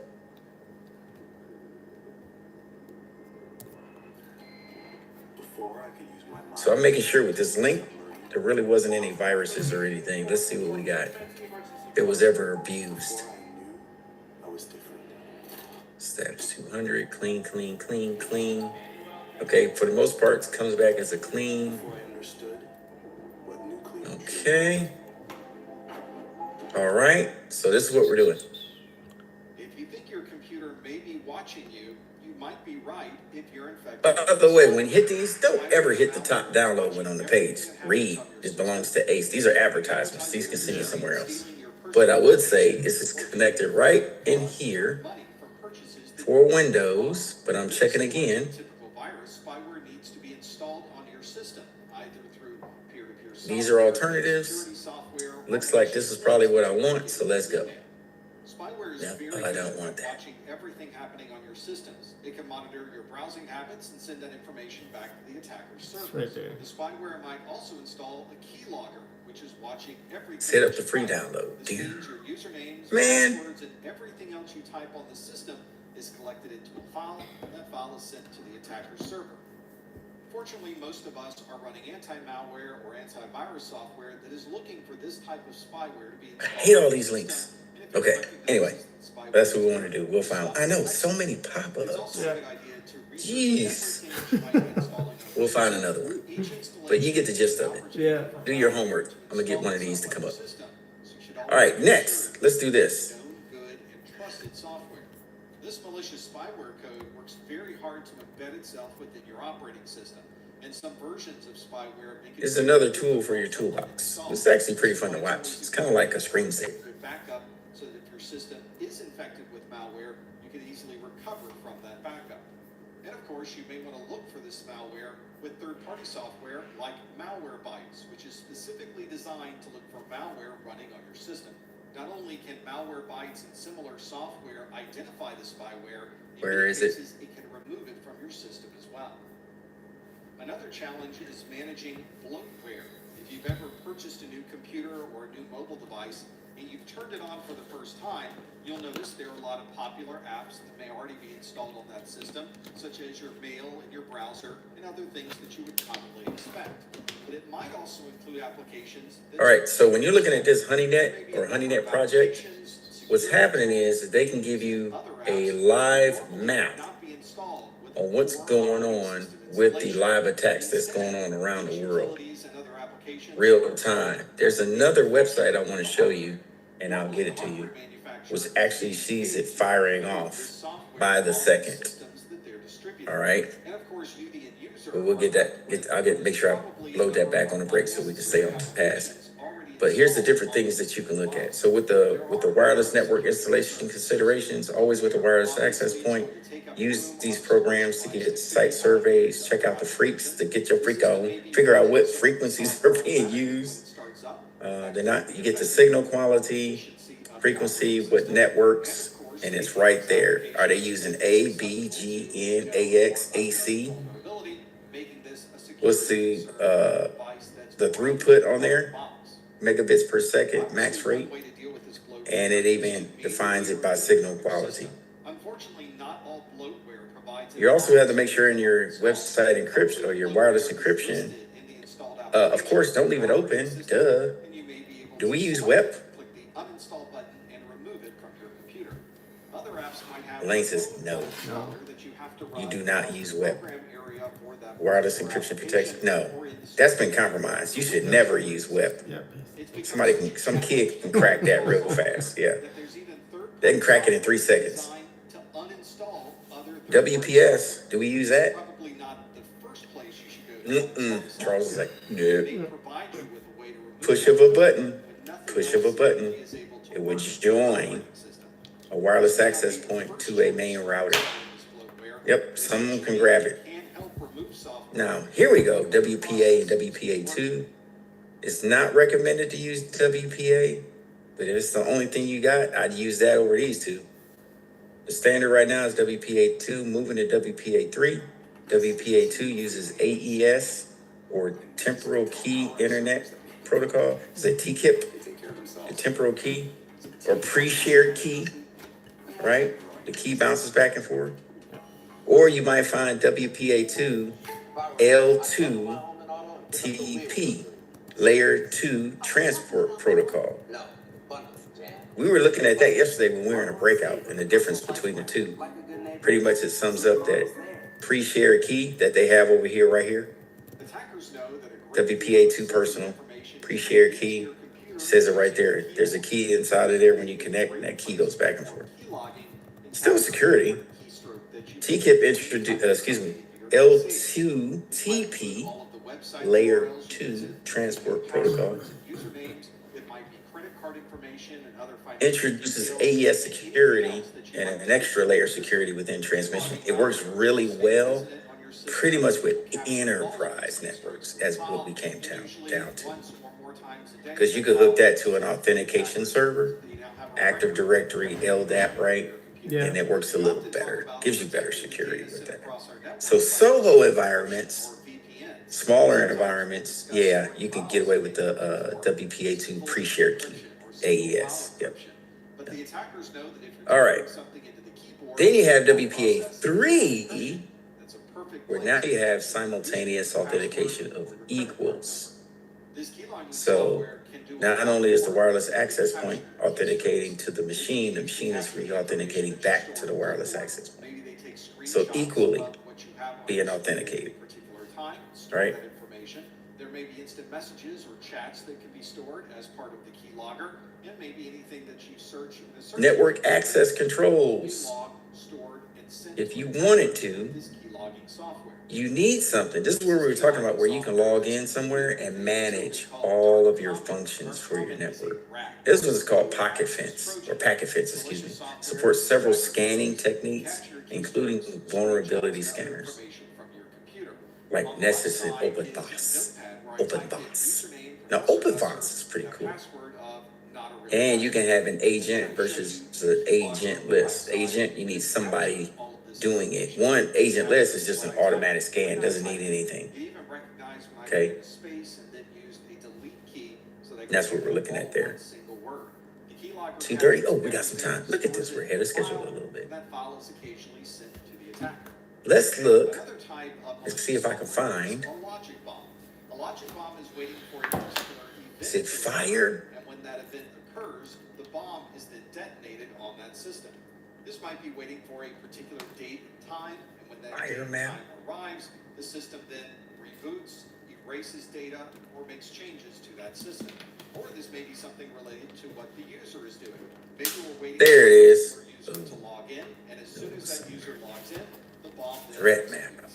Logic bombs are usually. Here we go. Here's the fun. Let me give you this one.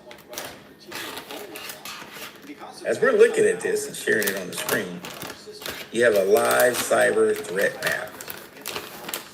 And it's going to show you what's going on in the world as we speak. But there are monitoring tools that you can put into a system to look at key files and make sure that no one is modified. Now, the cool thing is I can speed this up. With those critical operating system files. Come An on. example of a logic bomb creating a problem for an organization occurred on March 19th of 2013 in South Korea. A malicious email was sent to banks and broadcasting companies that had an attachment, and if that attachment was run, All right. it installed It shows the targeted countries, a day later on March the 20th, targeted industries, 2 p.m. local time, and the top malware that's being exchanged as we speak. when it activated, it deleted everything that was in storage. Now, I should come up with a runner over here. So if you started, The Trojan was installed. The system was then rebooted. if you started this on your computer, it might be because of my screen share that it's not showing this. But if you bring it up, you can see all the attacks that's happening. Who's seeing the attacks? Who's brought this up? But perhaps none more important than the automatic teller machines associated with the bank. These were Okay, here it is. So Elaine, what's happening is these are all the honeypots and honeynets that are set up around the world. ATMs were deleted and also They're actually sharing their telemetry on those ATMs. of people that are trying to hack valid networks or fake networks. So in the DMZ, the screen subnet, this is where they have servers, and there's people actively trying to hack these places right now. All right. So this is the data that's being provided up to date right now on what's going on. Now, may some of these turn out to be successful hacks? Probably. But initially, they're walking through the honey nets and honeypots. And this is how they're reporting. Does that make sense? Yeah. Yeah. So that's what's going on. This is also another good idea to perform constant Like I said, this is a good, sometimes I just sit here and watch it like, oh, dang, there's a lot of stuff going on around the world. Israel, somebody from the U.S. is hacking Israel right now, or trying to. And then over here in Ireland, they hacking themselves. Somebody's doing something over there. So it's originating from that country, going back, Germany, South Korea, and Thailand. Some hackers are trying to get something in Brazil. You see that? All right, yeah, they attacked themselves. Very similar to the administrator that And this is Checkpoint, a rootkit generally hides itself right? in the kernel of the operating So they're the ones providing the telemetry, itself, which means it's very difficult to right? identify this rootkit So with traditional antivirus. I wish I could bring it up. I can't see the attacks. So what's the name of the attacks that are happening there? I'll see. It should be scrolling up. All of the tasks or processes on this particular computer. Instead, simply as part of the OS, and anything the operating system is doing will include the malicious code that's part Let's see if I can bring it up over here. And since this rootkit is effectively invisible to your antivirus or anti-malware software, it has full run of your computer. Not all rootkits are part of the kernel, and if they are running as a traditional process in your operating system, Weird, it's not popping up. Adware, phishing, and mobile. Okay. Yeah, something's going on my side. It's not populating real quick. But that's okay. there are a number of So this is what you can use as well as another tool. specific to different rootkit variants. Obviously, this is something you would use after you would be All right. infected. So as y'all are looking at that, From causing problems, it's hypnotizing. Beware. It's very hypnotizing. Yeah. Kevin, are you in here? Kevin. In Kevin. order to combat these rootkits, we've created processes within the UE5 BIOS called Secure Boot. Secure Boot will look for an operating system All right. signature and confirm that nothing is Network security capability and enhancement. before the system is booted. This means that even if the rootkit does With your access control list, aka the firewall, this is what you can use. Now, IP Fire is a firewall, okay? You can use this firewall to set up your whole network or your computer. It's pretty much going to give you network rules that you can use. Is this supposed to show the attacks are happening at the time or just the top malware attacks? It can say the attack. Primarily, I don't know if they're using malware primarily, but I've seen it come up with different attacks other than malware. I've seen crypto attacks come up on there before. So with the access control list, this is the list of permissions associated with the network device as a reminder, like your router, switch, set the firewall rules for inbound and outbound. You can have specific IP addresses and ranges set up in here and network interfaces, and then you can set up the screen subnet like we were talking before. If you want to drop an intrusion detection device on your system, you actually have to log into that, and Security Onion allows you to help with that as well. Your intrusion to your IDS can be virtual, or it can be an actual piece of hardware that you can drop on your network. You can have host-based, meaning the host which you're working on right now, or you can have a network-based. Click on the country flag, and then there's a pop-up showing the percentage of attacks data.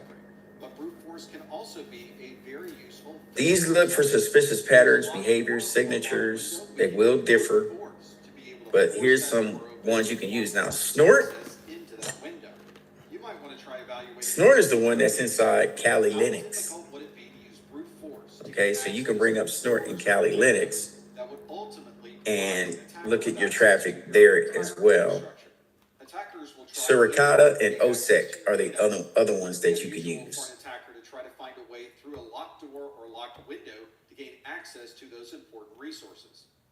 For IDS and IPS detection methods, you can have a signature-based detection. We talked about how it's scanning for, like we all have different signatures that we can sign our name to. They're all going to look different.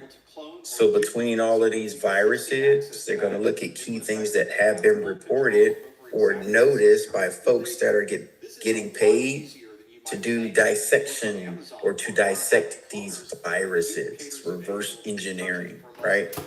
So they're going in there and looking. It's just like NCIS crime scene, right? But these folks are the ones who perform autopsy on these viruses and try to recreate them or see how they were made. You get what I'm saying? So they really get to the root of it. So they help with reporting these. Here it is right here. Anomaly, signatures, or trend, or you have a behavior-based detection. Now check this out. The anomaly is there's something real weird about this. It's unique. It's a unicorn. There's something about this that people need to be aware of. So if I was sending out, let's say, a stig on something, I send it to Charles. He's a sysadmin. And I'm like, we have an anomaly-based detection. We don't know much about this virus or malware, but what we do know is this, right? So I'm highlighting the biggest thing that I know about it. And now Charles is like, if users report files disappearing, if user reports weird stuff coming up on the screen, right? Now Charles knows, oh, that's an anomaly. This might be associated with what I saw before reported back. Trend-based trend analysis is happening for a certain amount of time, a period, a part of the year, certain industries, right? So we see a trend, right, in the car industry that folks are, I don't know, trying to hack Teslas using this such and such and such. That's a trend. Then you have behavior-based. Brian, we know on a network, when he comes in, two things are happening during the week. Brian's going to remote in Monday, Wednesday, right? Monday through Wednesday, he's remoting in, but Thursday, he always comes to the office, and Friday, he's off. When he typically logs in through VPN or RDP, he's only online for like 7 hours, and here's his typical times. So what's happening is the IDS, IPS for behavior-based, they just noted his behavior and what he usually does when he logs in. Now, they say he usually logs off the system around 5 p.m. But over the weekend, we noticed that Brian's credentials are being used to log in at 05 in the morning. organization. And although it's true that sometimes outside of his regular behavior, IDS, IPS will pick this up, send you a trap message, and you go from there. You get what I'm saying? So it's recording his behavior. It's thwarting an attack before it even happens. Well, IPS is. IDS is just like, it's your problem. I'm just letting you know. Don't kill the messenger. Right? All right. Now, if we look over here, this is a new Nano. What does this belong to? Nano. When you see Nano. Creating a denial of service. You could also create Dang it. Y'all are too quick for me. I got to get some harder questions. Yes, Nano is an editor. It's a text editor. So this is the telemetry that's coming from there, from the emerging active X rules category. Now, in order to do this, to get this, what do you need to know in order to set up either reactionary responses or to massage your rules in a seam or a sore? What is needed for you to understand? For example, they may use a large number of computers scattered all over the world to use up all of the bandwidth or resources I'm giving you a hint. with a web server, which would effectively It's behind you on Mr. T's screen, his screensaver. the attacker's not sitting at the workstation of all of these You need to understand. located all over the world. Instead, Mr. T, don't tell me you were about to look behind you, weren't you? I said it's behind Mr. T. He was like, it's on your. That's crazier than me yesterday talking with no microphone on. I caught you. All right. You're correct. It's a script. You got to know scripting. You got to know a little bit about scripting. Because a lot of responses in here depend on what script you have written to be attached to a certain trigger for it to kick in. He says, my cat. Okay, blame it on the cat, Mr. T. We'll take it. All right. All right. So behavior adjacent. So with that, you have network behavior and anomaly detection in bad. I know I'm in bad. In bad. You know it. Dad joke. Or UEBA, user and entity behavior based analysis, where it can pull these records. All right, dang, look at the penguin. So fire. Might be Linux. So we have this IP Fire. It's an open source firewall. Look at that. You can download an open source firewall. That's super dope. And you can set it up. It's called IP Fire. Several things you can do. We don't need to go down through all of them. Maybe point out a couple. Block users. Agent based. That means it has to be downloaded to report, right? You can do URL scanning. Decrypting and inspecting HTTPS traffic. Ooh. So a couple of things you can do with this. Of what's returned is about 1,300 characters, or you're effectively amplifying this by about 86 times. Any questions? Any questions? Because they can use DNS service, which is very common, send very little information. Tell you what we're going to do. Let's go ahead and take a break. We'll resume back at the top of the hour. And we'll take off for hour number 2.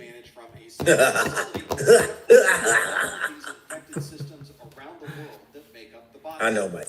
It's also important for the attacker to find just the right DNS servers, the ones that are not properly configured or properly secured. These are open DNS resolvers, and there may be a number of these that the attacker can use located around the world. This starts with the botnet control, sending the content to the botnet to start the distributed denial of service attack.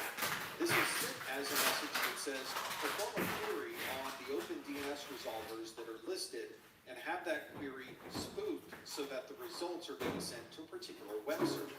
This query is sent from all of the botnet devices to these DNS resolvers. And of course, because this is amplification, The query that's made is relatively small, but the results from the DNS resolver will be much larger.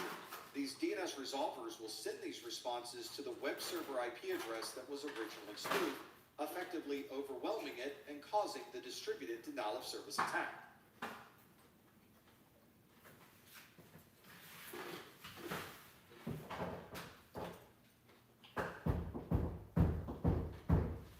I would describe Underline as fast, affordable, and incredibly fast, very reliable, zero lag. That's kind of fast. Consistent, fast, simple. No brainer.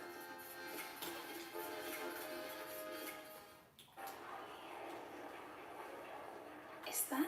Yeah, that's a Sephora at Kohl's. And it's the real deal. An entire store with all the really good brands. Like, really good. Find all the best makeup, fragrance, and more at Sephora at Kohl's.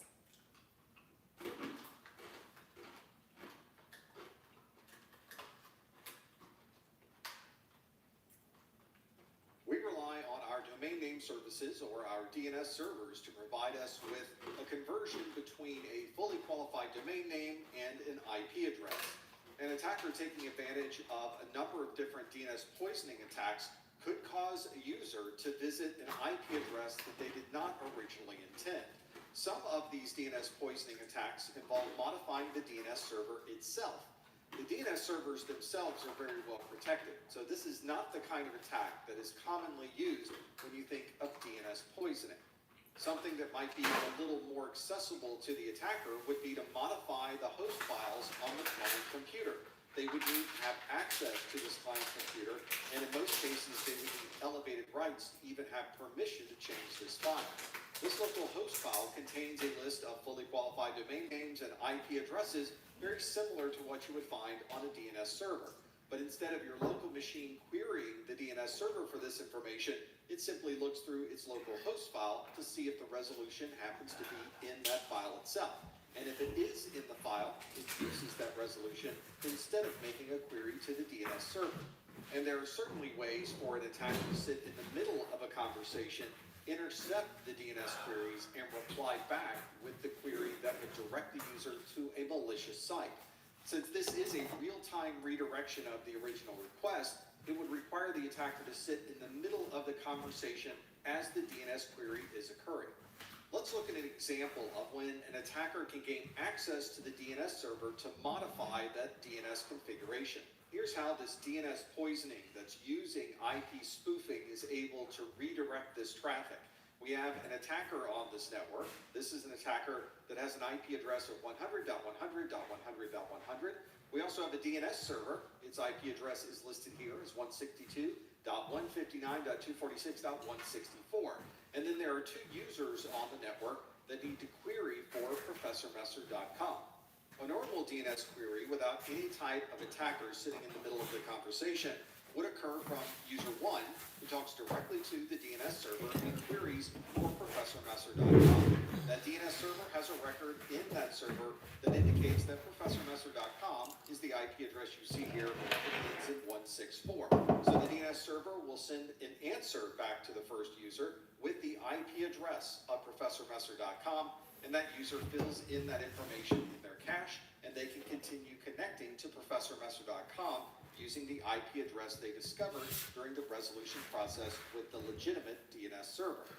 Now let's say that there is an attacker on the network who has somehow gained access to this device that contains the DNS server. Maybe they've been able to identify a known vulnerability and gain access to the operating system, or maybe they've been able to obtain administrative credentials for this DNS server. In either case, the attacker can connect directly to the DNS server, modify the DNS server configuration, so instead of it pointing to the .164 address for ProfessorMesser.com, the new IP address for ProfessorMesser.com is now the same as the attacker, or 100.100.100.100. This means that any subsequent requests made to the DNS server, for example from user 2, will result with a response from the DNS server that doesn't contain the correct IP address. Instead, user 2 will receive the IP address that has been changed by the attacker, or 100.100.100.100. This means that any subsequent request to ProfessorMesser.com from user 2 will go to 100.100.100.100, or the attacker's computer, instead of going to the legitimate IP address for the Professor Messer website. Another way to gain access to this DNS server and make configuration changes is to somehow gain access to the entire fully qualified domain name that is used by that DNS server. So if you can access the domain registration wherever it happens to be, you would then be able to control exactly where that traffic is going to flow and what IP addresses might be associated with that fully qualified domain name. There are many ways to gain access to this domain registration. It is not a simple process because of the security that's generally put in place at these domain registrars, but there are ways to gain access to these accounts through traditional means, such as brute force, social engineering the password, perhaps finding a username and password from credentials that were released publicly on the internet, or any other method that allow us to gain access to the username and password for this account. If an attacker was to gain access to this domain registration, they would be able to make any changes to the IP addresses for the DNS settings associated with that fully qualified domain name. An example of this happening occurred on Saturday, October 22nd, 2016 at 1 p.m. There were 36 domains that were changed in the domain registration settings. This was associated with a bank in Brazil, and it modified the domains that were used by desktop systems, mobile devices, and almost any other device associated with the bank. The attackers had access to all of these systems and were able to make configuration changes for a 6-hour period on that weekend. The attackers effectively became the IP address for the entire bank, which means they can start collecting usernames, passwords, and other sensitive financial data. The bank didn't release any information about this particular attack, but we know that this bank has over 5 million customers and approximately $27 billion in assets. This is a problem that can occur not just for this bank, but for anyone's organization where you rely on that DNS to point people to the correct servers instead of a server that may be malicious. Wouldn't it be great if our kids knew how to use money? Bye, Mom. Like, you gotta settle your debts before you settle on a new hoodie. Good call. Let's get more for money. Huntington Bank. A meal that's dip-tacular. Ciabatta dippers are back. It just meals. Direct users to a malicious site is by using URL hijacking.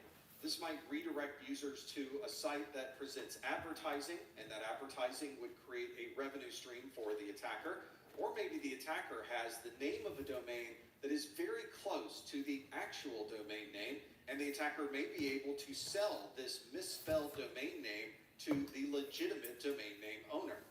If the attacker really wanted to be crafty, they could use that misspelled name to redirect all the traffic from that legitimate site to the competitor of that legitimate site. Or the attacker may present a page that looks exactly like the legitimate site, and it may request you to input your username and password, at which point the attacker now has your login credentials. Or the attacker wants you to download malicious software that will either create a ransomware for your machine, or it will turn your device into part of a much larger botnet. Sometimes you'll hear this URL hijacking referred to as typo squatting or brand jacking, because it's taking advantage of misspellings that are made on the keyboard of users that are trying to get to the legitimate domain name. Sometimes this is just a misspelling of the original domain name, and you may not even notice that the domain name is different. For example, the legitimate URL for my website is ProfessorMesser.com with ProfessorMesser. But a misspelled domain name will look very similar to this, which at first glance looks like it could be the correct domain name, except Messer is spelled with MESSOR in the spoofed or hijacked URL. Or perhaps the attacker has registered a domain name that is simply a misspelling of the original domain name. For example, a user trying to visit ProfessorMesser.com could type in the domain name but accidentally leave off the last S. This means the user would be directed to a domain name that is owned by the attacker rather than the legitimate ProfessorMesser.com. Attackers could also add additional letters to the domain name. For example, ProfessorMessers.com, which looks very close to the legitimate domain name, but of course this is a domain name that is owned by the attacker. Or they might use the same name in the first part of the domain, such as Professor Messer, but instead of using .com, they'll register that same domain with a different top-level domain, such as .org. This is another reason why we often tell you not to click links inside of your email and to look very closely at the domain that you're visiting to ensure that you're really on the correct website.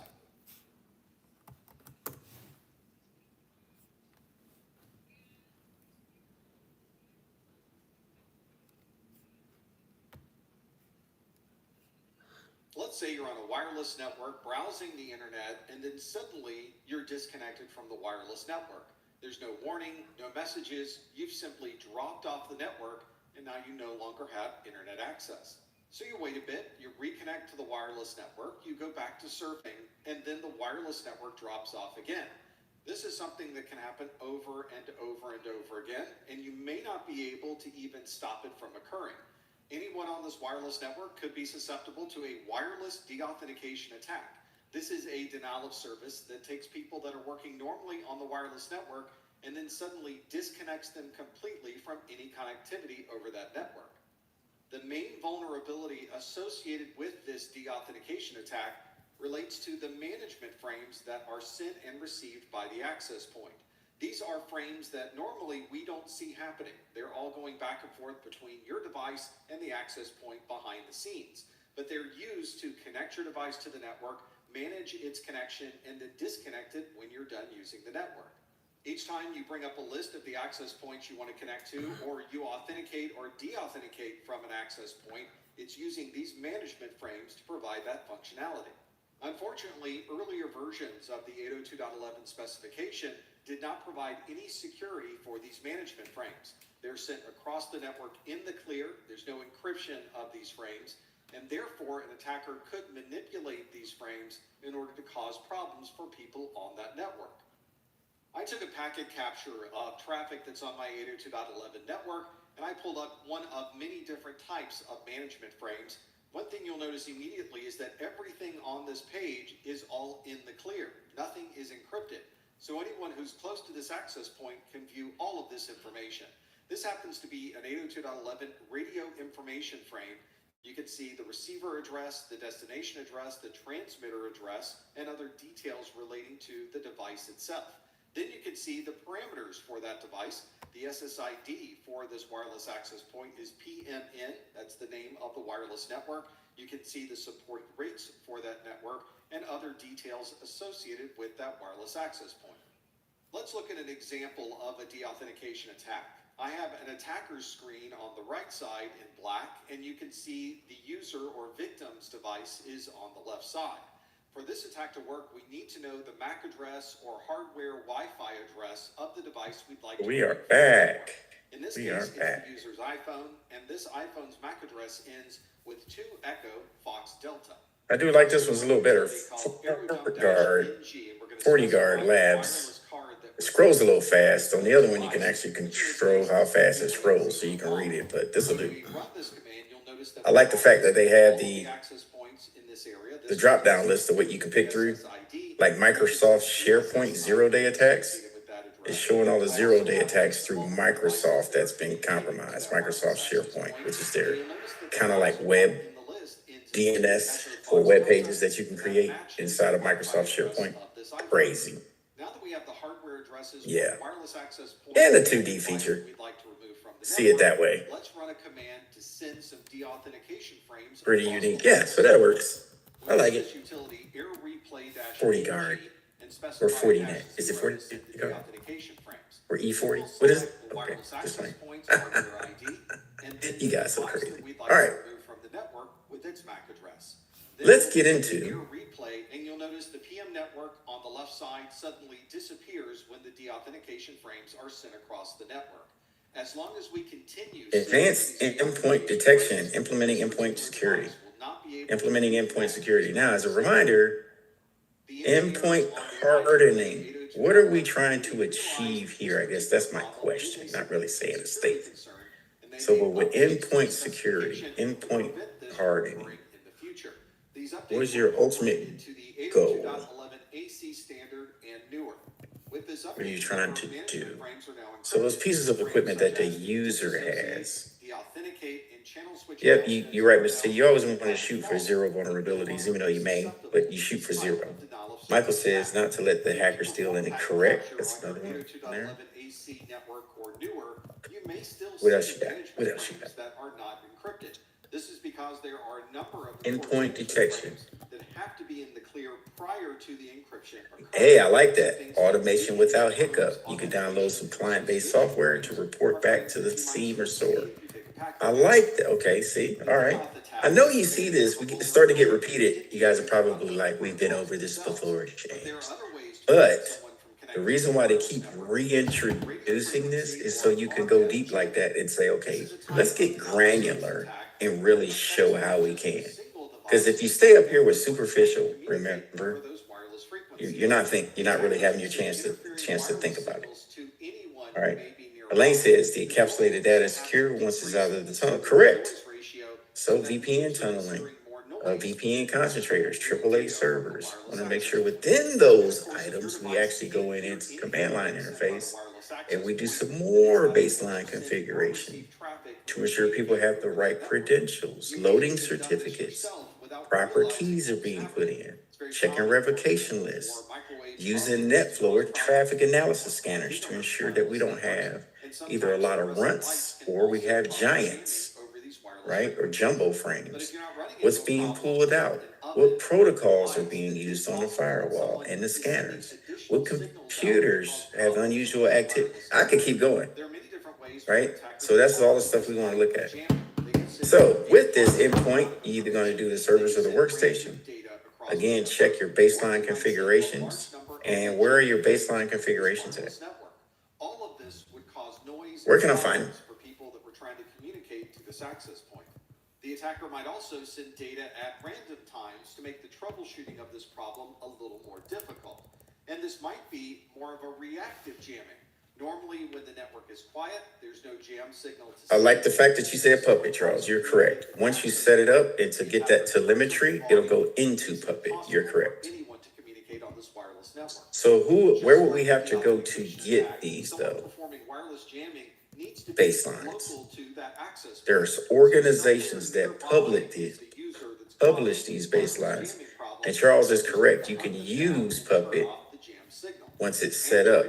So just to let you know, these APIs, these dashboards, they're only as good as the person who set it up or the team who set it up. So if you set it up horribly, it will be horrible for you.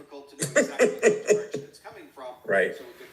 It's not like one of them things you just turn it on and it does auto defense. Nope, it doesn't do that. You got to set it up. Somebody says, is it SOAP? Are you saying SOAP or SOP? Standard Operating Protocol. Standard Operating Procedures. OSINT. There's one.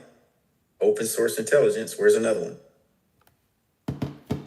Yep, Standard Operating Procedures. We'll take that. NIST. Okay, what's some more? You can get this fixed now and pay later. And by the way, if we're saying NIST, what's the publication numbers? And this. Get it fixed now and pay later in 4 interest-free payments. Ooh, yeah. I know you're busy, Mr. T. Somebody help out Mr. T. He's got his hands full with the beautiful baby. What's the number I said? Look out for it. There you go. 800 something, right? Belongs to NIST. Now, there's numbers after that, so you might have to look up that. But pretty much NIST is 800 series. What else are we looking for? What other baseline organizations they'll give it to you? It's going to give it to you. It's going to give it to you. And in some cases, modify the information that's being sent in real time as it's traversing the network. Operational unit. Oh, the OU. You'll have your sysadmin down there that'll help you out on that one. How about SANS? Yep. SANS Institute. SANS. What about CIS? CIS. Right? We talked about them too. They'll give benchmarks as well. So good. Okay. Got a good start there. And everything as far as that's according to the endpoint, this laptop and this router. proper segmentation is good. Make sure their subnets are correct. Everything's not just living on one LAN. Like every device is on one backbone. That's not good. You want to segment. Marketing over here, finance over here. You have its own domain over here, collision domain. And here will be separate LANs. So in here, this is a good thing we could do. Send a broadcast across the network asking if any device out there happens to be. How many LANs do you see in this picture? And if you are this device, please send back your MAC address. The router will How many local area networks? will send back a response. Somebody said 3. I am 192.168.1. Charles says 3. And here is my entire MAC address. You can see the MAC Okay. address here is the 1. same as the MAC address already associated with. Definitely 2, right? Once the laptop LANs. that ARP reply, it saves that reply into a cache on this local device. This Possible 4. to communicate to the router Oh, okay. without having to perform So if I'm tracing it, over and over again. The ARP cache will now this is saying this is the whole subnet. So off of here, this is a LAN right here. Yeah. Right off the switch. So 1, will be saved locally for the next interval. 2. Now we have our attacker. Our attacker is an IP address. This has to be its own. 168.1.14. 3. And you can see That connection has to be its own. attacker ends in And you're correct. 4. This laptop already has the MAC address of the router saved in the cache. And there's Yep. not been a subsequent. So you want to, there's 4 LANs right here. But the attacker sends an With segmentation and security. that says that I am one. If I have, 1.1, and my MAC address ends with echo fox fox. You'll notice this is helping those that need to retake the security plus. The net plus 2, by the way. It's helping them. Let me put on my Michael Jackson gloves. You know I'm bad. You know it. You know it. You know it. With the 192.168.1.1 and the new. That was Martin. That wasn't me that time. He was the one singing. He wasn't moving his lips. I saw it though. Okay, here we go. Thanks for letting me pick on you, Martin. All right, so if we look over here, Through the attacker's device, at which time the attacker can. this is a quick net plus. I always try to reincorporate different exams while we talk. So if I got 1 or 2 devices that need to connect in here, and I have, looks like a max of 2 devices. How many slashes? What's the slash? But what if the attacker could perform this? What slash can I use? Attack on the same device as the victim. This is referred to as an on-path browser attack. With an on-path browser attack, or what you may have heard as a man in the browser attack. Interesting, huh? Just talked about this yesterday. What, 24? What slash can I use if I just want a couple of devices on the LAN? This means that even if the Well, network traffic 24 it would be 256. this type of attack would still be able to see all of the information in Nah, it clear should- because it's running on the same device as the victim. Because it's an on-path attack. Slash 30. it looks normal to the victim. Can't use 32. There's only one device available. Something important like your bank Yeah. account and Can I use 30? information that Can I use 30? I can use 30. So generally, when they set up IP addresses, you'll see a slash 30 for this one, a slash 30 for this one. And then you have your switch over here with the LAN over here. But we don't know how many is over here. For generally, if you're looking at 1 to 2 devices that occupy a LAN, it'll usually be a 29 or a 30. Because they're going to set up the interfaces just to have direct talk. And then that way, nobody can join an additional device in between that domain if there's no IP addresses available. Yeah. Right? So that's why you use the lowest number between 2 devices to create a LAN. All right? Now, with these 2 as well, let's do, I'm going to add something over here. This is a desktop. All right, this is a desktop. So basically you have 3 devices over here. No, let's not even do that. This is what I want to do. Over here, I need 100 devices. Over here, I need the ability to put Network traffic is from a client to send information to the server and the server to reply 250. details. Some of this information is being sent back and forth between the client and the server. What slash am I using over here? What slash am I using over here? Love to be able to see and to be able to collect. Once that information is collected, the attacker may be able to Martin and all this was talking about this yesterday. with a replay attack. To be able to perform a replay attack, the attacker has to be able to have information that can be replayed. This comes into play too for Security Plus. That's why it's real light. You'll see two things about it. Nothing real detailed, but just as a reminder, I still would like y'all to kind of bring this back to. Okay, Charles says /26. Yeah, I'm going 100 devices. 24 and 25. You can put 128. /26. Half of 128. That's 64. So there you go. All right, 24. So this is a /25. Over here, you can put a /24. All right, now watch this. Now, there's this thing called VLSM, variable length subnet mask. What's 24? What's 25 subtract 24? I know, right? Pretty crazy. One. It's not a trick question. Y'all thought I was giving y'all the trick question, didn't you? It's 1 bit.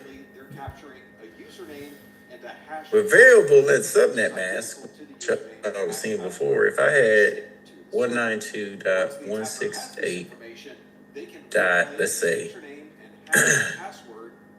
0.1 on a /24, it belongs over here. That's what I'm starting with. It's in that pool. Well, you take the two subnets, you take the lowest, subtract it from the highest one. So if let's say you have to make 5 subnets, this is variable in subnet mask. The difference in the bits from the lowest to the highest, you add it in here. So that means the second subnet will be 192.168.1.1. See how that works? There's the 1. There's the extra bit.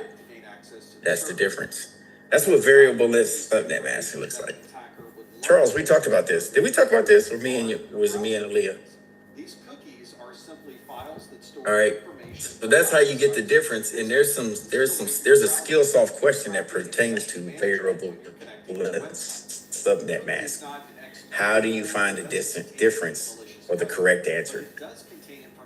You subtract the lowest slash from the highest. What is going on with Brian? Now you're hacking my systems. Subtract the lowest from the highest slash gives you that, and then you add it to whatever your IP address is.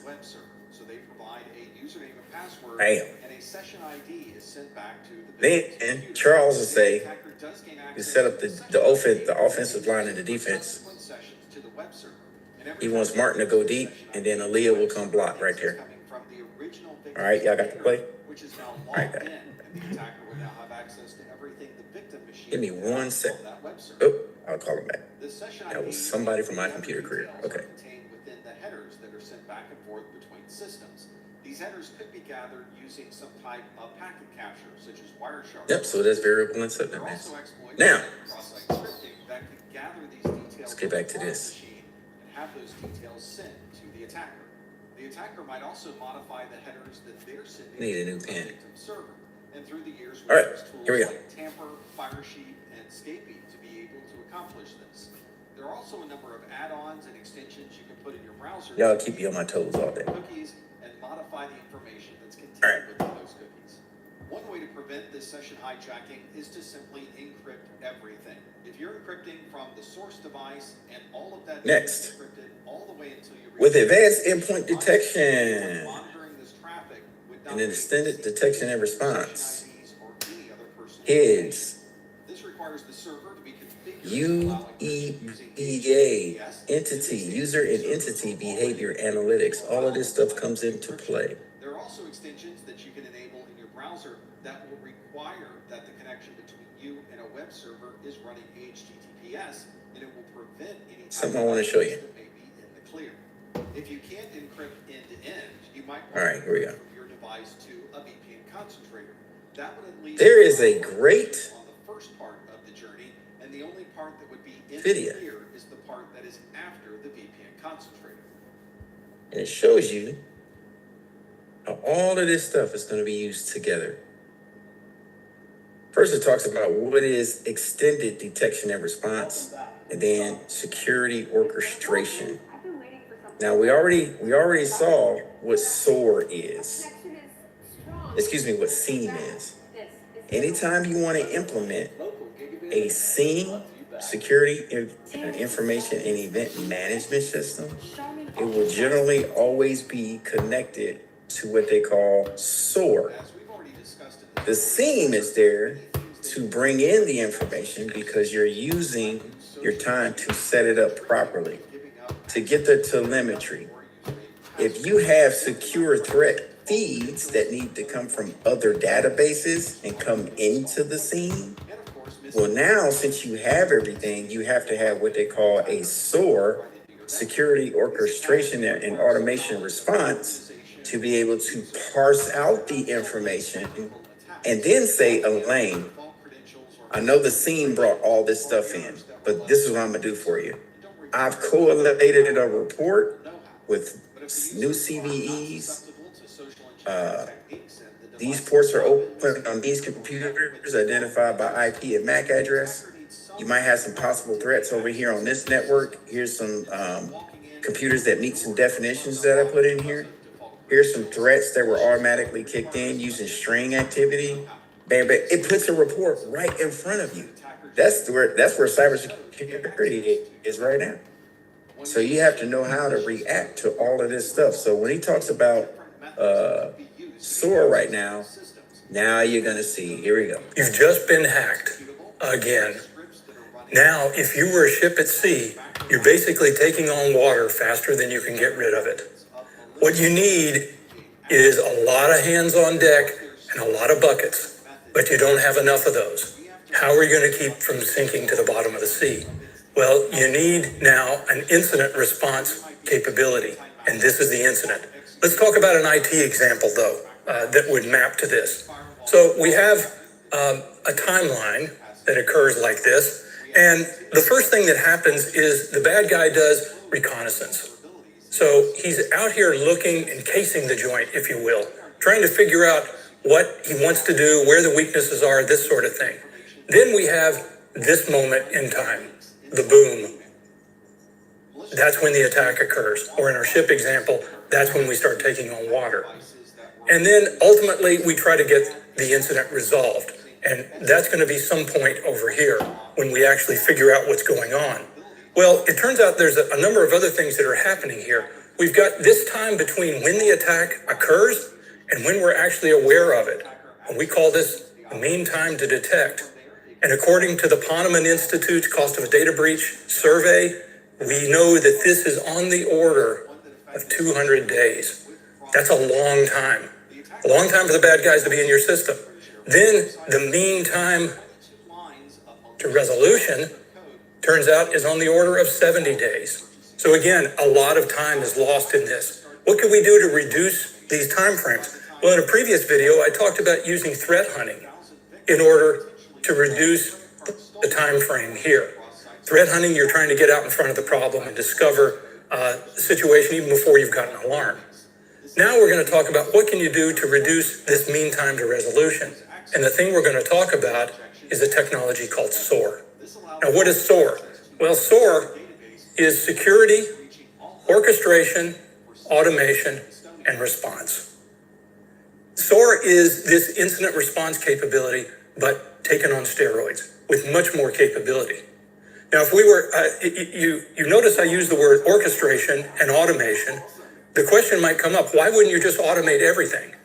Well, it turns out that's a little harder to do than you might think.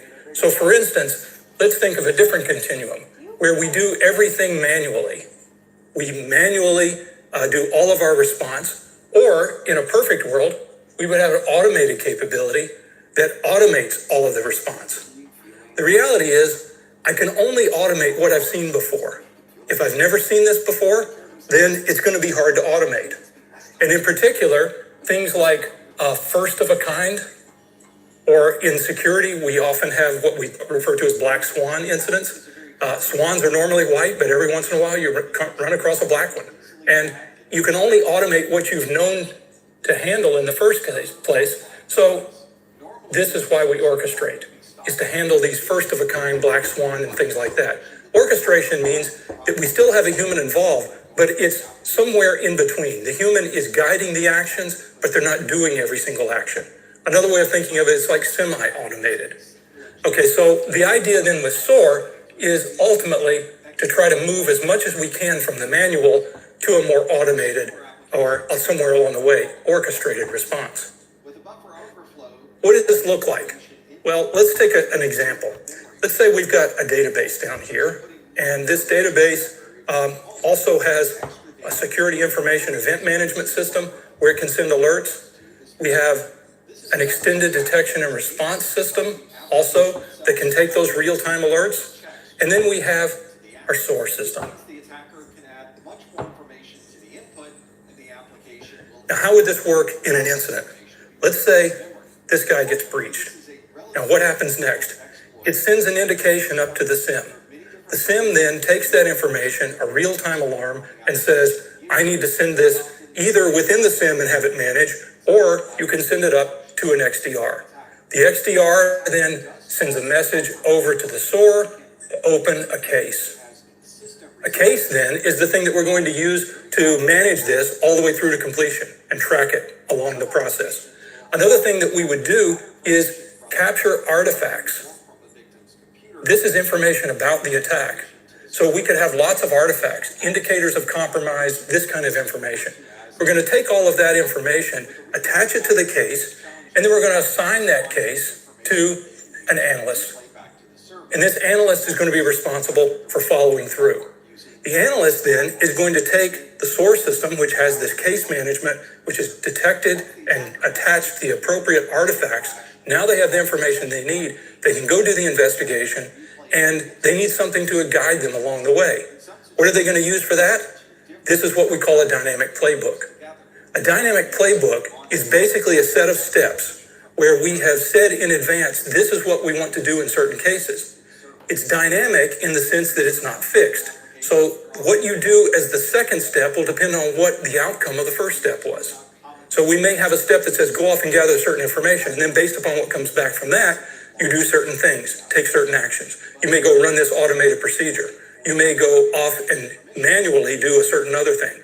This is the orchestration process. So we have this analyst in charge, running the whole shooting match, figuring out what needs to be done, and guiding all of those actions. Now, in a good SOAR system, you can design these playbooks very easily with a drag and drop graphical user interface and put in the actions and tie all of this together. That way, this person is not left to their own devices trying to reinvent the wheel, figure out, in other words, where is the fire extinguisher now that my hair is on fire? We'd rather know that in advance. Here's what the procedure is, and here's how we're guided. And ultimately, a good SOAR system will probably also have a nice dashboard that could visualize what's happening here and show that we have a certain number of tickets opened, a certain number of cases, how long it takes us to resolve those cases, who has the most number of cases assigned to them, and all of this kind of statistical information so that we can do further analysis. So back to our original analogy about the sinking ship, what a SOAR system is like a really powerful bilge pump. It will automate and in some cases orchestrate the process of getting all the water that's in the boat back into the sea, which is where it belongs. Some operating systems are equipped with data execution prevention, which limits what areas of memory. Y'all understand the SOAR? How it complements the scene? What are some good things that you pull from that video? Just to see where you're, just to see where your mind's. Scene brings in and ingests, has threat feeds that come in from every client that's attached to it. and every service that you signed up for. How is SOAR helping you? With maximum choice and unmatched flexibility, is designed to create personalized, dynamic experiences for any audience. This is how the teachers check for comprehension. Schedule your demo today. Hi everyone. Yes, I can put the link to the video for you. Yeah. Maintaining a bright smile has always been super important to me. This is a calculated way for me to check for comprehension to make sure you weren't playing Call of Duty. This 5% hydrogen peroxide formula dissolves. So what'd you get from it? Nobody got anything from the video? It only takes 3 days to start seeing a brighter smile. Nothing? Nada? Start every day with confidence and a bright smile. And along those same lines, many It's one of them days, ain't it? No, it also can. Is it one of them days? Am I reading the room? It helps with, you know what it is? It does help with continuity. Yeah. Good answer though. I like the way you blanket statement to that one. Here's an example of a privilege. Yeah. SOAR and how long it takes to get the operation back up. Yeah. Response to threats faster. Martin's got that. Yeah, it does. Yeah. Kind of gives you. So what's MTDD? What's MTTD? MTTD. Server 2008, 2008 R2, 2012, 2012 R2, and 2016, and it also affected Windows 10. If an attacker was able to take advantage of this vulnerability, they would be granted system privileges in the Windows operating system, and system privileges are the. And then after MTTD, there is MTTR. Yep. Average time to detect Martins. Got it. There's one. Cross-site requests are things that. Yeah, it's the mean time to detect, Charles. Yeah. So when it'll help you find out somebody in your system faster. Yeah. And then the mean time to repair. Yep. Respond or repair, remediate. Yeah. You got that too. Good job, y'all. So that's what it's going to help you with. Now with these systems, there's a couple of things that come along with them. From the user's perspective, it looks like all of this information. You could get some telemetry. You have a system that'll tell you that you have a problem. But sometimes you can't trust what you see. You ever heard the term false positive and false negative? Okay. So you could have a false hit, meaning they're saying you have something happening. It is a hit. It's happening. Right? And you go to investigate it and come to find out it is not an intrusion. Basically, it's, Michael forgetting his password again on every Tuesday. He's just tried it 5 times and it finally went in. He always forgets his password every 30 days when it's time to change the password. You get what I'm saying? So the system will pick that up as somebody's trying to hack a terminal. No. This is Michael being Michael. That's his thing. It's user behavior analytics, right? We know that on the first of the month, every month, when you change passwords, Michael always forgets, and it looks like he's hacking because he's trying every password known to man. Right? And we see that. Now, the second part is you have a false negative. Let's reverse that whole scenario. You actually have somebody on Mike's computer. This time it's for realsies.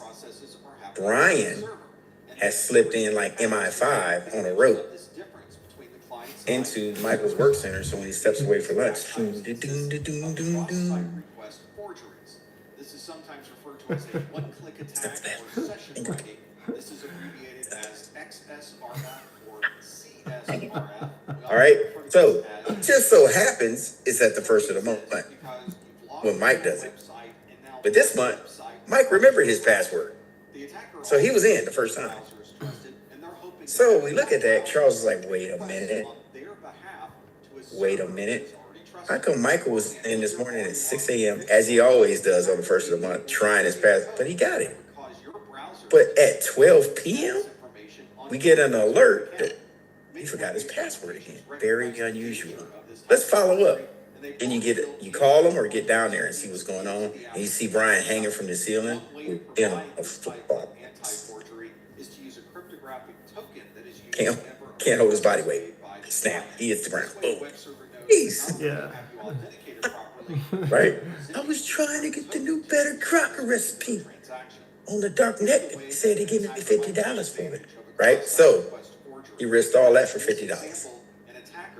So there's the false positive, and then you got the false negative. So that is a test question. For realsies. All right. Let's see what else we got. Let's continue this learning evolution. All right, so that's the user behavior, endpoint detection, hardening. Talked about that. If there's anything I could tell you that'll help you out. This all happens behind the scenes, and it's very common for the victim to not even realize. A lot of the stuff we don't have to hit over and over, but there's new things that are there that complement the knowledge. For instance, mobile device hardening as we move forward in the slide deck. A directory traversal is not necessarily an application vulnerability. This will be presented to you again on the exam. In these areas that talk about the deployment models, you have to know the acronyms. Bring your own device. They forgot to put that there. Corporate owned, business only. Corporation owns it. You can only use it for business. Corporate owned, personally enabled, or choose your own device. This is all encompassing of mobile device management. We had an example the other day. It's like how can we lock down wireless access points inside of the company? Somebody brought up a good point about we can put in some BYOD defenses on wireless access points and have people authenticate through a CAPTCHA or a portal in the company, and certain things we can lock down. Now, you can put in full device and external media encryption on these devices too. So like my wife's device, I was telling you, they use Microsoft Intune, which is a mobile device management system for Microsoft. Client been downloaded to her phone. The reason why they do that, because they want her to have access to her phone. She downloads the client. She deals with a lot of PHI, personal health information, and PII of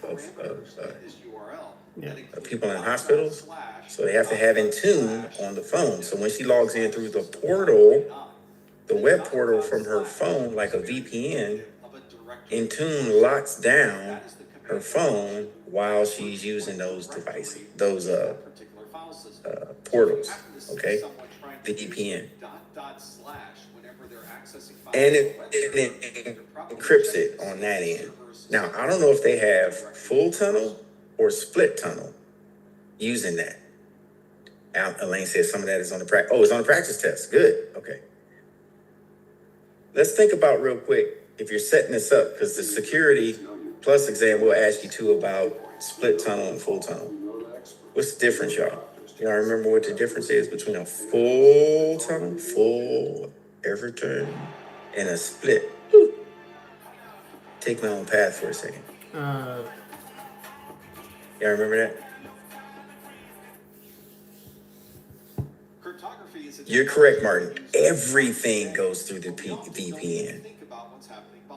Yes, you're correct. Both of y'all, tag team, boom. Then Martin and Mr. T says again, split uses the public Here's the key thing. The public internet is now being accessed through the device's internet and not through the full VPN.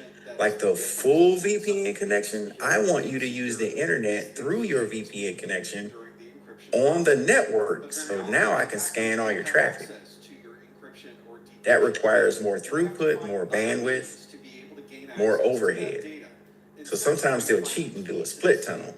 But if I'm looking at medical records from point A to point B, it's encrypted. The minute on my device, I click Chrome to look up concert tickets for Taylor Swift, you got me. I'm vulnerable. And the reason why I'm way vulnerable now is like this, it's like a fork in the road. Here's the full tunnel over here. See that? It's more, everything's going through there. Here's the split. I'm looking for Taylor Swift tickets. Well, if somebody was in my computer right here, and I got infiltrated through here, they can ride my credentials all the way through the VPN to the main network. trust these algorithms to protect our That's data. why a lot of VPNs are set up where you do everything through that tunnel. Attackers now focus on Okay? the implementation of the cryptography. So that's the difference. So kind of look at what's going on when you get there. That ultimately provides the You can implement full device encryption. access to our data. Let's first look at attacks that we can do. Different ways you can do that. Themselves. The first attack type Location services can be used to ensure that a person works inside of a zone or to track their phone just in case it's lost. Geofencing and geotagging. So sometimes geotagging, you're tagging data as it goes. It puts that tagging frame on the in the frame of the data. Okay.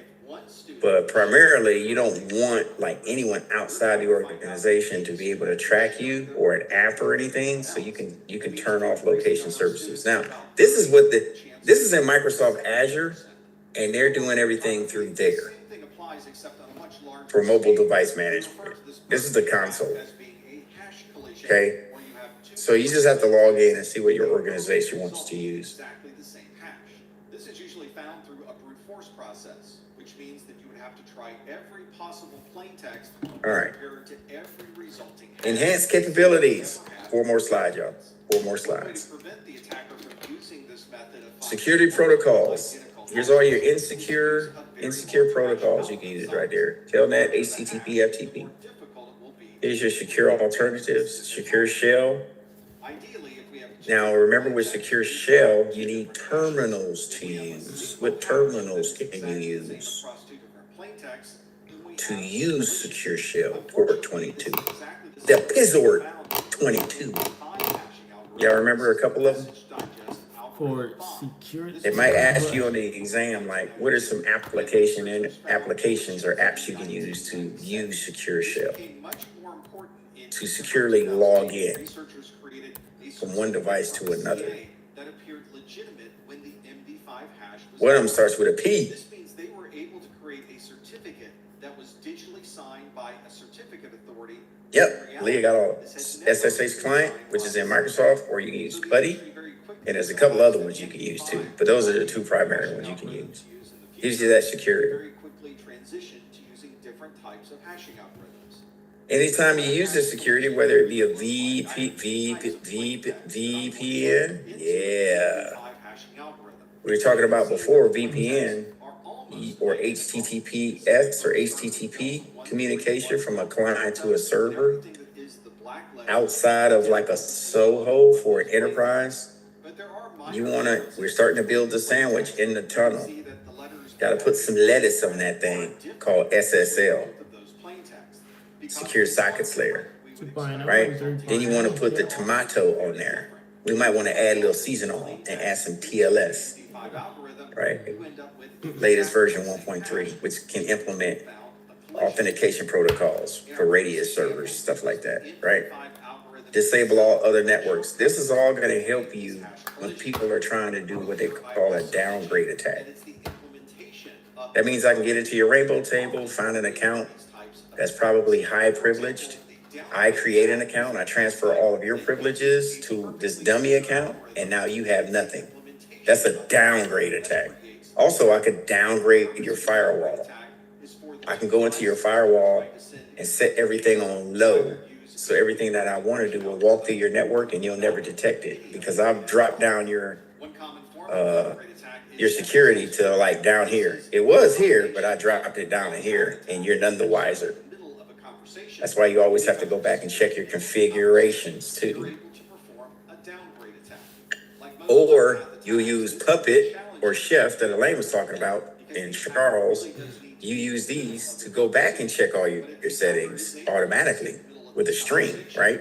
You can set it up and it'll scan it for you and tell you if anything's changed. That they're trying to visit really is not encrypted, so you don't need to request an encrypted form of the page. Simply send all of the data across the network. We already talked about, here's the network snitch again, simple network management protocol.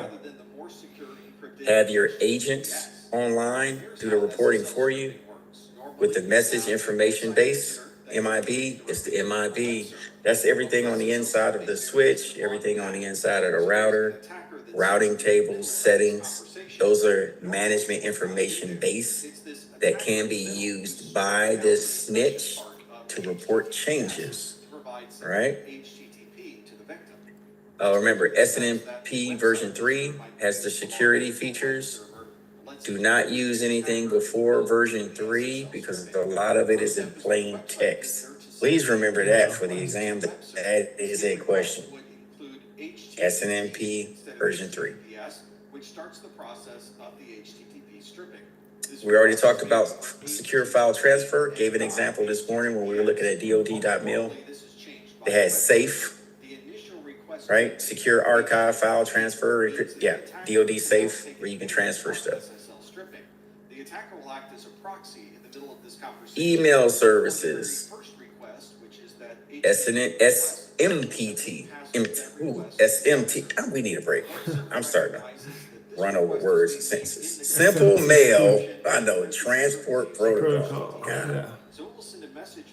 All right. It's sent in clear text by default, sending information back and forth. So you have to actually go in and configure POP3. This is an example over here. And actually, by doing pen testing, Aaliyah, she asked this morning, this is a pen test exercise to check your POP3 and IMAP configurations on the back end, right? To make sure everything's good to go. Because the adversaries are doing the same thing to see what they can, so they're listening on a port. They're listening on a port. See if they can intercept anything. If you have a relay agent moving mail from one SMTP server to another one, or you may have several DNSs, domain name mail servers, Open Relay can help you.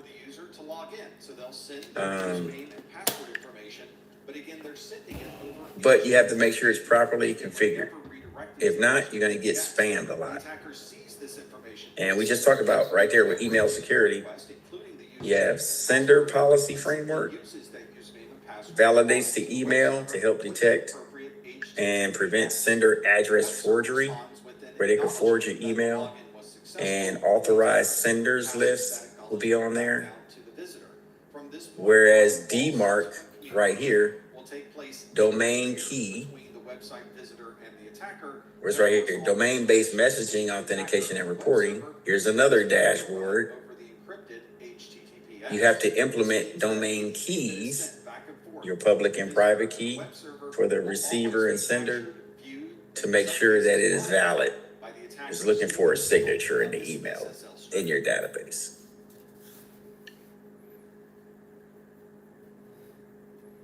Let's look at SMIME again. This is important. Secure multi-purpose internet mail extensions, encrypts emails to provide confidentiality and integrity protections, requires public key infrastructure, so PKI. Now you'll see this extension put in like Edge or Google if you want to check your email through a web portal. So you have to download those extensions. But those extensions can be vulnerable too. So you have to check that too. Generally, you see SMIME used in Edge because it's more secure and works better on enterprise networks. Facts. Yep.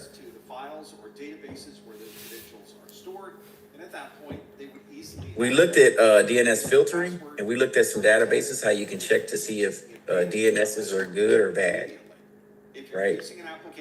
I'll let you look at that at your leisure.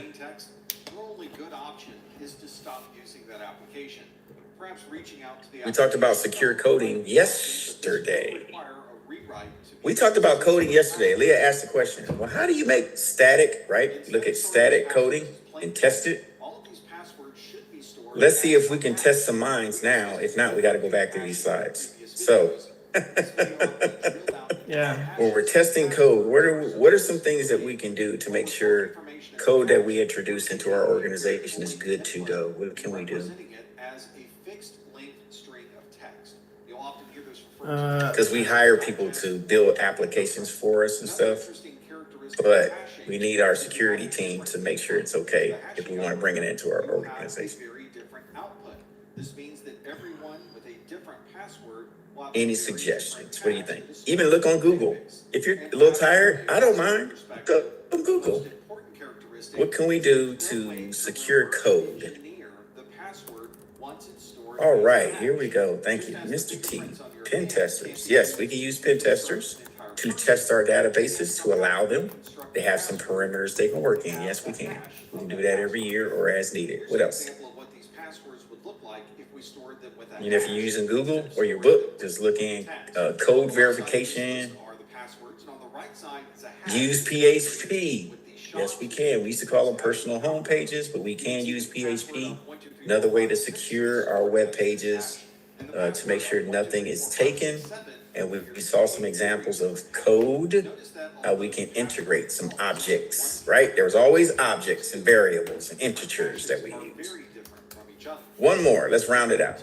A good 3 answers here, and we're good to go. It even tells you on the slide what you could use. There you go. Validate input.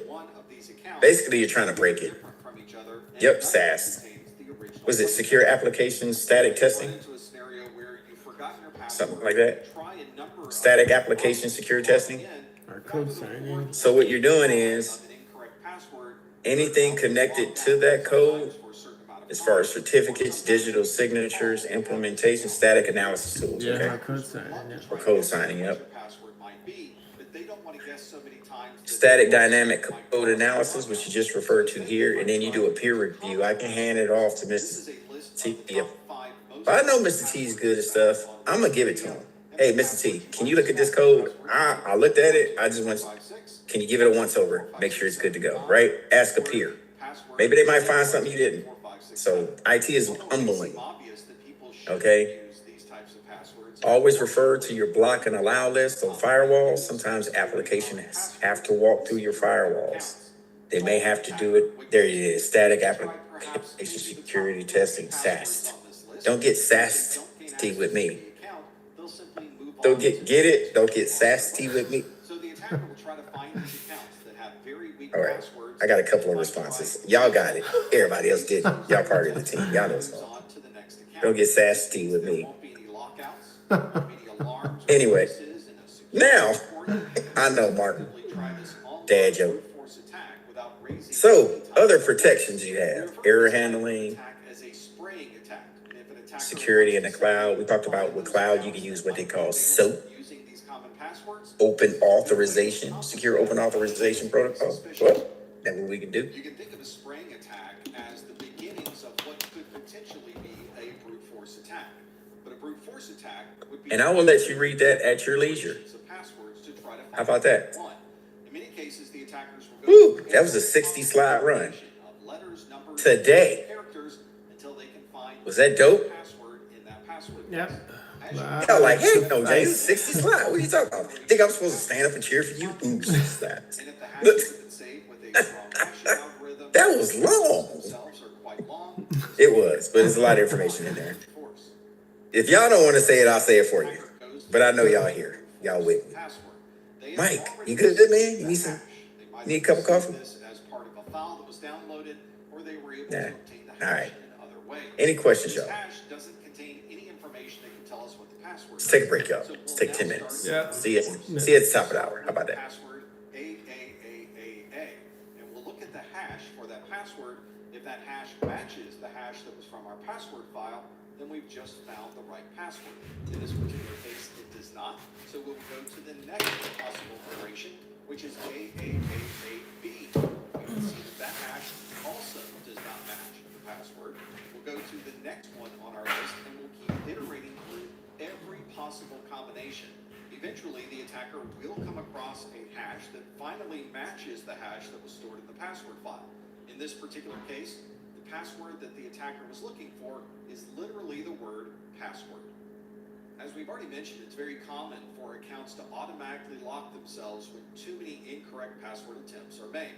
And that's why a brute force attack online is going to be very slow, because you'll only be able to make a request to this perhaps once or twice a day. And of course, you do have the concern that eventually this account will be locked out. Instead, the way that most attackers handle a brute force is to download the file that contains all of that password information. Very often it looks something like this, where there would be a list of usernames, perhaps a name ID or group ID, and then the hashed password itself. Once the attacker is offline, there's no concern that an account might be locked out. They can perform as many brute force attacks as they would like over whatever time frame that they would like.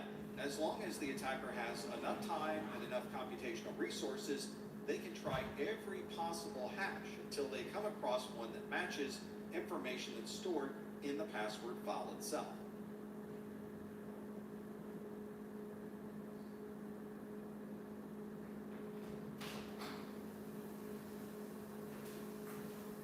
At King Supers, you never compromise. You get up high quality that's guaranteed fresh and down low prices in every aisle. With quality and savings that add up, King Supers shoppers never compromise. King Supers, fresh for everyone.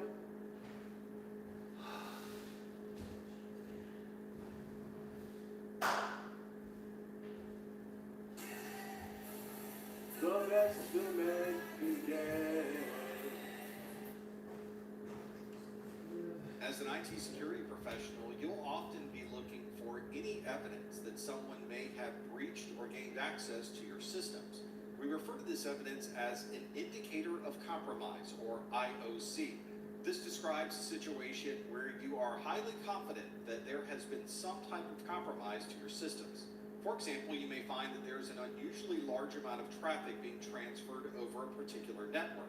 Or perhaps the hash values associated with files that have been stored in your system have now changed, indicating that something has been modified with those files. Perhaps most of your traffic is within your own country, but you're noticing an uptick of traffic that's coming from international sites.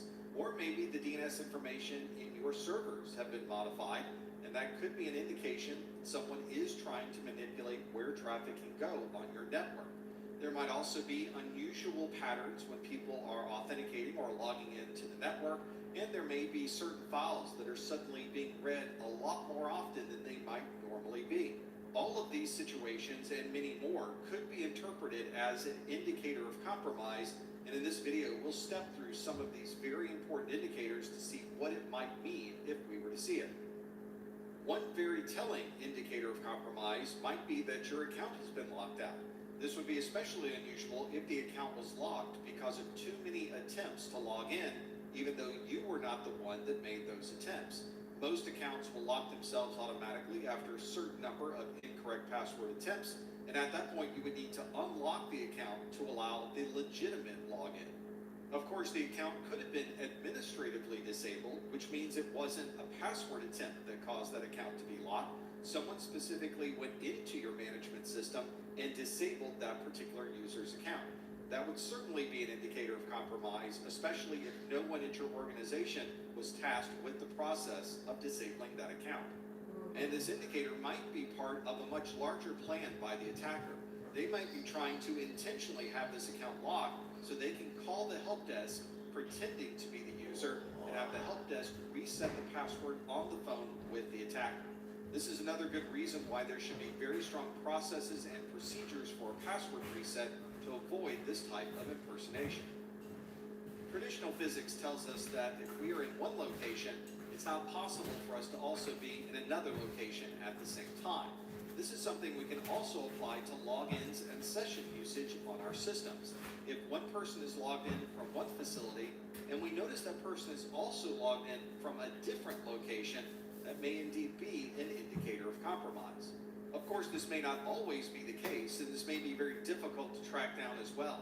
Many of us have accounts that are running on different devices simultaneously. You might have an account that's logged in on a desktop, a laptop, and a mobile device, and sometimes those devices can exist in different locations. Or this may be an automated process, perhaps a service login, and the service login is obviously not the same as an interactive login.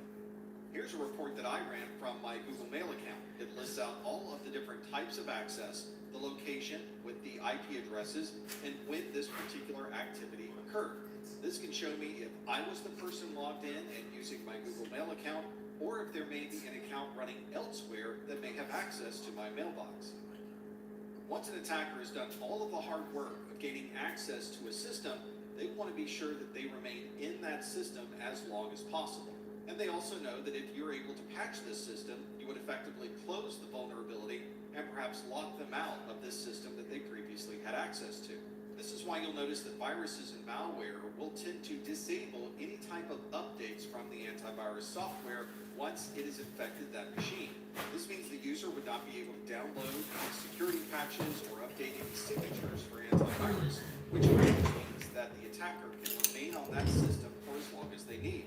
If you're finding that you're not able to connect to certain security websites or download security patches, that could certainly be an indicator of compromise. Normally, you would think logging in, all you would need is a username, password, and any other type of authentication mechanism to gain access to a system. And indeed, most of the time that's true. But what if these logins occur in very different parts of the world? We should be able to look at all of the log-ons and log-offs for a particular account to see exactly where the users might be located. For example, there may be someone logging in from your corporate office in Omaha, Nebraska, right in the middle of the United States. And you notice that a few minutes later, you have another login from the same user located in Australia. This should immediately create some type of alert or alarm indicating that these two logins should not be occurring so quickly together.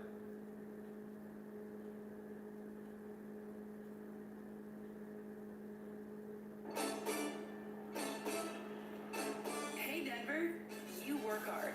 So how about a bank that lets you know when you can afford to play? Let's get more from money. Huntington Bank. At such a very far distance. These types of impossible logins should be something that you can easily identify by looking at the authentication logs. This would tell you when a person logs in and where they're logging in from, and that can be compared to any of the other logins occurring for that user during a particular time frame.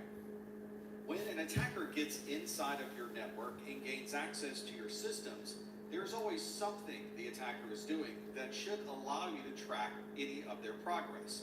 This is called resource consumption. For example, the attacker may be transferring files from one system to another, or transferring data out of your network and onto the attacker's servers. This would certainly show a spike in traffic, and if you happen to notice that your network is suddenly busier than it normally might be at 3 in the morning, that could be an indicator of compromise. Your firewall logs would certainly show a transfer of information associated with a flow of traffic, and you might even have IP addresses and timeframes associated with that as well. This can often be your first notification that someone may be inside of your network and transferring data from one place to the other. And there have been breaches where the only notification that something was a little unusual was one small file transfer occurring at a time when nothing else should be happening.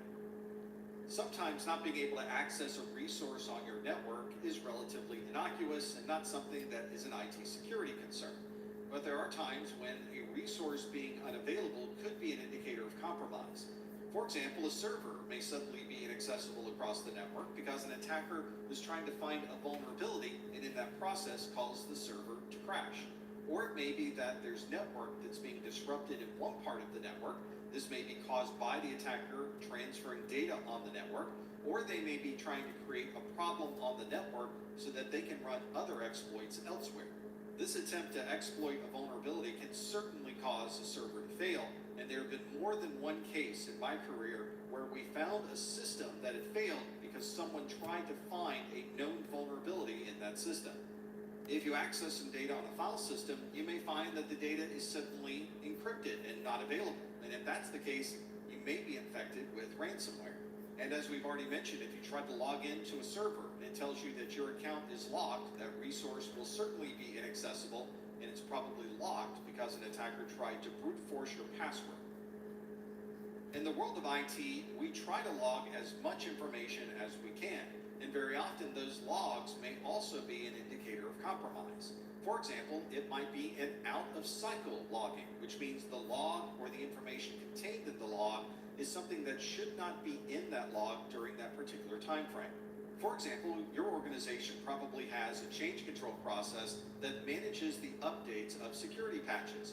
These security patches are probably installed on a very regular schedule, and everyone knows the time and date that these security patches are commonly pushed out. But if you happen to see log information showing that patches or applications are being installed at times when you would not expect them to be there, this may be a case of out-of-cycle logging. We see this quite a bit with firewalls because firewalls tend to record every single traffic flow and all of the details associated with those traffic flows. This means that we can look at every bit of traffic traversing that firewall to understand what was sent at any particular time of the day. And if we're examining the firewall logs and notice that some information is being transferred at an unusual time frame, that may indeed be an out-of-cycle logging and an indicator of compromise. The attackers also know that there are extensive logs being stored on operating systems, workstations, firewalls, and other devices. Because of this, attackers will very often delete log information in order to hide the fact that they were on that system. Each time the attacker authenticates, transfers files, sends data through a firewall, or accesses a server, there will most likely be a log associated with those actions. This is why it's a good best practice not only to create reports based on that log information, but to also set up notifications if any of that log information is missing. This would give you some type of indication that there might be a compromise occurring on your network. And a very clear indicator of compromise is when suddenly your private organizational data is suddenly made available on the internet. It's very possible for an attacker to gain access to all of your systems, exfiltrate all of your sensitive information, and you have no idea that any of that data was even transferred.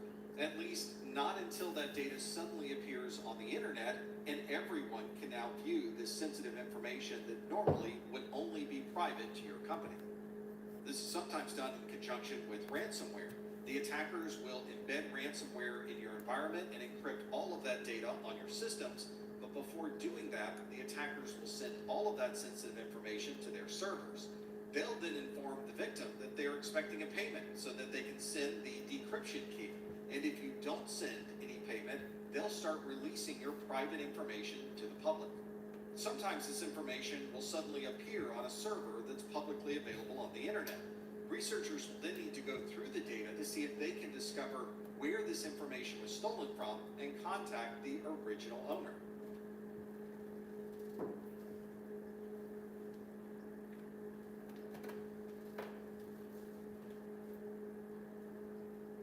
CompTIA certification is too expensive? Let me show you some math. A CompTIA certification is going to make up to $15,000 more than somebody who's non-certified. And $15,000 divided by 12, $1,250. That's more than $1,200. And that right there pays for your certification in 2 weeks. And if you're still not convinced, check out what this student said. I was stuck at a help desk making $48,000. 6 months after getting security plus certified using Dion training, I landed a security analyst. In order to limit the scope of any type of security event, it may be useful to segment your network into smaller pieces. This might be through physical segmentation, where you are physically separating devices. It might be logical segmentation. We often see that in network switches with VLANs, or virtual segmentation, which is very common in cloud-based or virtual machine architectures. Sometimes we separate these systems to get the best possible performance, especially if it's a high bandwidth application. We might dedicate a single subnet just for this high bandwidth application so that it can run as efficiently as possible, and anything that's done by any other user on the network would not have any effect on the throughput of this app. Sometimes our segmentation is very strategic, especially from a security perspective. For example, you might have a rule that says users should not be communicating directly to a database server. Instead, they should be communicating to an application, and the application server should be communicating to the database server. In this situation, there might be a firewall or some type of control list that would limit who might have access to a particular server. And some segmentation is required, perhaps due to a mandate or a set of policies and procedures. For example, if you're running PCI compliance, that's the payment card industry, which means you're protecting credit card numbers, you might be required to keep the credit card information completely separate from any other part of your network. It can be easy to implement this separation using an ACL, or access control list. This provides a way to allow or disallow traffic through your network, operating systems, or other technologies. So you might have a grouping of different categories like source IP address, destination IP address, port numbers, time of day, or any other detail that you can use to control traffic through a device. This access may be all based on IP address, where certain IP addresses can access other IP addresses, and there may be blocks installed for other ranges of addresses. Or maybe it's based on the user. If it's a regular user, they might not have access, but if you are an administrator or a super user, you may have the proper access to that service. It's also important when configuring these ACLs that you take all different connections into account. You don't want to create an ACL that would effectively lock you out from building other ACLs in that system. Here's an example of permissions that you might want to allow or disallow using an access control list. For example, you might have a rule that says that Bob can read files on a particular resource, Fred can access the network, and then James can access the network 192.168.1.0/24 using only the TCP ports 80, 443, and 8088. You can see this last control is relatively specific, which allows the administrator to create very granular controls for access. ACLs are also found in our operating systems. If you've ever configured permissions to a particular folder or file that's in an operating system, or you've created groups and added users to those groups, then you've configured an access control list. Another form of segmentation is based on the applications you use themselves. And many operating systems allow you to create an application allow list and deny list. Many organizations will use these lists to ensure that only legitimate applications can be used on those systems, and it will block the use of any other app. This would include blocking of malicious software, such as Trojan horses, malware, viruses, and others. You would generally set a rule or a security policy that would allow or disallow a particular application to run in that operating system. There are two different philosophies for allow lists and deny lists. You might set up an allow list where nothing runs unless it is specifically approved, which means you would have a relatively restricted list. Only what's on the list is able to run on that system. In other environments, you might have more flexibility with a deny list. Deny list works the opposite of an allow list, where nothing that's on that bad list can be executed on that system. That means that everything can run except the things that you have specifically written as being unable to run on that system. A good example of a deny list is the antivirus or anti-malware systems that you're already using, which allow everything to work through your system until it identifies a known bad virus or malware, and then it will block that particular application from working. Windows provides extensive controls for allowing what applications can run, what applications are denied. This can be done with an application hash, where an application can be identified not with its name, but with a very specific hash associated with the application itself. That means if something changes with the application, the hash will no longer match, and it will not apply to this particular rule. Some applications are digitally signed, so there's a certificate you can reference on who signed this particular app. So if an application is from Microsoft, Adobe, Google, or any other organization with a signed app, you might set a rule that says if it's digitally signed, it's allowed, and if it's not digitally signed, it won't run on the system. Windows also allows you to allow or disallow applications that are running from a very specific area of the drive. And if an application is running from a different directory on that system, you can configure a rule to prevent that application from running. And of course, Windows has the concept of network zones, where you might be on a private network or a public network, and you can set rules inside of Windows that would allow certain applications to work depending on what zone you happen to be located in at that time.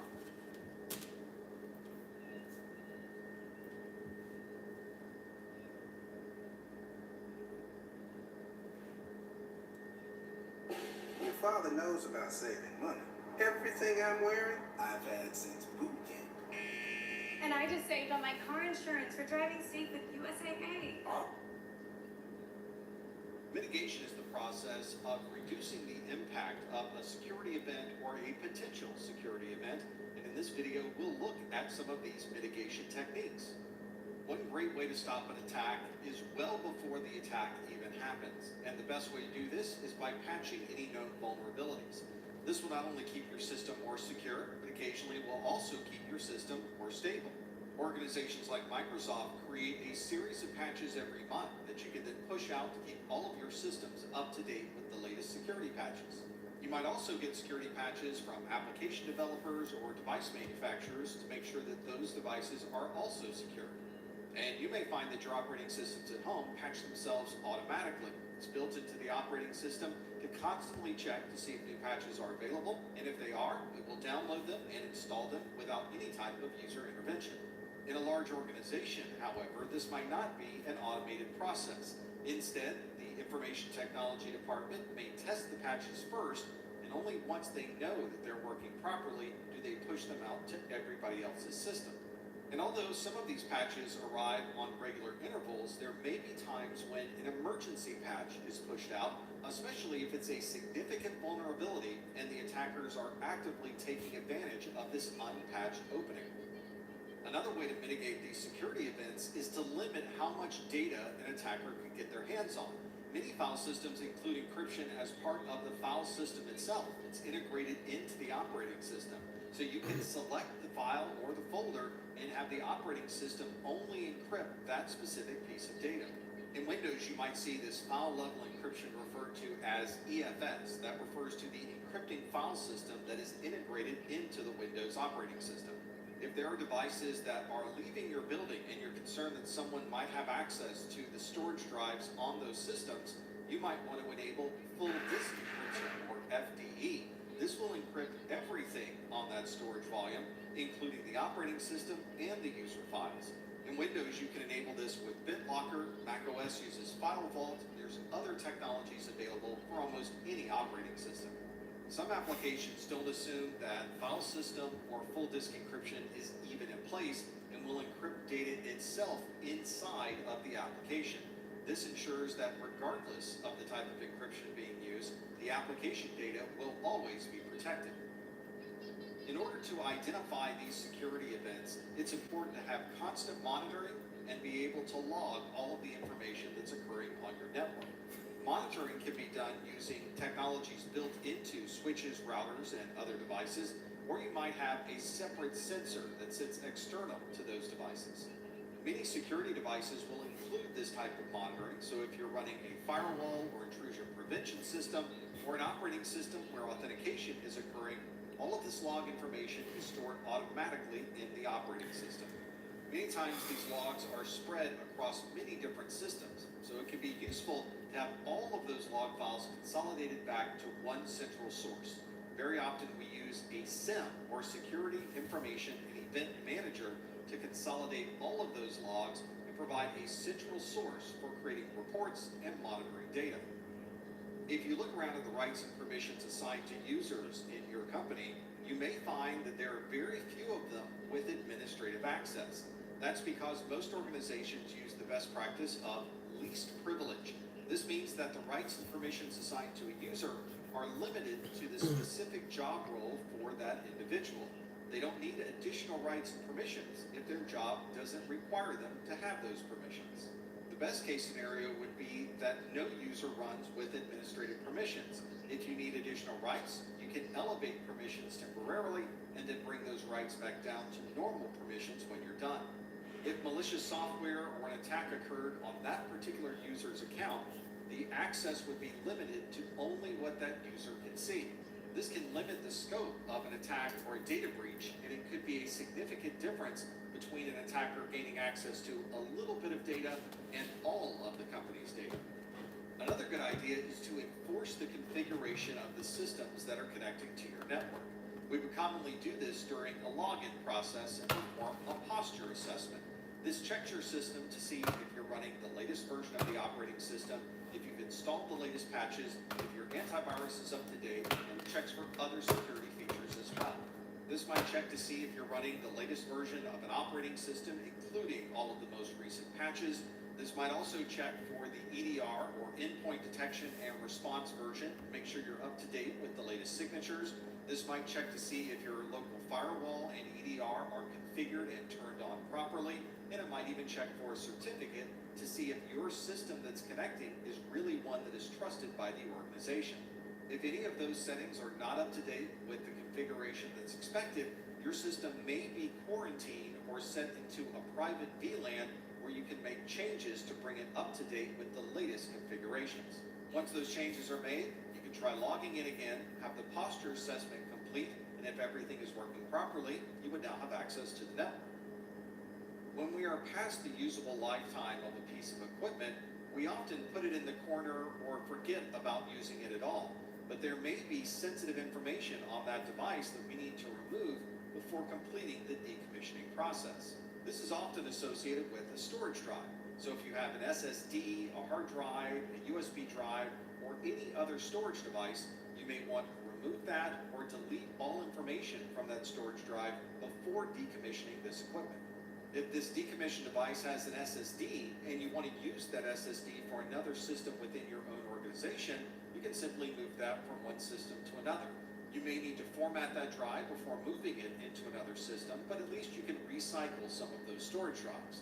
If that storage drive is no longer needed and you feel there might be sensitive information still on that drive, it might be a better idea to simply destroy the drive itself, which would certainly prevent anyone from gaining access to that data.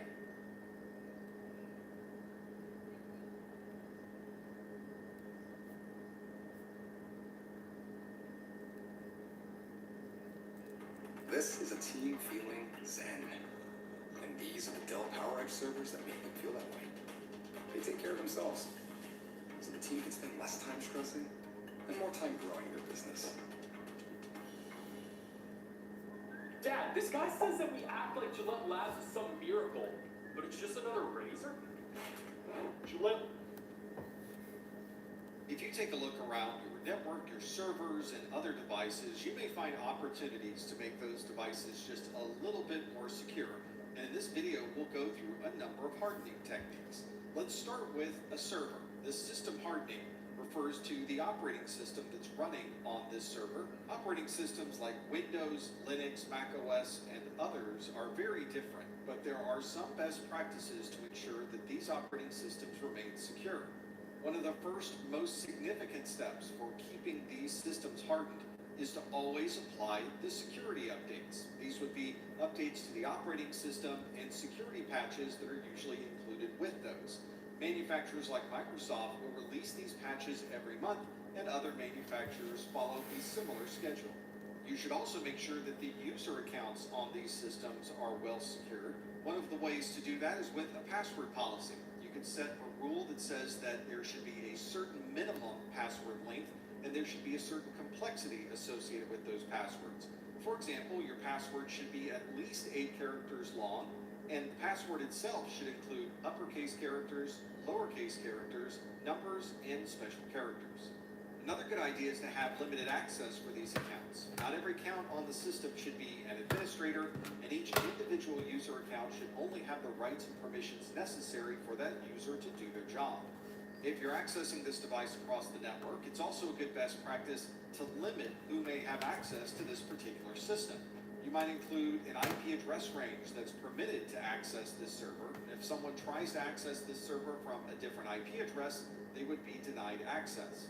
And of course, it's always good to monitor and secure the system with antivirus, anti-malware, or some other type of endpoint detection. Another good hardening technique is to encrypt any data that you would like to protect on these systems. One way to do this is with the file system itself. You can select individual files or folders and tell the operating system to only encrypt that specific data. This is easily done using things like the Windows Encrypting File System, or EFS. If you would like to secure the entire drive with operating system, user documents, and anything else that's stored on this system, you might want to use FDE, or full disk encryption. This does encrypt everything that is stored on a particular volume, and you can do this with built-in tools like Windows BitLocker or the FileVault utility in Mac OS. And if you're communicating between devices across the network, you might also encrypt all of your network traffic. This can be done using a virtual private networking option, or VPN, and the applications that you're using may have encryption built into those applications already. For example, if you're connecting to other devices from your browser, you're probably using HTTPS on that address bar, and that encrypts all of the data between that browser and the web server. It's common these days for people to have 2, 3, or even more devices that they might use throughout the day. And we also need to think about how to harden each of these individual user endpoints. We're of course concerned about attacks that may be inbound to any of these devices. There could be someone on the internet trying to access those devices directly. If a device does become infected with malware, it's possible that that malware may try to attack other systems using the user workstation as the starting point. We need to think about the type of security that we might put on a desktop computer, a laptop computer, or even the mobile tablets or mobile phones. All of these are probably running different operating systems, using different applications, and we need to apply the proper security for each individual platform.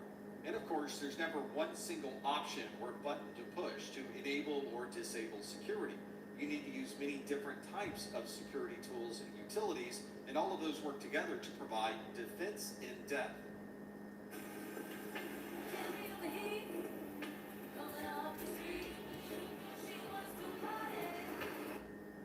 It's estimated that there are over 1 million malware variants created every day. To address this scalability problem, the industry is focusing on the next generation of malware detection through an EDR, that stands for Endpoint Detection and Response.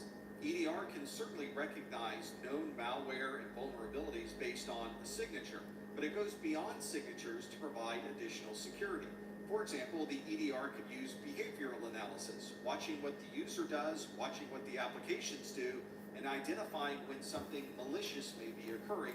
All right, we'll get started with Jeopardy in 6 minutes. 6 minutes. EDR might also include machine learning for rapid identification. Minutes took you fresh your own. And process monitoring can constantly watch all of the processes running on your system. And if a new process suddenly began on your system, EDR can recognize that process and begin monitoring it for any type of malicious activity. EDR also has the ability to go much further than a traditional antivirus or anti-malware application. For example, the EDR itself can perform root cause analysis on the threats that it's seeing. Once EDR recognizes something that could be malicious, it begins performing additional studies on what that particular process might be. And after doing some research, you can make a decision on whether that is something that is malicious or something that should be allowed. And once malicious code is recognized, the EDR itself can immediately take action. You don't need to wait for a technician or a help desk ticket to be created. Instead, EDR will isolate this system, quarantine that threat, and even roll back to a previous config to remove that virus from the system. This entire process can be automated through the use of an application programming interface, or API, so the EDR can perform all of its functions autonomously and then report all of that information back to a central management console. It's very common these days to have a host-based firewall running on your operating system. This is a software-based firewall outbound from your system. Since this software-based firewall is sitting on your operating system itself, it gets to see all of the data before or after encryption has occurred.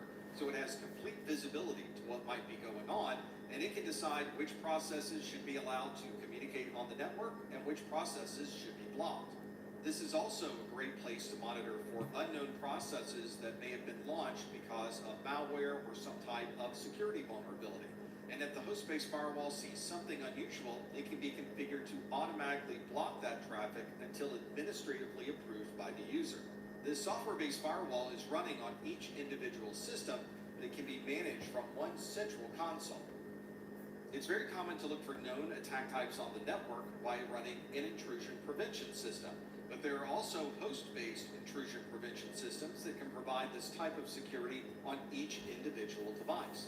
This is often built into your EDR or your anti-malware software, and it watches all of the traffic that is inbound to your system to look for anything that might be a known vulnerability. The host-based IPS or HIPS can also secure application configurations and operating system configs, and it can look for and verify any inbound updates for securing that system. We commonly associate intrusion prevention with looking for some type of malicious action. So this might be something based on signatures that are stored in the IPS. It might be based on heuristics or behavioral changes. Since the IPS is on the operating system itself, it can extend this visibility into the way the operating system is working. For example, if the host-based IPS recognizes a buffer overflow or registry change, or perhaps some files were modified in the core Windows operating system folder, it can send an alert and block that particular process from continuing. Each time you install an outward-facing service on a server or workstation, ports are opened inside of the operating system, and those ports can be accessed across the network. Ideally, you should close as many of these ports as possible. Each one of those ports is an opportunity for an attacker to find a vulnerability that would allow them to gain access to that system. This control of open ports can certainly be done on the server or workstation itself. You can also install a firewall to provide this port-based protection. Ideally, you could even use a next-generation firewall to provide much more granularity of not just the port number, but the service that's using that port number. Sometimes these ports are opened without the knowledge of the end user.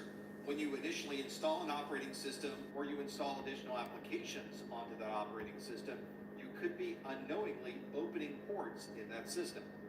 And there are cases that I've documented that show an application manufacturer saying that you can install this application, but once this application is installed, you need to open port 0 through 65,535. This would effectively open every port on that particular server, which would certainly not be the best practice for a secure system. If you see an example like this for software that you're installing, it's not because the software needs to have all of these ports open, but they'd rather not be called if there happens to be an issue communicating across the network to the port number used by the application. And if you're not sure which ports are open and which ports are closed on your system, you can run a scan. Nmap is a great tool for scanning available port numbers on a system, and after a few minutes, it can give you a great deal of information about exactly what ports might be open on an individual system. Confused about which IT certification to get? Let me map your path to career and salary growth. The CompTIA trifecta is your If you install a router, a switch, a firewall, an access point, or almost any other device, there will be a default configuration screen that allows you to set the settings in that device. These management interfaces might also be found in applications that you've installed on a system, and all of these might contain very sensitive data and certainly information that would be interesting to an attacker. Normally, when you would first log in to one of these management consoles, it will prompt you to change the password, but not all systems provide that prompt. So it's important that you manually go into these devices and change the default configuration. The attackers can very easily find what the default settings are for a username and password. All right, everybody, it is 4:30. Y'all ready for Jeopardy? Yeah. That type of attack. And in some cases, you can configure multi-factor authentication or perhaps centralized authentication that synchronizes with all the... All right, here we go. Just to wrap up the day. piece of software that you use on a Yes, system indeed. has Eat some your type of Wheaties. prompt inside of it. Had to put my picture of my boys up here. Y'all didn't know I'm the 7th member of New Edition. Yeah. They didn't want to go on tour with me the last couple of years, you know, my ankle and stuff, you know. So Ronnie was like, don't worry about it, I got it. And Bibb was like, yo, Boston, yo, I got it. Even though I'm from Chicago. I'm the only member not from there. Living there. Living there.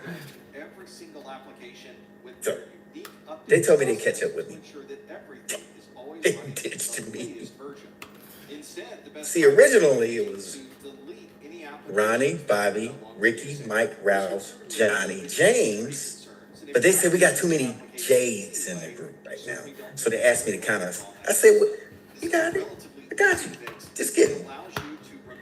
We'll talk later about that. All right, here we go. Y'all know how Jeopardy works. We start going, so they all right, Aaliyah. They was good with 2 R's, but not the J's. Conspiracy theory. Ronnie, Bobby, Ricky, right. Ronnie, Bobby, Ricky, Mike, Ralph, Johnny. Yeah, it would have been 2 J's. I don't understand. Hey. But you know, not my call. Some record industry thing, you know. But I'm with it. I'm a trooper. All right. Y'all know how Jeopardy works. So we're gonna go around the board and let's see what I'm gonna start with. So the way I'm seeing it, and Ralph, so 4, right? Dang it. Yeah, you bring up some good stuff. I gotta massage my story to make it make sense. I gotta practice a little bit more. Anyway,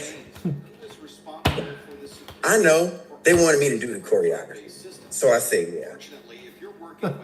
Yeah, they gave me a They are probably going to provide you with a matrix of responsibilities Leon. that will clearly show who's responsible for different aspects of the technology. You want my spot flash? Not all cloud providers provide the same matrix. There may be differences depending on So the way I'm seeing it, it's gonna be and you might have a contract Aaliyah with a first, cloud provider then Mike, that modifies the default then matrix of Brian, responsibilities to better fit the then Elaine, Charles, Martin, and Thapasine. So that's the way we're going. So Aaliyah, y'all know how this goes. She picks.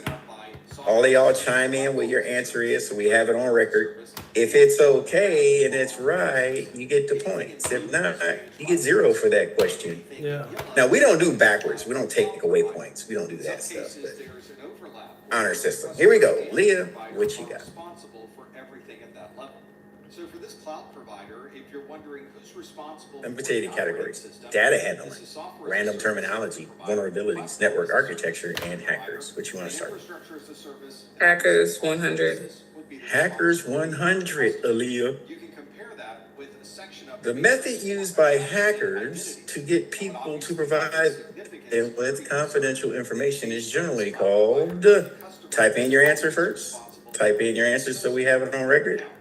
If you're wondering what the responsibility matrix might be for your cloud provider, they probably already have it documented as part of their services. I think we have everybody on that type. Cloud isn't enough. You may have multiple clouds that you're using. And that would be We refer to this as social engineering. Good job. Yeah. Woo-hoo. So give yourselves 100 points if you have gotten that correct. So here we go. For example, most cloud providers don't talk Where did Mike go? He switched places. Okay, I'm gonna keep it even. Wait, no, Mike, you gotta go. Mike, your turn. Let me get hackers for 500. Hackers for 500, Michael. That's how he says it in the TV show. Right. An attacker that maintains a presence in the victim's network over time without being detected is a blankety blank threat. Please type in your answer. It's an opportunity to have a mismatch between one and the other. It can also be difficult to manage security and other It's a logs blankety between blank. different providers. Charles says Each inside provider vector. writes a different type of log with different terminology. It may be difficult to combine those together to see what's going on. And in order to take advantage of this hybrid cloud, it may be perfectly normal for data to constantly be transferred from one cloud provider to the other.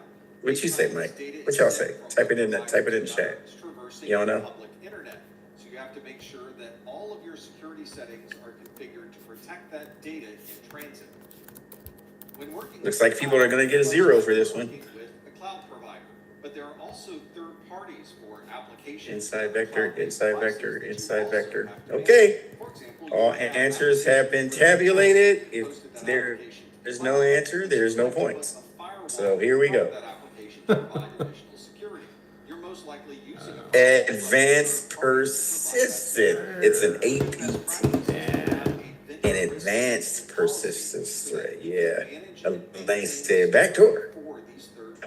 Yeah, you were close. I thought you were gonna get it. Insider vector, advanced, bit kind of close, maybe. Brian said 0 day. At least y'all gave it a guess. All right, so no points for nobody on that one.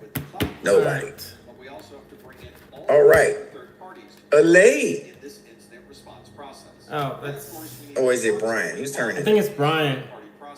Brian? Brian, no. you got it. That the security of these systems and the availability Hackers for always 400. working as expected for you. Hackers for 400, Brian. Do, do, do, do, do, do, do, do, do, do. Some type of infrastructure as code. This is a way to The describe defenders in an offensive and defensive security exercise are called the. defining it as a particular piece of hardware. For example, your infrastructure as code may define what hosts need to be built, the type of web servers that are running on these hosts. And Aaliyah has logged SNMP agents. The defenders in an offensive and defensive security exercise are called the. this out in the code itself, so the next time this code is used to build out the infrastructure, it takes all of your changes into account. Now that Martin says blue team. Elaine says red team. you can easily use Brian says blue. Michael says red. any cloud provider at any time. This is one of Aaliyah changed to blue team. Dr. Sarin says purple team. all based around one single Is that everybody? of infrastructure as code. When we build out an application instance in the cloud, we often refer to different. Charles says perpetrator. I mean perp. Build an application instance that had no servers. All right, here we go. Y'all crazy. Instead of simply accessing Blue team. Yes, the blue team is the defensive team. Dang. Red team is the one that hacks. Purple But it does is both. blue Yeah, and red working together. That's how you have Cali purple. Yeah. Yeah, but yeah. Yeah, so red team is strictly offensive. Blue is strictly defensive. But they work together inside an organization, so Yeah, they win together. kind of. They constantly test, they constantly defend. They constantly test, they constantly defend. All right, good one. All right. Your skin doesn't. Next, Elaine. What do you have, sir? And products that I use. Hackers for 300. Hackers for 300, Elaine. Shop the best products at An attack that uses email as an attack vector is called, I know, T's like, really? TransUnion, the chaos suddenly becomes clear, revealing a complete picture of Everybody saying phishing. your application. PI, phishing. PH, phishing. PH, phishing. Charles. 1, 2, 3, 4, 5, 6, 7, 8. Looks like we're getting everybody logged. That was 300. All right, so- that everybody? Looks like everybody. Yeah. So another 300. What'd you put, Mark? If the application needs to access a particular function, it can be built in Phishing. real time. All right, here we go. While that function can then be referenced. And you'd be correct. Yes. Good So job, another. everybody. Good job. Good job. 300 points. Until you need it the next time. All Alright, right. so another 300 points. Serverless architecture occurs in the cloud. All right. Mr. C, what would you like to pick? Let's go ahead and close out the category. We're closing out the category, Mr. Charles. Hackers for 200. Daily double. Not. When a company pays hackers to find a vulnerability in their network, it is called a...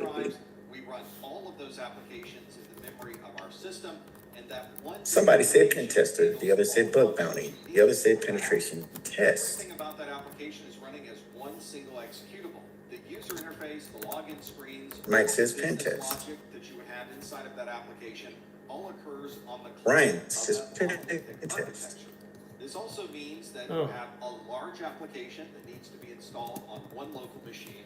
And if that application needs to be Is that everybody?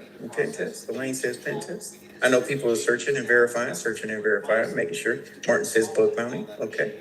Looks like everybody. Let's see what we have. Okay.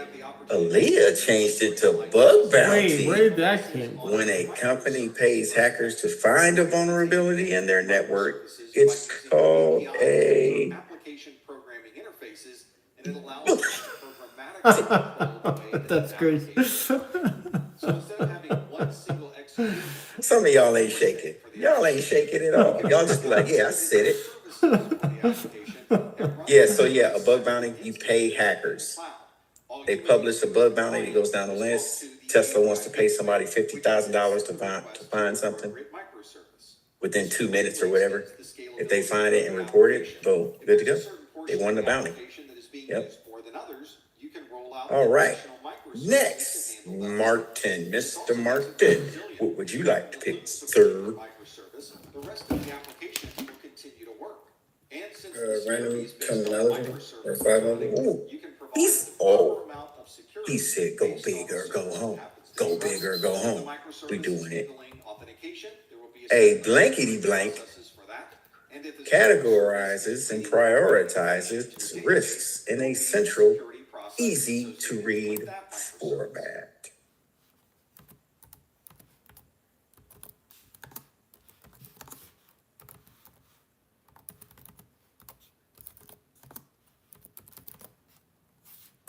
concern in networking is that it might be possible for an attacker to move from one device Like to a another blankety blank with some type of connection that categorizes and What if you're able to prioritizes isolate the risk devices? in a central, easy to read format. Switch B, and in this scenario, we've created an air gap between both of those devices. If an attacker does find a way to get access to switch A, they would have no way to gain access also to switch B. If there is a requirement for devices on switch A to talk All right, looks like this was taking a little to time. then there would obviously need to be some type of connectivity. Martin starts off with Direct risk connection, or you might be matrix. passing the data through another switch or a router. This air gap can be configured for a number of different scenarios. For example, you might have all web servers in one rack and all database servers in another rack. And if you Charles have says that, risk this matrix. physical isolation prevents either of those from communicating with the other. You might also see this in a managed service provider where there are many customers being managed by that single company. And for highly secure environments, the managed service provider might use this physical isolation to put one customer on one switch and another customer on a completely separate, physically isolated switch. Here's what this might look like. We have customer A on one switch and customer B on the other switch. Devices plugged into customer A switch, Risk management. each other, and devices plugged in. What is a risk matrix? It classifies the type of risk that you're using, if it's avoidable, acceptable risk, and different. Puts it all in a calculator type of situation. Allows it points. If you have 100 customers, you would need 100 switches. Obviously, Brian says risk matrix. Lane risk matrix. Okay, here we go. Switches that allow for segmentation, but still have everyone Teeth connected risk to the matrix. same Here we go. physical switch. This is using VLAN. Risk register. This allows you to configure certain interfaces on your switch as The belonging risk to one register. and other interfaces on the switch as belonging to the other VLAN. Now, VLANs cannot communicate to each other directly, so it is. That's what I was just about to say. as having two Give yourselves the points for it. Yeah, half points. It's the same thing. fewer switches. All right, so You're registering the risk. You're using a matrix to do it. all right, so full points. Okay. Elaine says half points. Everybody want to do half points? Half points or full points? Connection, and we would send information through Yep, risk register is the document. traffic from one device to You still have to use the risk framework. It's the matrix. Yeah. So I'd say, yeah, give yourself half points for that. Half points. Half points. Okay, so We'll take that. 250. That's fair. 250 for Give that. yourself half points. That was worth 500, so give yourself 250. Yep. focus on.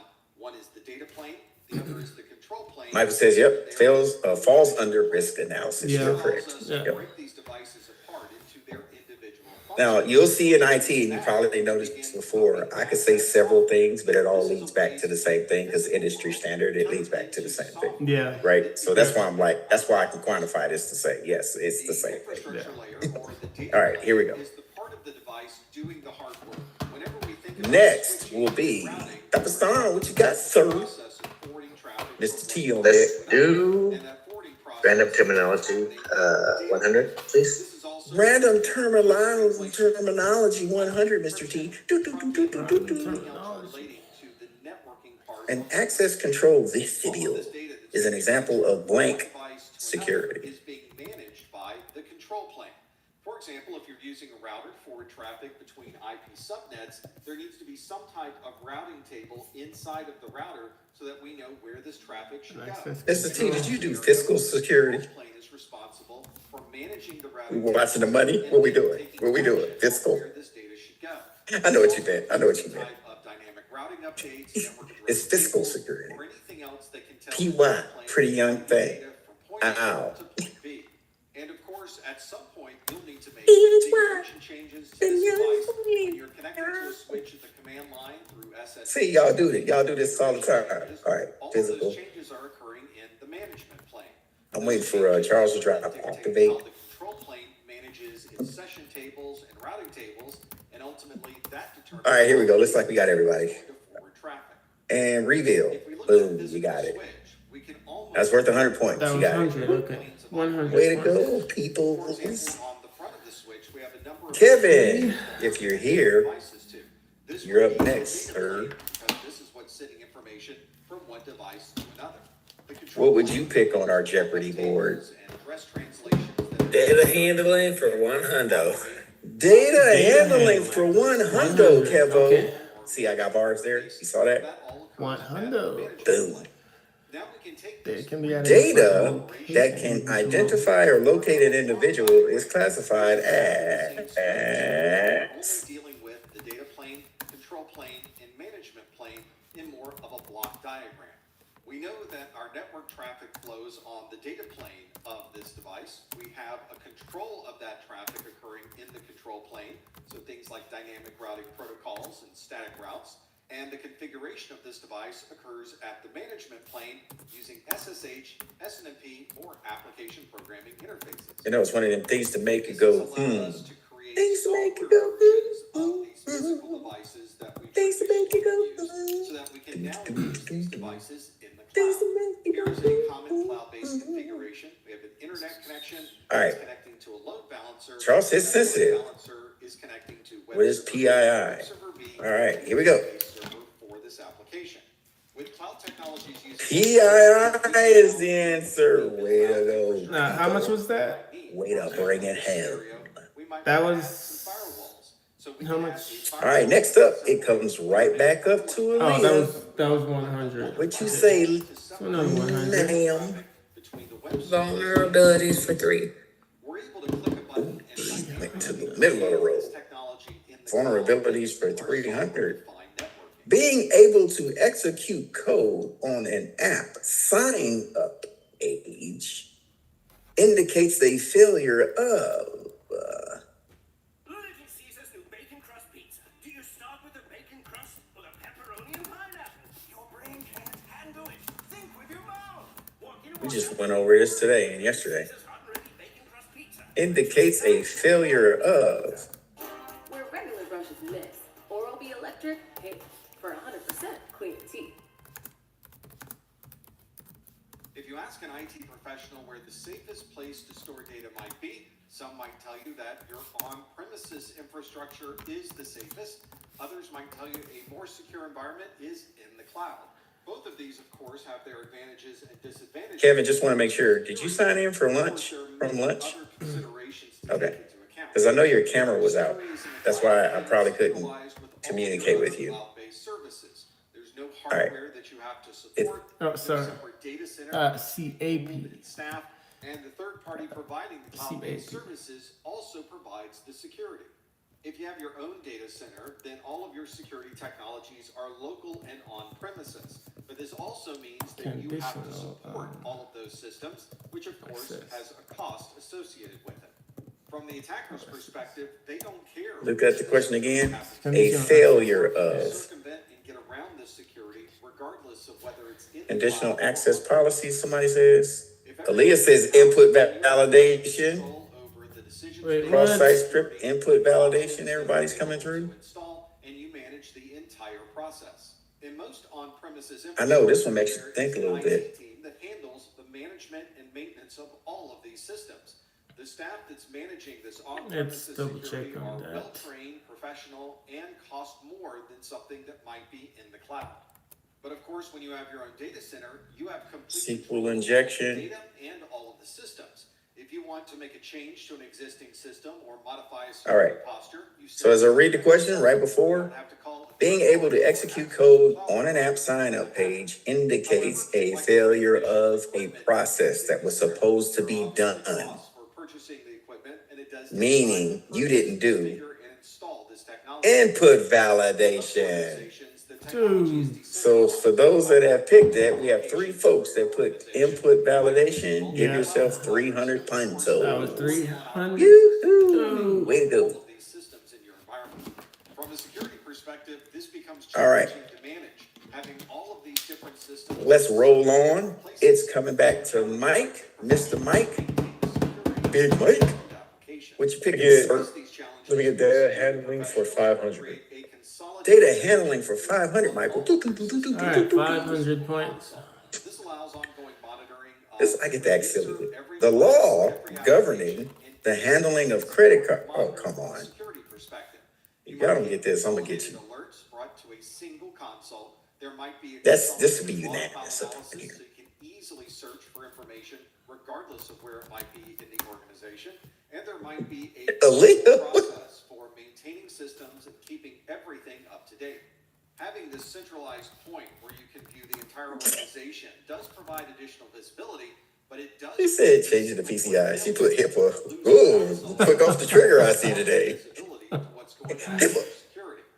And as your organization grows larger and larger, that system That is okay. We got Charles with static. Now Aaliyah's got HIPAA.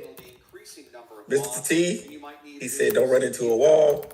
You got one on him. Okay, here we go. Let's just do this one. Give yourself the points. PCI DSS. How much was that? 500 points. So 500 points. All right. Windows, Linux, and other operating systems.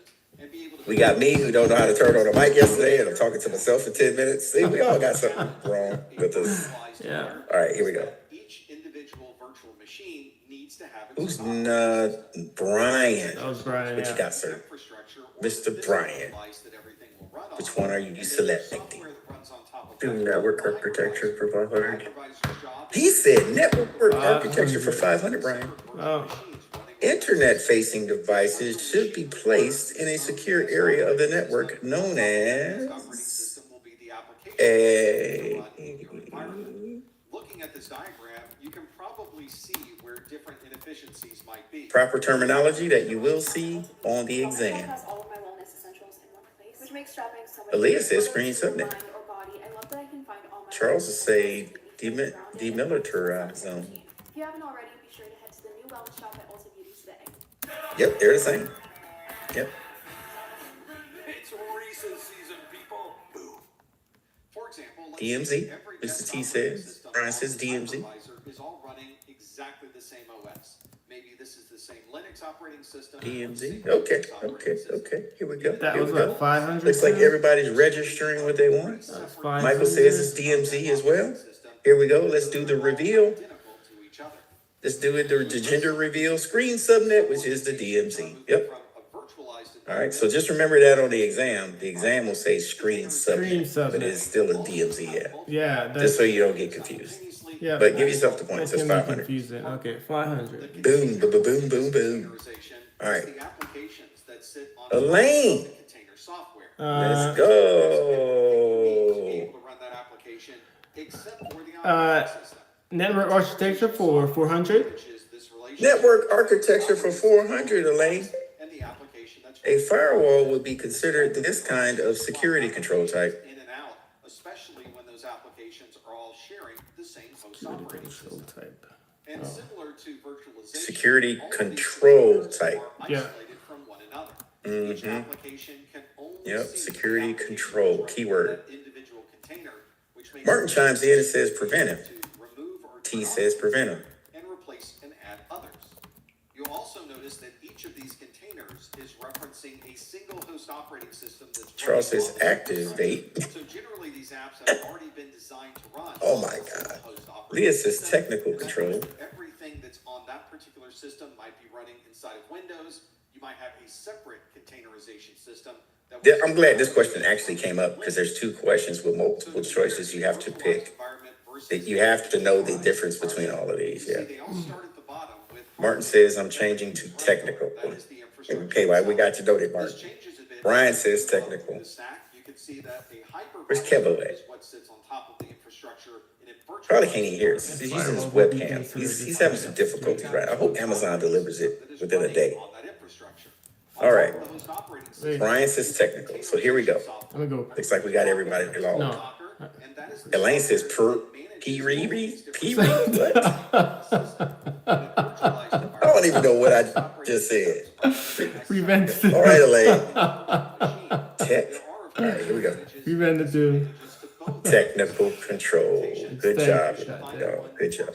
How much was that? I don't know what 400. P-Riri is, but I'm pretty sure he'll tell us. That's too funny. All right. Mr. C. He's going to, oh yeah, preventive control, yeah. You're up, Mr. C. Let's do random for 300. Random for 300, here we go. Blank is the name of the process involved securely wiping decommissioned devices. Automatic lighting system using Internet of Things. At home, Internet of Things might look like home automation tools. His name was surprised for securely wiping. You might be Yeah, it is DDoS. Things technology if you have a smartwatch or some type of health monitor. Yep, it And is at work, you DDoS. may find that Internet of Things technologies are monitoring the air quality, they're setting the temperature, and they may be turning on and turning off the lights automatically in the workplace. We got DDoS. They provide automation and flexibility of things that normally we wouldn't have access to.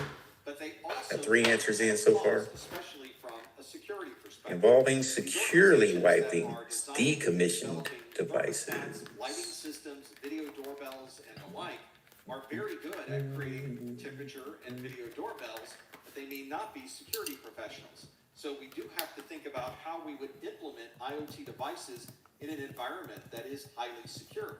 It only takes a single IoT device to be exploited for an attacker to have full access to the devices inside of your network. If you work in an environment where there are large pieces of machinery, then these are probably networked together using SCADA. SCADA is the Supervisory Control and Data Acquisition System. Sometimes you'll hear this referred All to right, as... looks like we're gonna have to start wrapping it up. Nobody answers. About another 20 seconds.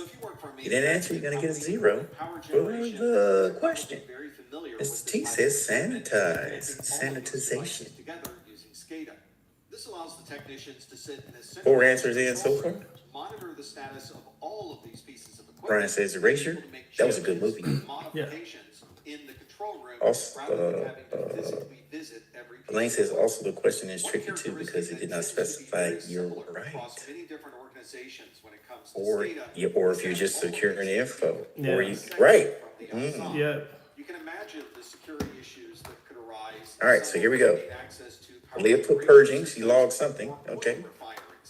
Here we go. I'm about to do the reveal. Not just on immediate power needs. Sanitization. Way to go, Mr. T. Man. Yep.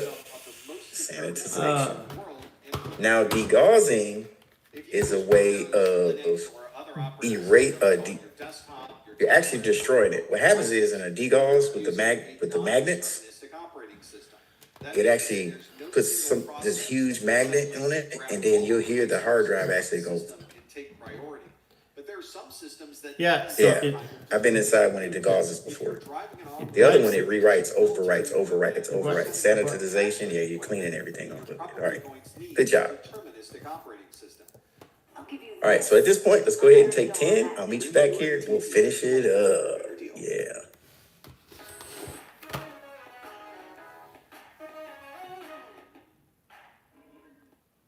You may have already taken advantage of an RTOS or a real-time water. If you're in a situation where you brake the vehicle very quickly, your entire system will suddenly focus on that braking system and make sure that you're not able to skid out of control. The anti-lock brakes kick in immediately, understand the environment that you happen to be driving in, and can safely bring you to a stop. As you can imagine, we are very sensitive to any security issues that may be associated with our real-time operating systems. We don't have the luxury of these types of operating systems able to wait around while something else is occurring in the operating system itself. We're obviously not installing antivirus or anti-malware software into our automobiles, but the same type of security concern certainly applies regardless of what system it might be. This is why those systems tend to be very self-contained, and it's very difficult to find a way in to even access the operating system in that equipment. It might also be difficult to gain access to an operating system that's running on an embedded system. An embedded system is one where the hardware and software are all created as a self-contained and purpose-built device. Sometimes we see these embedded systems working as single components that make up a much larger device. We also generally find that embedded systems are created for one sole purpose, and that's the only process that embedded system does. This would not be a technology where different apps might be loaded, or you might pull in different capabilities from a centralized app store. Instead, these are designed to do one thing and do that one thing very efficiently. For example, the traffic lights that you see when you're out driving in your car are all controlled through an embedded system. The digital watches that we use today are very good at providing us with information on weather and time, and you'll notice that there's no direct access into an operating system on that embedded system. And in a doctor's office or a hospital, you've probably seen monitoring equipment for medical use.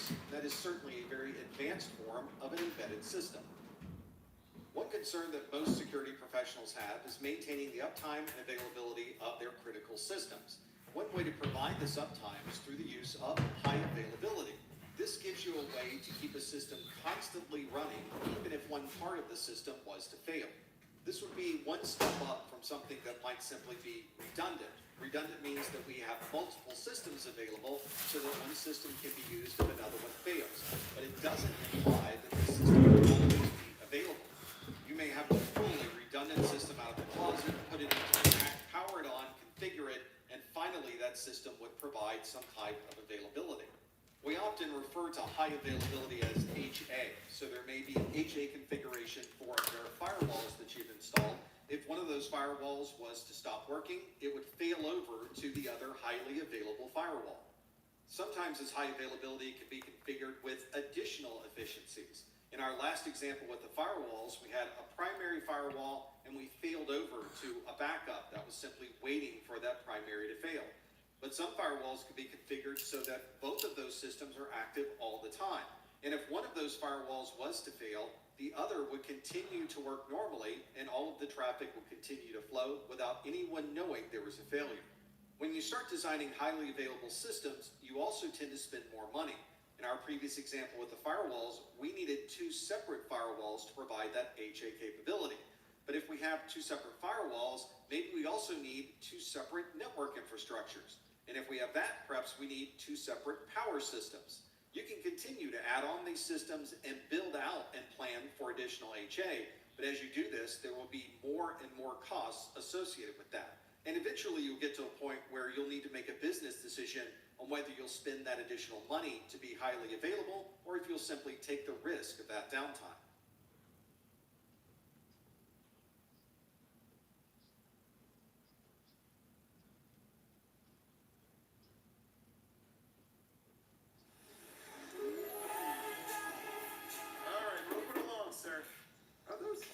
Tic Tacs? Are those Tic Tacs? Tic Tac, share your good vibes. Capital One 360 checking lets me bank anywhere at any time. I like using the mobile app. It just makes my life so much easier. And I can just walk into a Capital One cafe and there's always someone there to help me. Everything is so smooth, I don't even have to think about it.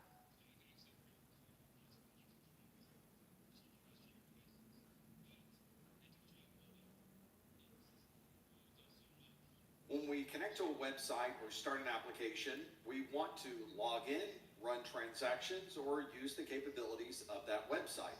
We expect that those resources will be up and running, and we refer to that as availability. In the world of security, there's a bit of a nuance with availability. We want to make sure that our systems and resources are available, but we only want to be sure they're available to the right people. Information technology is very focused on availability. We spend a lot of money on purchasing redundant systems. We install very large and complex monitoring systems just so we can get information on how available our systems and resources might be. This is such an important metric that our success is often described as how much availability we've had. You'll often hear the summary of uptime described as a percentage. For example, our network has been available for 99.999% of the time over the last 12 months. Even with this emphasis on providing availability, there will still be times when a device or resource is no longer available. When that occurs, we want to know how quickly we're able to recover. This is probably one of the most common questions you'll get whenever you run into an outage or you experience downtime. The problem is it's difficult to determine just how quickly it's going to take to get everything back up and running. We have to first determine what the root cause of the outage happened to be. If hardware is our issue, we may need to replace that hardware. There's a process for that to occur. If the issue is with software, we would need to provide a patch or a fix for that software. And if there are redundant systems, we may need to install or replace those redundant components. One good measurement of resilience is MTTR, or mean time to repair. This describes the length of time that it would take to replace something that is no longer available with components that are available. Although the cost of a component or software to install in your infrastructure is not the only basis for making a decision, it's still a very important consideration. Whenever we're putting together a plan to install a particular technology, one of the very first questions we ask is, how much is this going to cost? It can be difficult to calculate this cost value because it's not any one thing. For example, we may have an initial installation cost, and that installation cost may be different depending on the platform that we're installing it on. Of course, once it's installed, it will need to be maintained, and there are certainly costs associated with maintaining that software or that resource. Those costs for maintaining may go directly to the manufacturer of the technology, or these may be internal costs that we have to cover. And of course, if something breaks or it needs to be replaced, there's a cost for doing that as well. And if you ask the accounting team how much this costs, the answer becomes much more complex. We have to consider depreciation, if this is a capital expense. We have to think about the operational costs associated with this, and there most likely will be tax implications for all of those. Another important infrastructure consideration is responsiveness. When we send a request to a service, we're expecting a response back as quickly as possible. And as humans, we tend to be very sensitive if there's a delay in a response. This is a common metric associated with interactive applications where we're asking a request of a service and then we're waiting to receive the response. Responsiveness can also be challenging to quantify in some cases because there may be multiple steps that occur for a single transaction. That means that the responsiveness may vary widely depending on what is happening with that particular application. When we calculate responsiveness, we tend to look at the overall functions of an application. Some of those functions may be occurring very quickly and are very responsive, whereas others may require additional work, and it might take more time to receive a response from that app.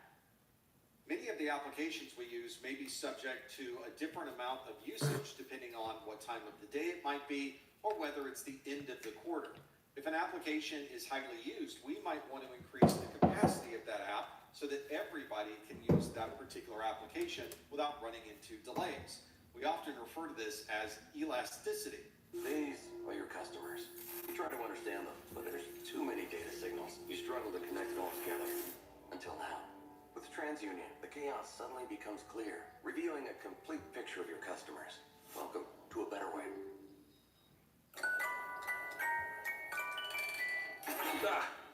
It's Reese's season!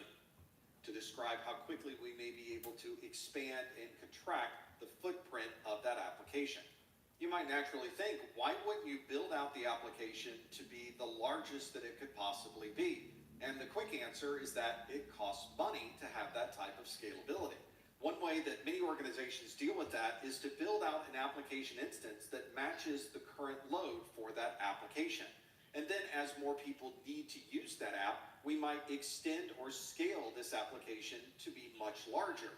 Sometimes this can be done automatically behind the scenes, and the end user has no idea that you're increasing scalability as the load increases. From a security perspective, we need to make sure that we're monitoring the entire application regardless of how it might scale.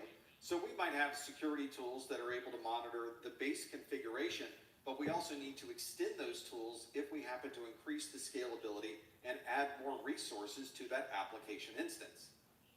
We often refer to applications as if they are one single thing, but in reality, there are many moving parts that make up a single application instance. For example, we might need a web server. That web server communicates with a database server. You're able to increase performance by adding a caching server, and to protect all of this, you might need a firewall. And those might be just the base components of any application instance. This may be a relatively complex implementation with tens of different components all working together. When deploying these applications, you not only need to consider the technical infrastructure, but you've also got resources on the hardware that's available. You might have certain budgets for building these out in the cloud. And of course, you always need to consider the process of change control. For many cloud-based deployments, this might be a relatively easy process. This may be completely automated through orchestration, which is a description of building out a cloud-based infrastructure automatically on demand. This is one of the significant advantages of a cloud-based infrastructure is that you can very easily and programmatically build out an entire application instance in a moment's notice. This is why project management and project planning is so important during the deployment phase. You have to consider where this particular application instance will be deployed, who will be deploying it, and any additional resources you might need. If any one of those happens to be missed, it's possible that this could delay the entire implementation. With the complexities and risk associated with today's technologies, it would not be unusual for an organization to want to transfer that risk to a third party. One common way to do this in the world of information technology is to take out cybersecurity insurance. One common use of cybersecurity insurance is to protect against ransomware. This obviously doesn't stop ransomware from occurring, but if your organization does have a financial loss based on a ransomware attack, you may be able to recoup some of that loss through cybersecurity insurance. This insurance might cover any outages that occurred during that particular security event, and if you do have some business downtime and financial losses, this might be able to provide some recovery of that financial loss. This might also help an organization. All right, here we go. Let's finish this thing up. And to answer Aaliyah's question, what is purging? It's not unusual. Purging is just taking the information off of the drive. Getting rid of information you don't need, or archiving information, right? So that's what it is. Purging is very selective. You can take whatever you want off of it. Okay. It's certainly true that the longer. So we left off at where with Mr. C. Mr. C. I think you're up. Trying to recover from some type of outage, you should already plan to have that outage recovery process. Which question you want to pick? For example, let's take the situation of a malware infection. Let's do vulnerabilities for 100.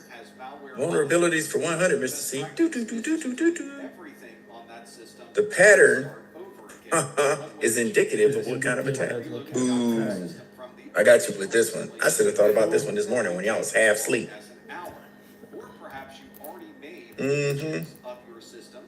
What type of attack? An image backup in approximately 10 minutes. Although both of these recovery processes result in the same working system, one of them process, and indeed, this takes you back to your if you're planning on implementing a new 1202 days. I actually showed y'all this.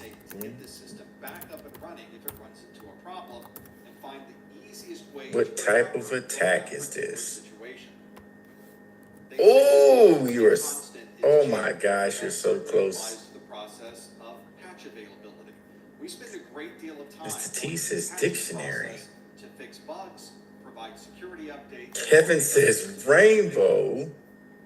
Y'all are tap dancing all around it. Immediately it feels like, somebody's poking directly on their nerve. I recommend Sensodyne. Sensodyne toothpaste goes inside the I like this question. They do show this on the exam. There is a question about this. Now let's look at it. Blank slash another area, and then there's another area.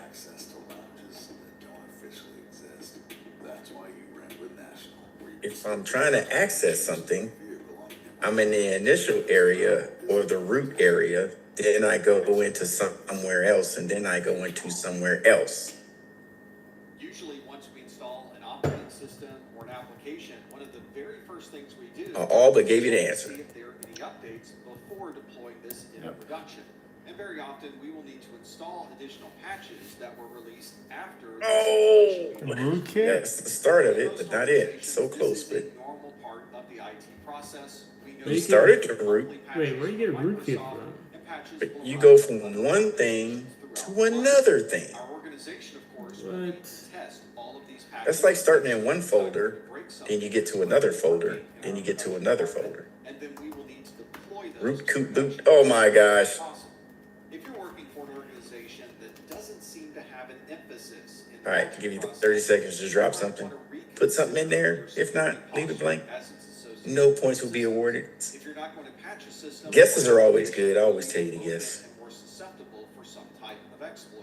Looks like we're going to have a lot of zeros on this You want one. to be sure to limit any instances of a Oh, security he's, Rudy Tooty, fresh and fruity. Ooh, that's the answer. find that an organization has released patches Oh my gosh. 10 seconds left. in place to patch that particular system. I always tell you to guess. Embedded systems like HVAC DDoS. Yeah. Path attack. Time clocks. These are purpose-built Oh, systems.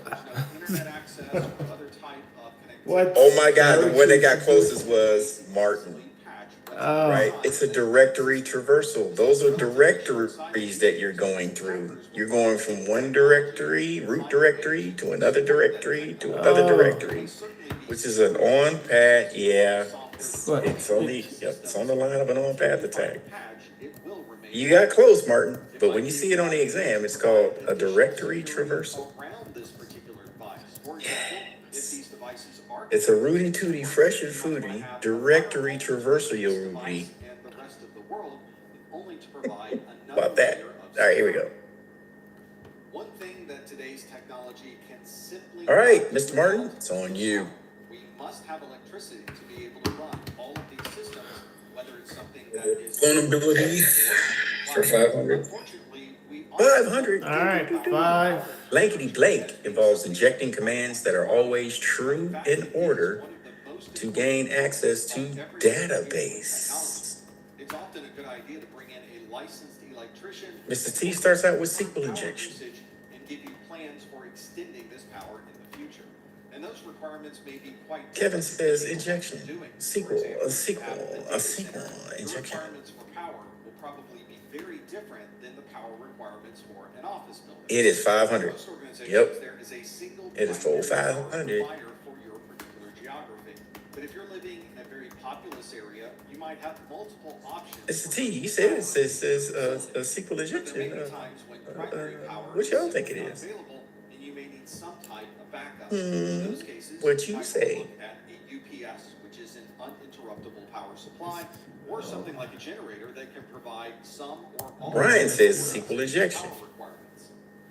Mr. T, I'm going to keep it that way because SQL related database. Good way of thinking, Mr. T. Good way of thinking. Elaine says SQL injection. And let's give Mike a chance. Did Mike, you chime in? I think Mike did already. This is something that's more than a single CPU. He's thinking. We're going to let him drop something in.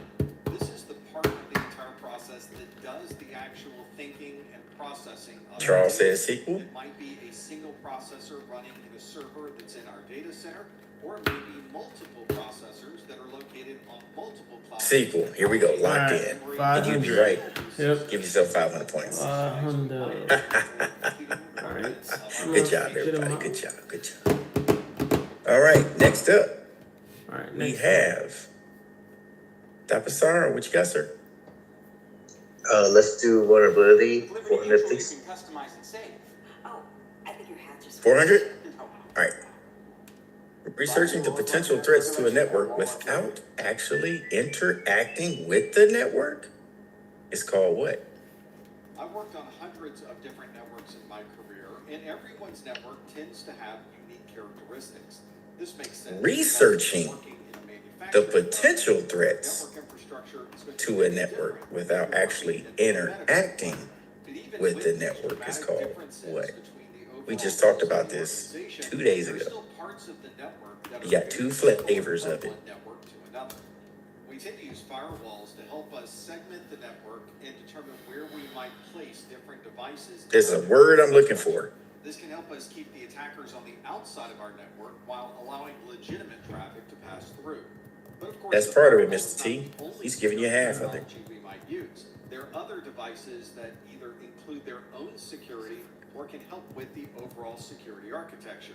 Devices such as honeypots, jump Words are coming in like passive recon, passive recon, passive recon.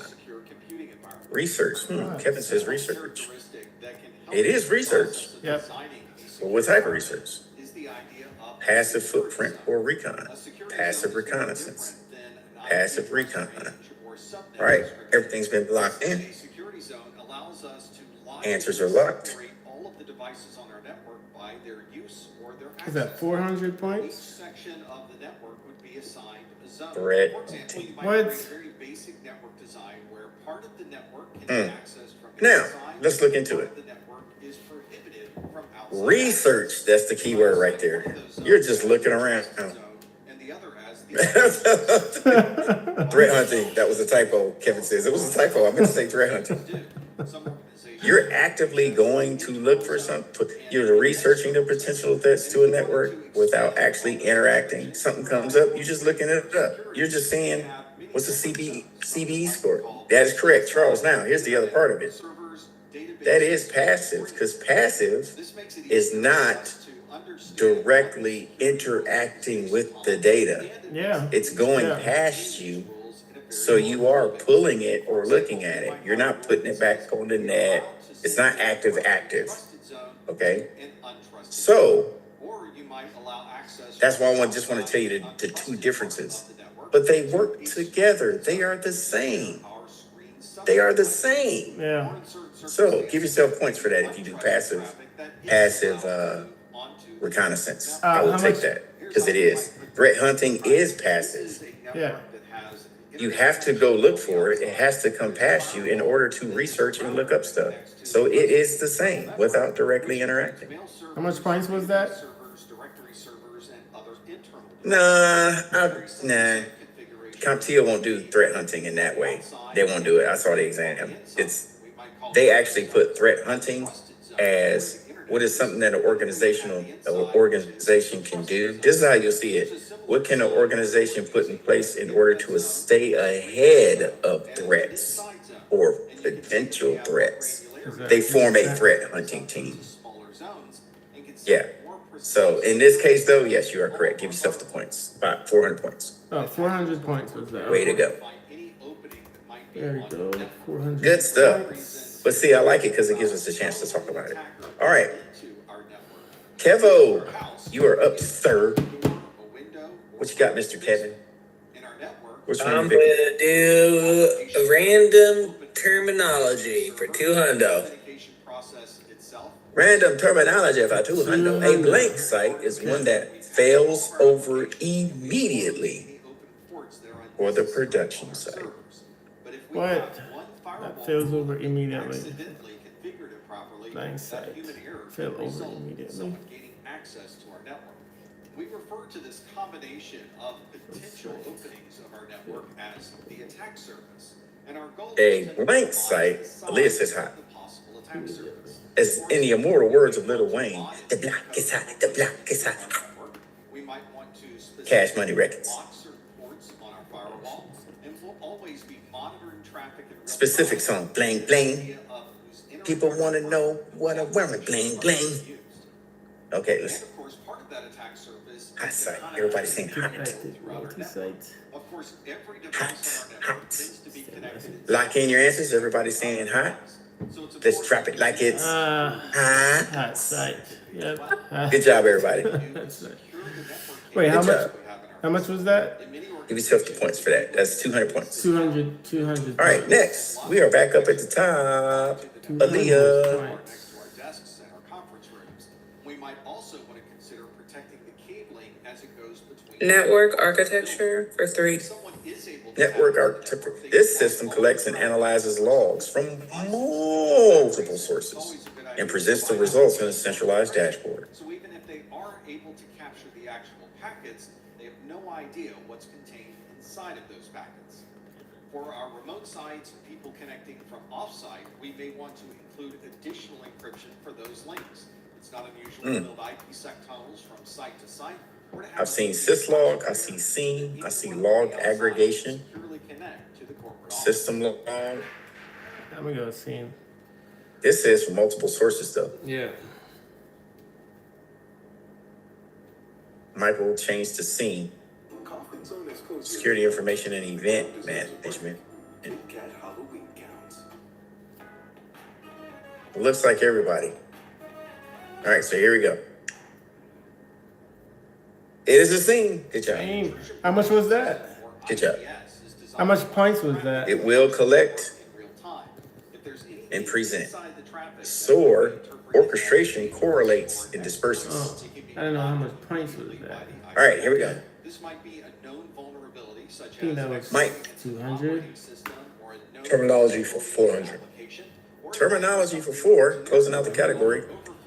The authenticity of a website is guaranteed by its system, or an IDS, which is able to alert you that these vulnerabilities are traversing your network, but an IDS can't block why we have intrusion prevention systems, so that you can prevent that information from getting into your network if it's identified. We know a CA issue search, but with security devices that sit in a website verifies its authenticity by its devices can occasionally fail.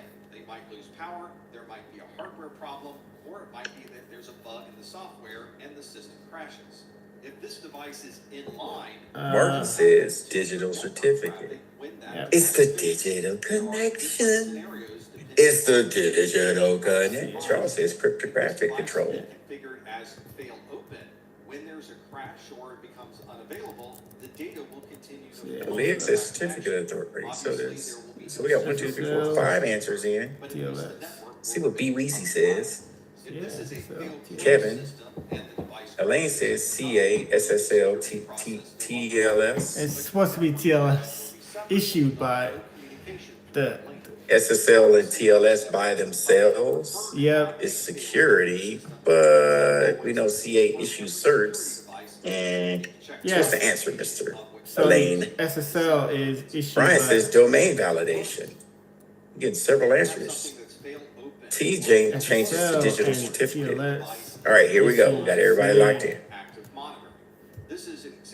It is digital certificate. You're correct. The CA issues the certs. So the CA can't be the answer. You have to drill down a little bit. Yep. The Customer has to fill out a document to even receive those certificates, to even put it in the website on the server. Yep. So good job. How much was that? 400? Brian, sir, you are up. What you got? Because an IPS is designed to block traffic. Data handling for 400. Data handling for 400, Brian. 400. The law governing the private data of the European citizens is called.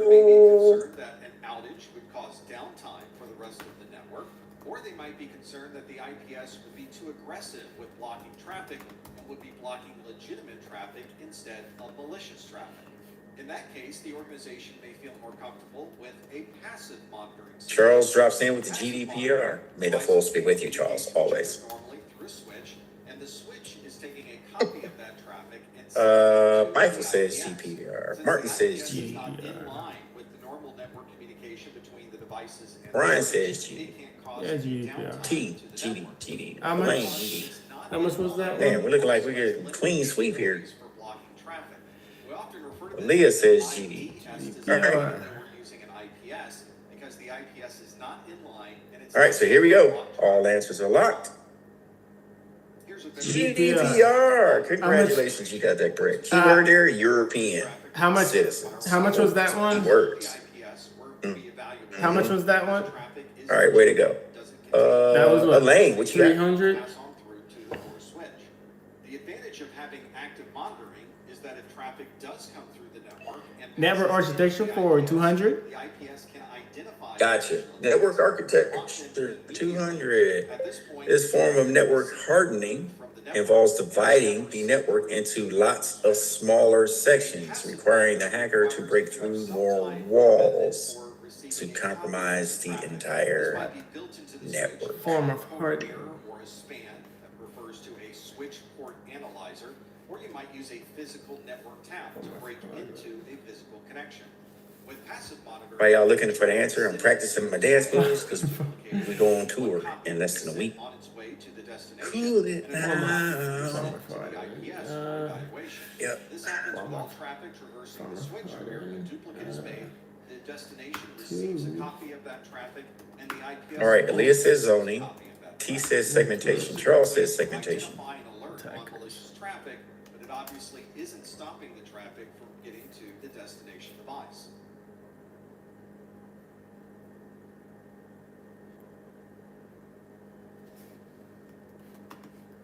This form of network hardening involves dividing the network into lots of smaller segments. Aaliyah changing to network segmentation from Brian. It's coming in. Give you 10 seconds to lock in your answer. If you're on the inside of Let's a say private or internal network, it's relatively easy easy to connect and manage devices that may be also NetSig. inside that network. All right, here we go. If you need to manage these Everything's devices locked. and you're on the outside 1, of 2, the and What do we got? segmentation. You're correct. Good job, everybody. That was 200. jump server is a device on the Good inside job. of your network that is accessible from the outside. It's usually That brings up security 200. Mr. C again. limit access to only those individuals who Which are one you picking, Charles? This means Let's close out vulnerabilities. the external Vulnerabilities for 200. Blank is a hardware-specific vulnerability. might SSH to a web server to make changes to the configuration. From a security perspective, this jump server is an important device to be sure that it is properly hardened and properly secured. You would not want unauthorized access to the jump server from someone who is outside of your network. Is a because then hardware they could specific potentially vulnerability. gain access to the devices on the inside. Specific. Another useful network appliance is a proxy server. A proxy is designed to sit in the middle of a conversation between two devices and make requests. Mac poisoning. Interesting This is commonly answer. seen with users that might be on the inside of the network and they want to communicate with the device that's on the internet. Instead of communicating directly to those devices on the internet, your internal devices communicate to a proxy server, and the proxy server. I know, it doesn't give you much to go on, right? Yeah. But it's talking about hardware. Specific. So, let's dig into our 1201 design That flaws. response is not malicious, and then send a response down. Didn't really go over design flaws. Yeah, physical attack. We did talk about different things that hardware needs to run and how they interact with other items. Which means the second person making the same request can simply receive the same response You know, as the first request. This saves they you can be great attacked. waste of time because you're not sending those subsequent requests Sometimes out things to the aren't device. updated the way they're supposed to be. These proxies can Sometimes also they're not perform supported URL filtering, anymore. which will limit what I don't know. websites you're able to visit. Many proxies When it comes to hardware, it's pretty straightforward what so you can anything that's received by do. the proxy can be analyzed to see if there might be malicious traffic. He thinks it's the end of life. If it is, it can be blocked at the proxy. You'll generally see two. All right, I different give you types of 30 proxies seconds. in use.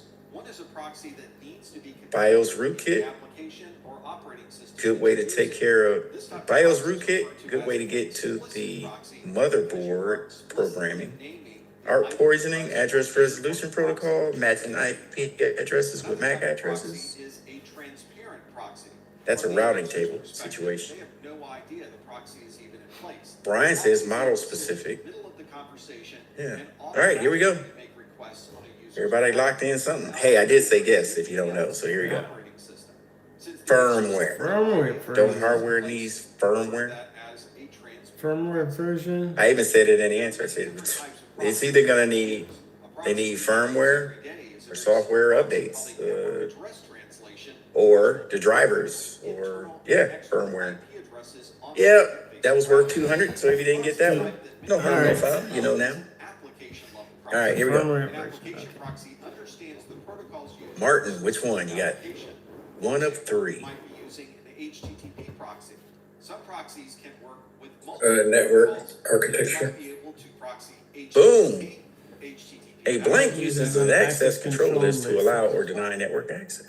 If you're using a proxy inside Is of that a a network router? to control outbound space? traffic to the internet, you're using a forward proxy. Sometimes you'll hear this referred to as an internal proxy. We have rainfall the firewall. Rainfall the firewall. People doing firewall. Mike says firewall. Internet to the website. The website replies back to the proxy, which then Charles says LDAP. Lightweight Directory Access Protocols. responds down to the user. Reverse proxies provide a similar type of function, but for inbound traffic. Access control list. Service.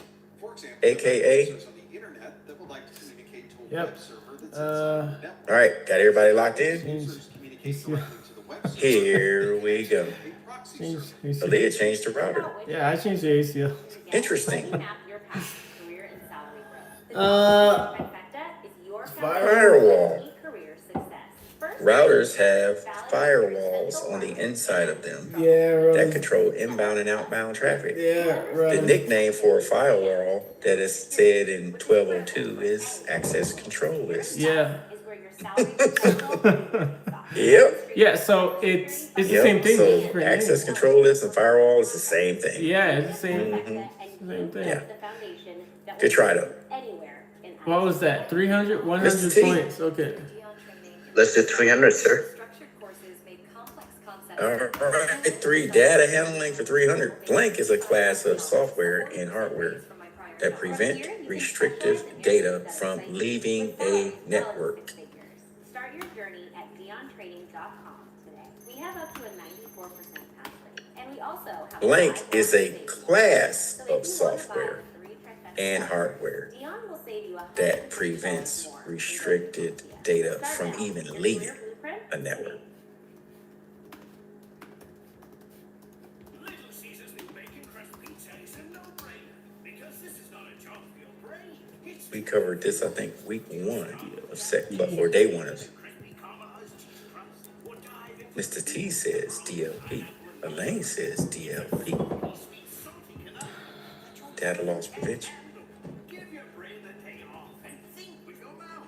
Walk in and walk out between 4 and 8. Brian says DLP. Bacon crust pizza. You done with DLP? Yeah, you done with it. The proxy server that makes requests on the user's I know. behalf. It's getting late. Responses are sent from the web server to the proxy server, which then sends that response to the user. Mike on the says internet. it's DLP it is. Provides additional That was what? 200? 300 points? Dipset. Any type of Aaliyah malicious says traffic and DLP. can be dropped in the proxy rather than Charles being says sent to DLP. the web By the server. way, Cash Money Proxy Records can also and act as a caching server for identical No Limit will be having a versus here on October 26th in Vegas. proxy that will be forwarded to the We'll web see. server for its response. Yeah, The they're response facing back off to the finally. proxy, though, is saved in the local cache. Yeah, okay.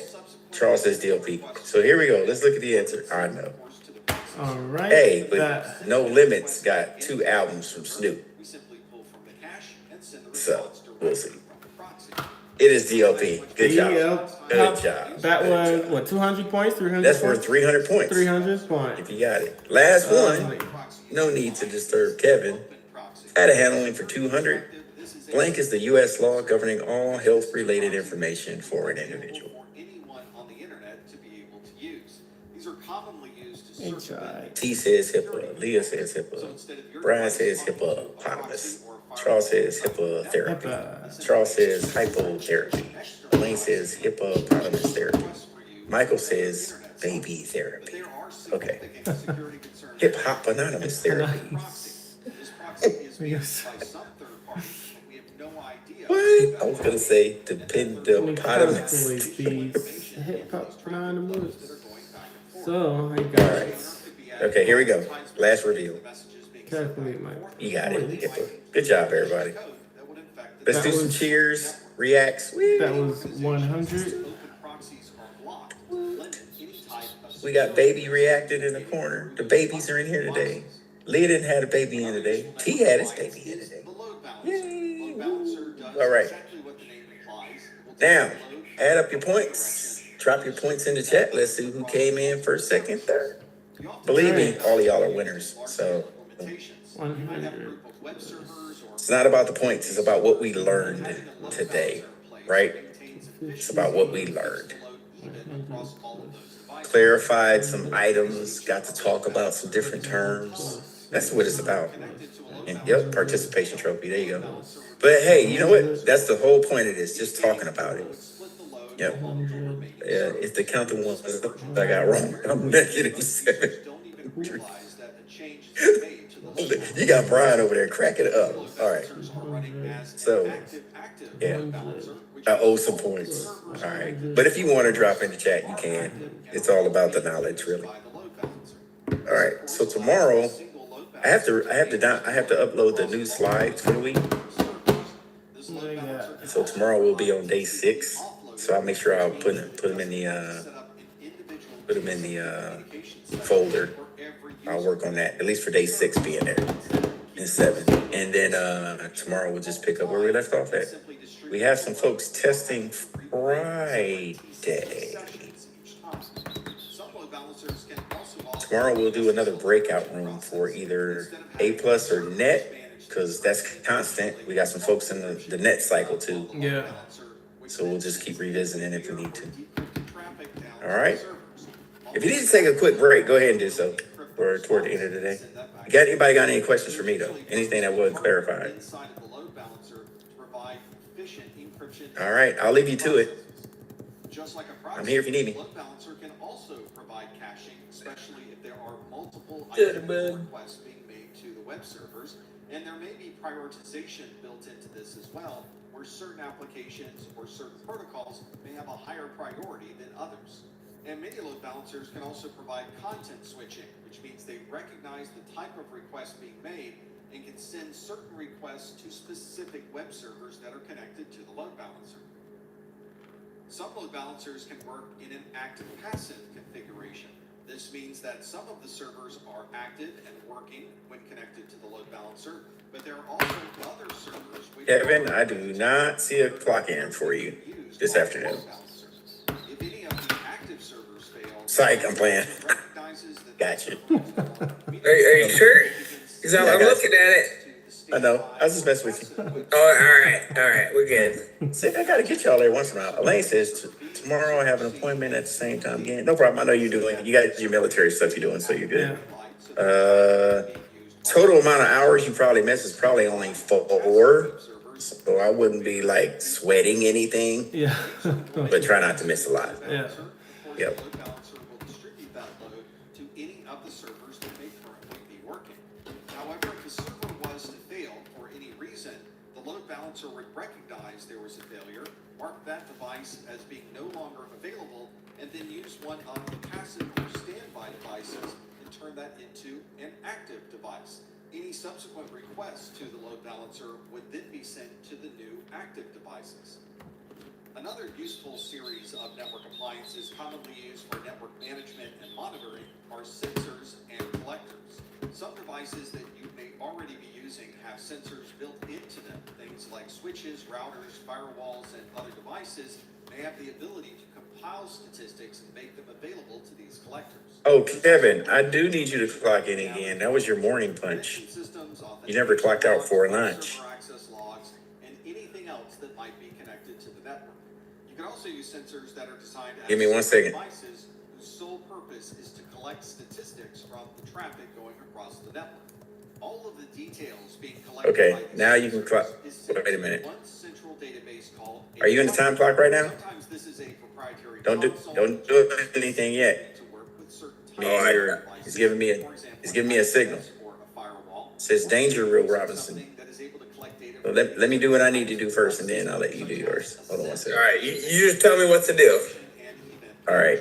It says I'm clocked in right now. Consolidate all of this data into a single database, and it also provides a powerful reporting tool to be able to consolidate, correlate, and compare different types of data across all of these very diverse devices. Here's an example of the console that you might find. All right, I got you now. This one is showing a report that Did you come back on time from lunch, or there was a delay? including Oh, I was about an hour late, yeah. Okay. You also see a log of security events at the top, and there are many options for All right, so I'll adjust it for you. find on the left With side. an All hour right, left, too. do I need to do anything on my side? No, you're good. I do have to take away an hour though, because I noticed you were not back at exactly on time, but I'll go back. I'll put it back where it needs to be. Pursuing your passions. Yeah. No one wants I like Charles' answer. No problem.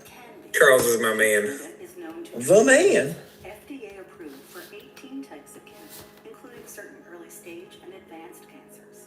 One of those cancers is early stage non-small cell lung cancer. Keytruda may be used with certain chemotherapies before surgery when you have early stage lung cancer, which can be removed by surgery, and then continued alone after surgery to help prevent your lung cancer from coming back.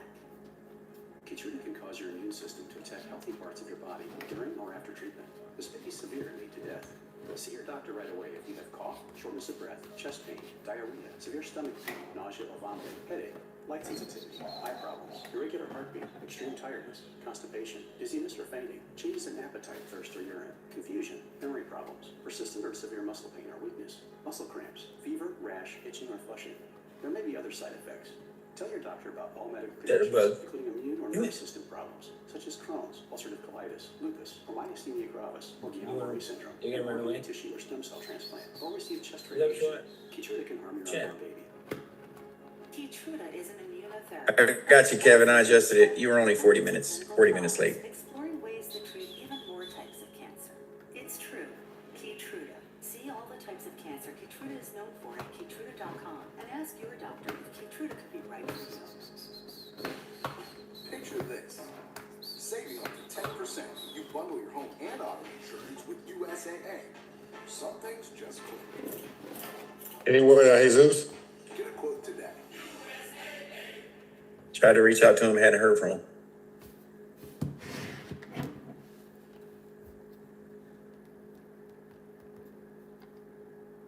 One security challenge we have in many organizations is port security. This refers to the security on the individual interfaces that are on a switch or connections to a wireless access point. You may have even used port security without even knowing it. If you connect to a wired or wireless network, Gotta give it up to Mike too, because if he doesn't see any of y'all, he be trying to reach out, and then he'll be like, James, I ain't heard from nobody, I'm gonna reach out to him. I'm like, okay. So he's like, he's the class, he be on it. Yeah, today I was just out of it. It was just a lot. I'm sorry. And just trying to get my life straight. No problem. But they need to know that behind the scenes, he be caring about all y'all. He be like, hey, you see, where's such and such? I'm like, hey. He be trying to track you down. So. And it's a framework for authentication that can be applied to many different types of networks and connections. This means if you're a wireless manufacturer, you can create an EAP configuration that works with your wireless access point.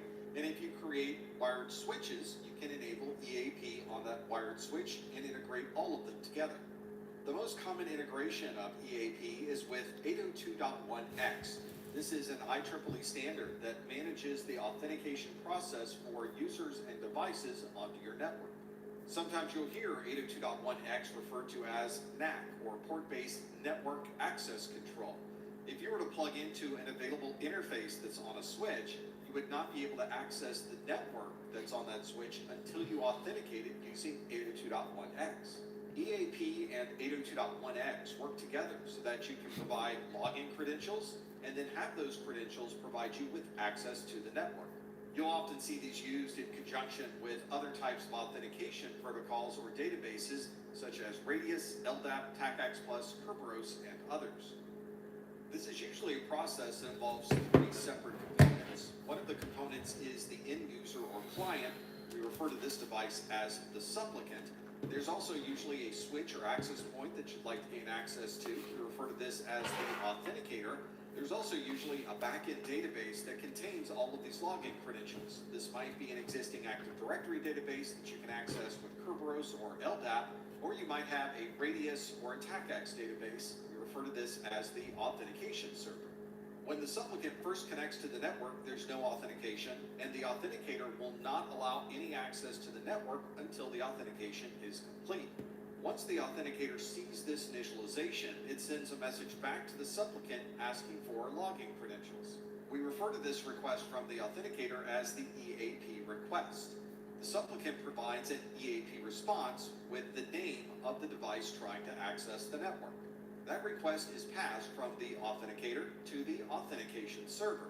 And if the authentication server is accepting logins, it will send a request back to the authenticator asking for additional details that can be used for authentication.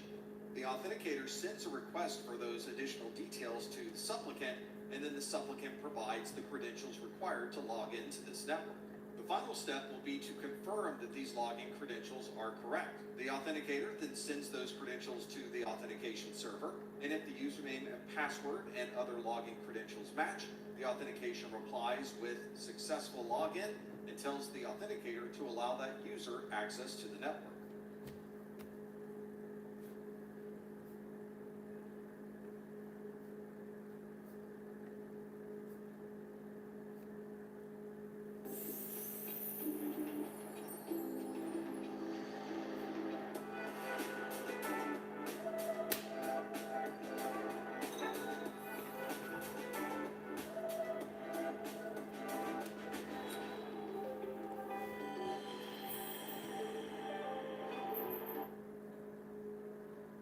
If you are connected to the internet, then you're probably communicating through a firewall. We use these firewalls in our homes, in our offices. We even have firewalls built into our operating systems themselves. Firewalls are designed to control the flow of traffic between 2 points. So you might be able to control traffic going in and out of your network using your firewall.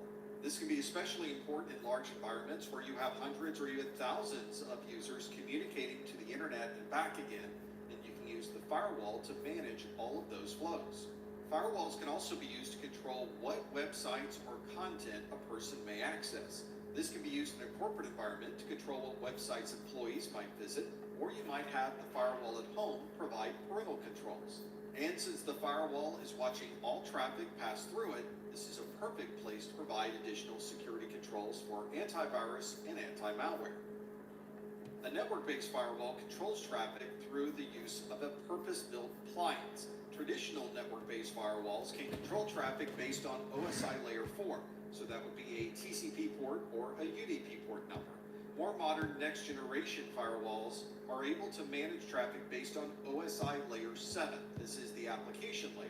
So they're able to allow or disallow traffic based on what application is being used over the network.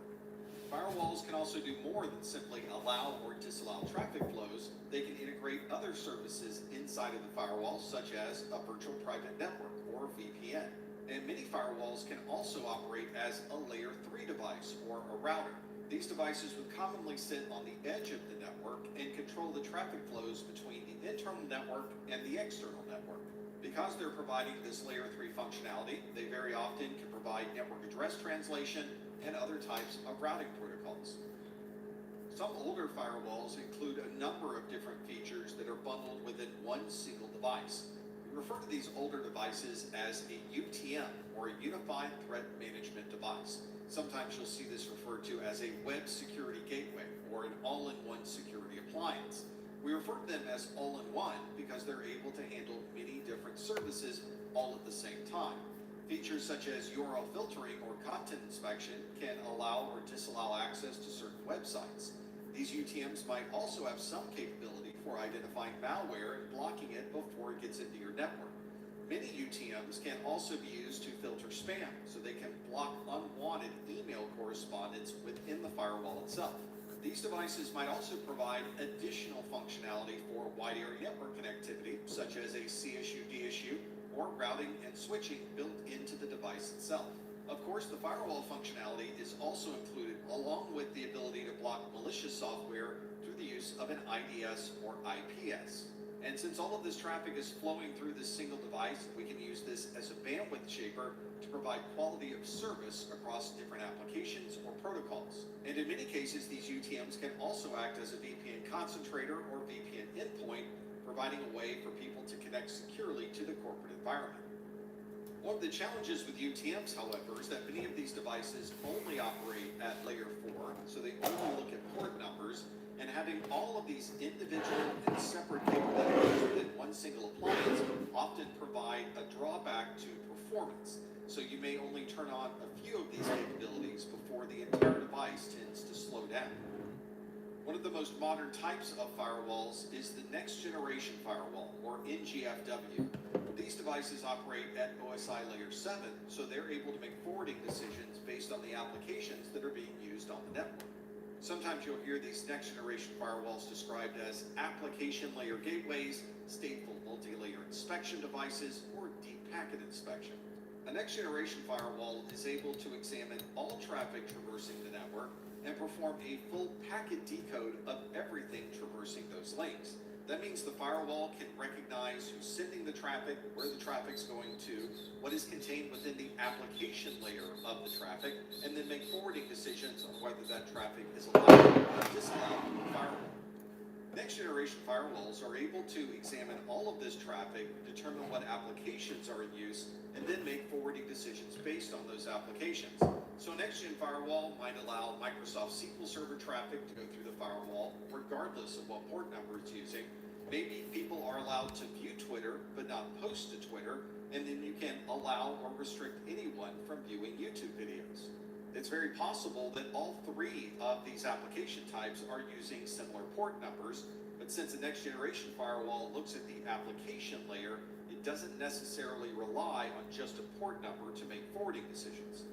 It's also very common for a next generation firewall to have a list of known vulnerabilities that it can allow or block in the firewall itself, effectively turning that portion of the next generation firewall into an intrusion prevention system. And many next-gen firewalls will include a categorization of URLs, so you can allow or block traffic to a specific type of website or a specific URL itself. This means you can configure a rule inside of your next-gen firewall that would prohibit anyone inside of your network from visiting a site categorized as a gambling site. Or you can individually list URLs. For example, you might prevent anyone from visiting ESPN.com or Yahoo.com. There's another firewall that we can put into its own category because it doesn't work like a UTM or a next generation firewall. This would be a web application firewall, or a WAF. Web application firewalls are designed to analyze input into web-based applications and either allow or disallow that traffic based on what the input happens to be. This is very common for web-based conversations using HTTP or HTTPS. For example, a web application firewall can identify SQL injections within a traffic flow and block that from reaching the application server. It's not unusual to see a web application firewall used alongside a next generation firewall. Both of those firewalls are looking at different traffic and making different forwarding decisions. Sometimes we are mandated to have a web application firewall as part of a directive to keep our network safe. For example, the payment card industry DSS, or Data Security Standard, focuses on providing web application firewalls to be able to better protect these credit card-based applications. Here's a log file from a web application firewall. You can see that all of the attacks that are blocked within this log file are attacks against a web-based app. Things like SQL injections, cross-site scripting, and web-based errors. For example, this particular log entry looks at the time, the date, and assigns an ID to this particular record. You can see the URL that was visited on the website, which is an index.cgi. The service IP address is listed along with the port number. In this case, it was a web server demo 1, and this communication was over HTTP. This traffic flow originated from this client IP address and country, and you can see the details in the attack name. The attack itself is identified as SQL injection in parameter. You can see that it was blocked based on a standard security policy for this web application firewall.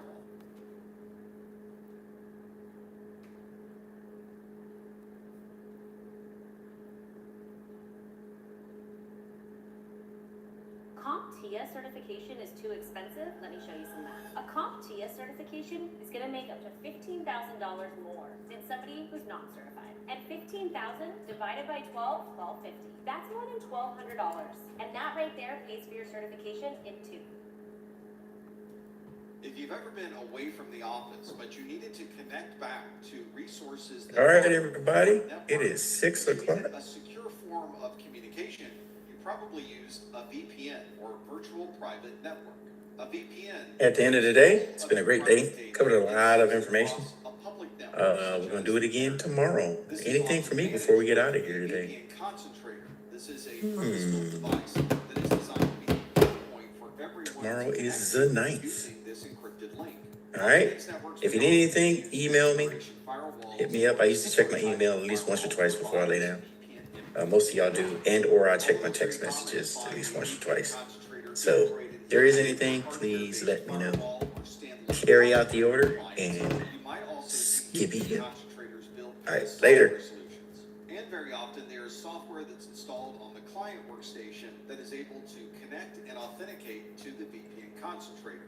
Often the software is even integrated into the operating system itself. Here's a common description of an encrypted connection using a virtual private network. In this example, we're using a remote user that is outside of the corporate network. There's a VPN concentrator that provides that conversion between the outside and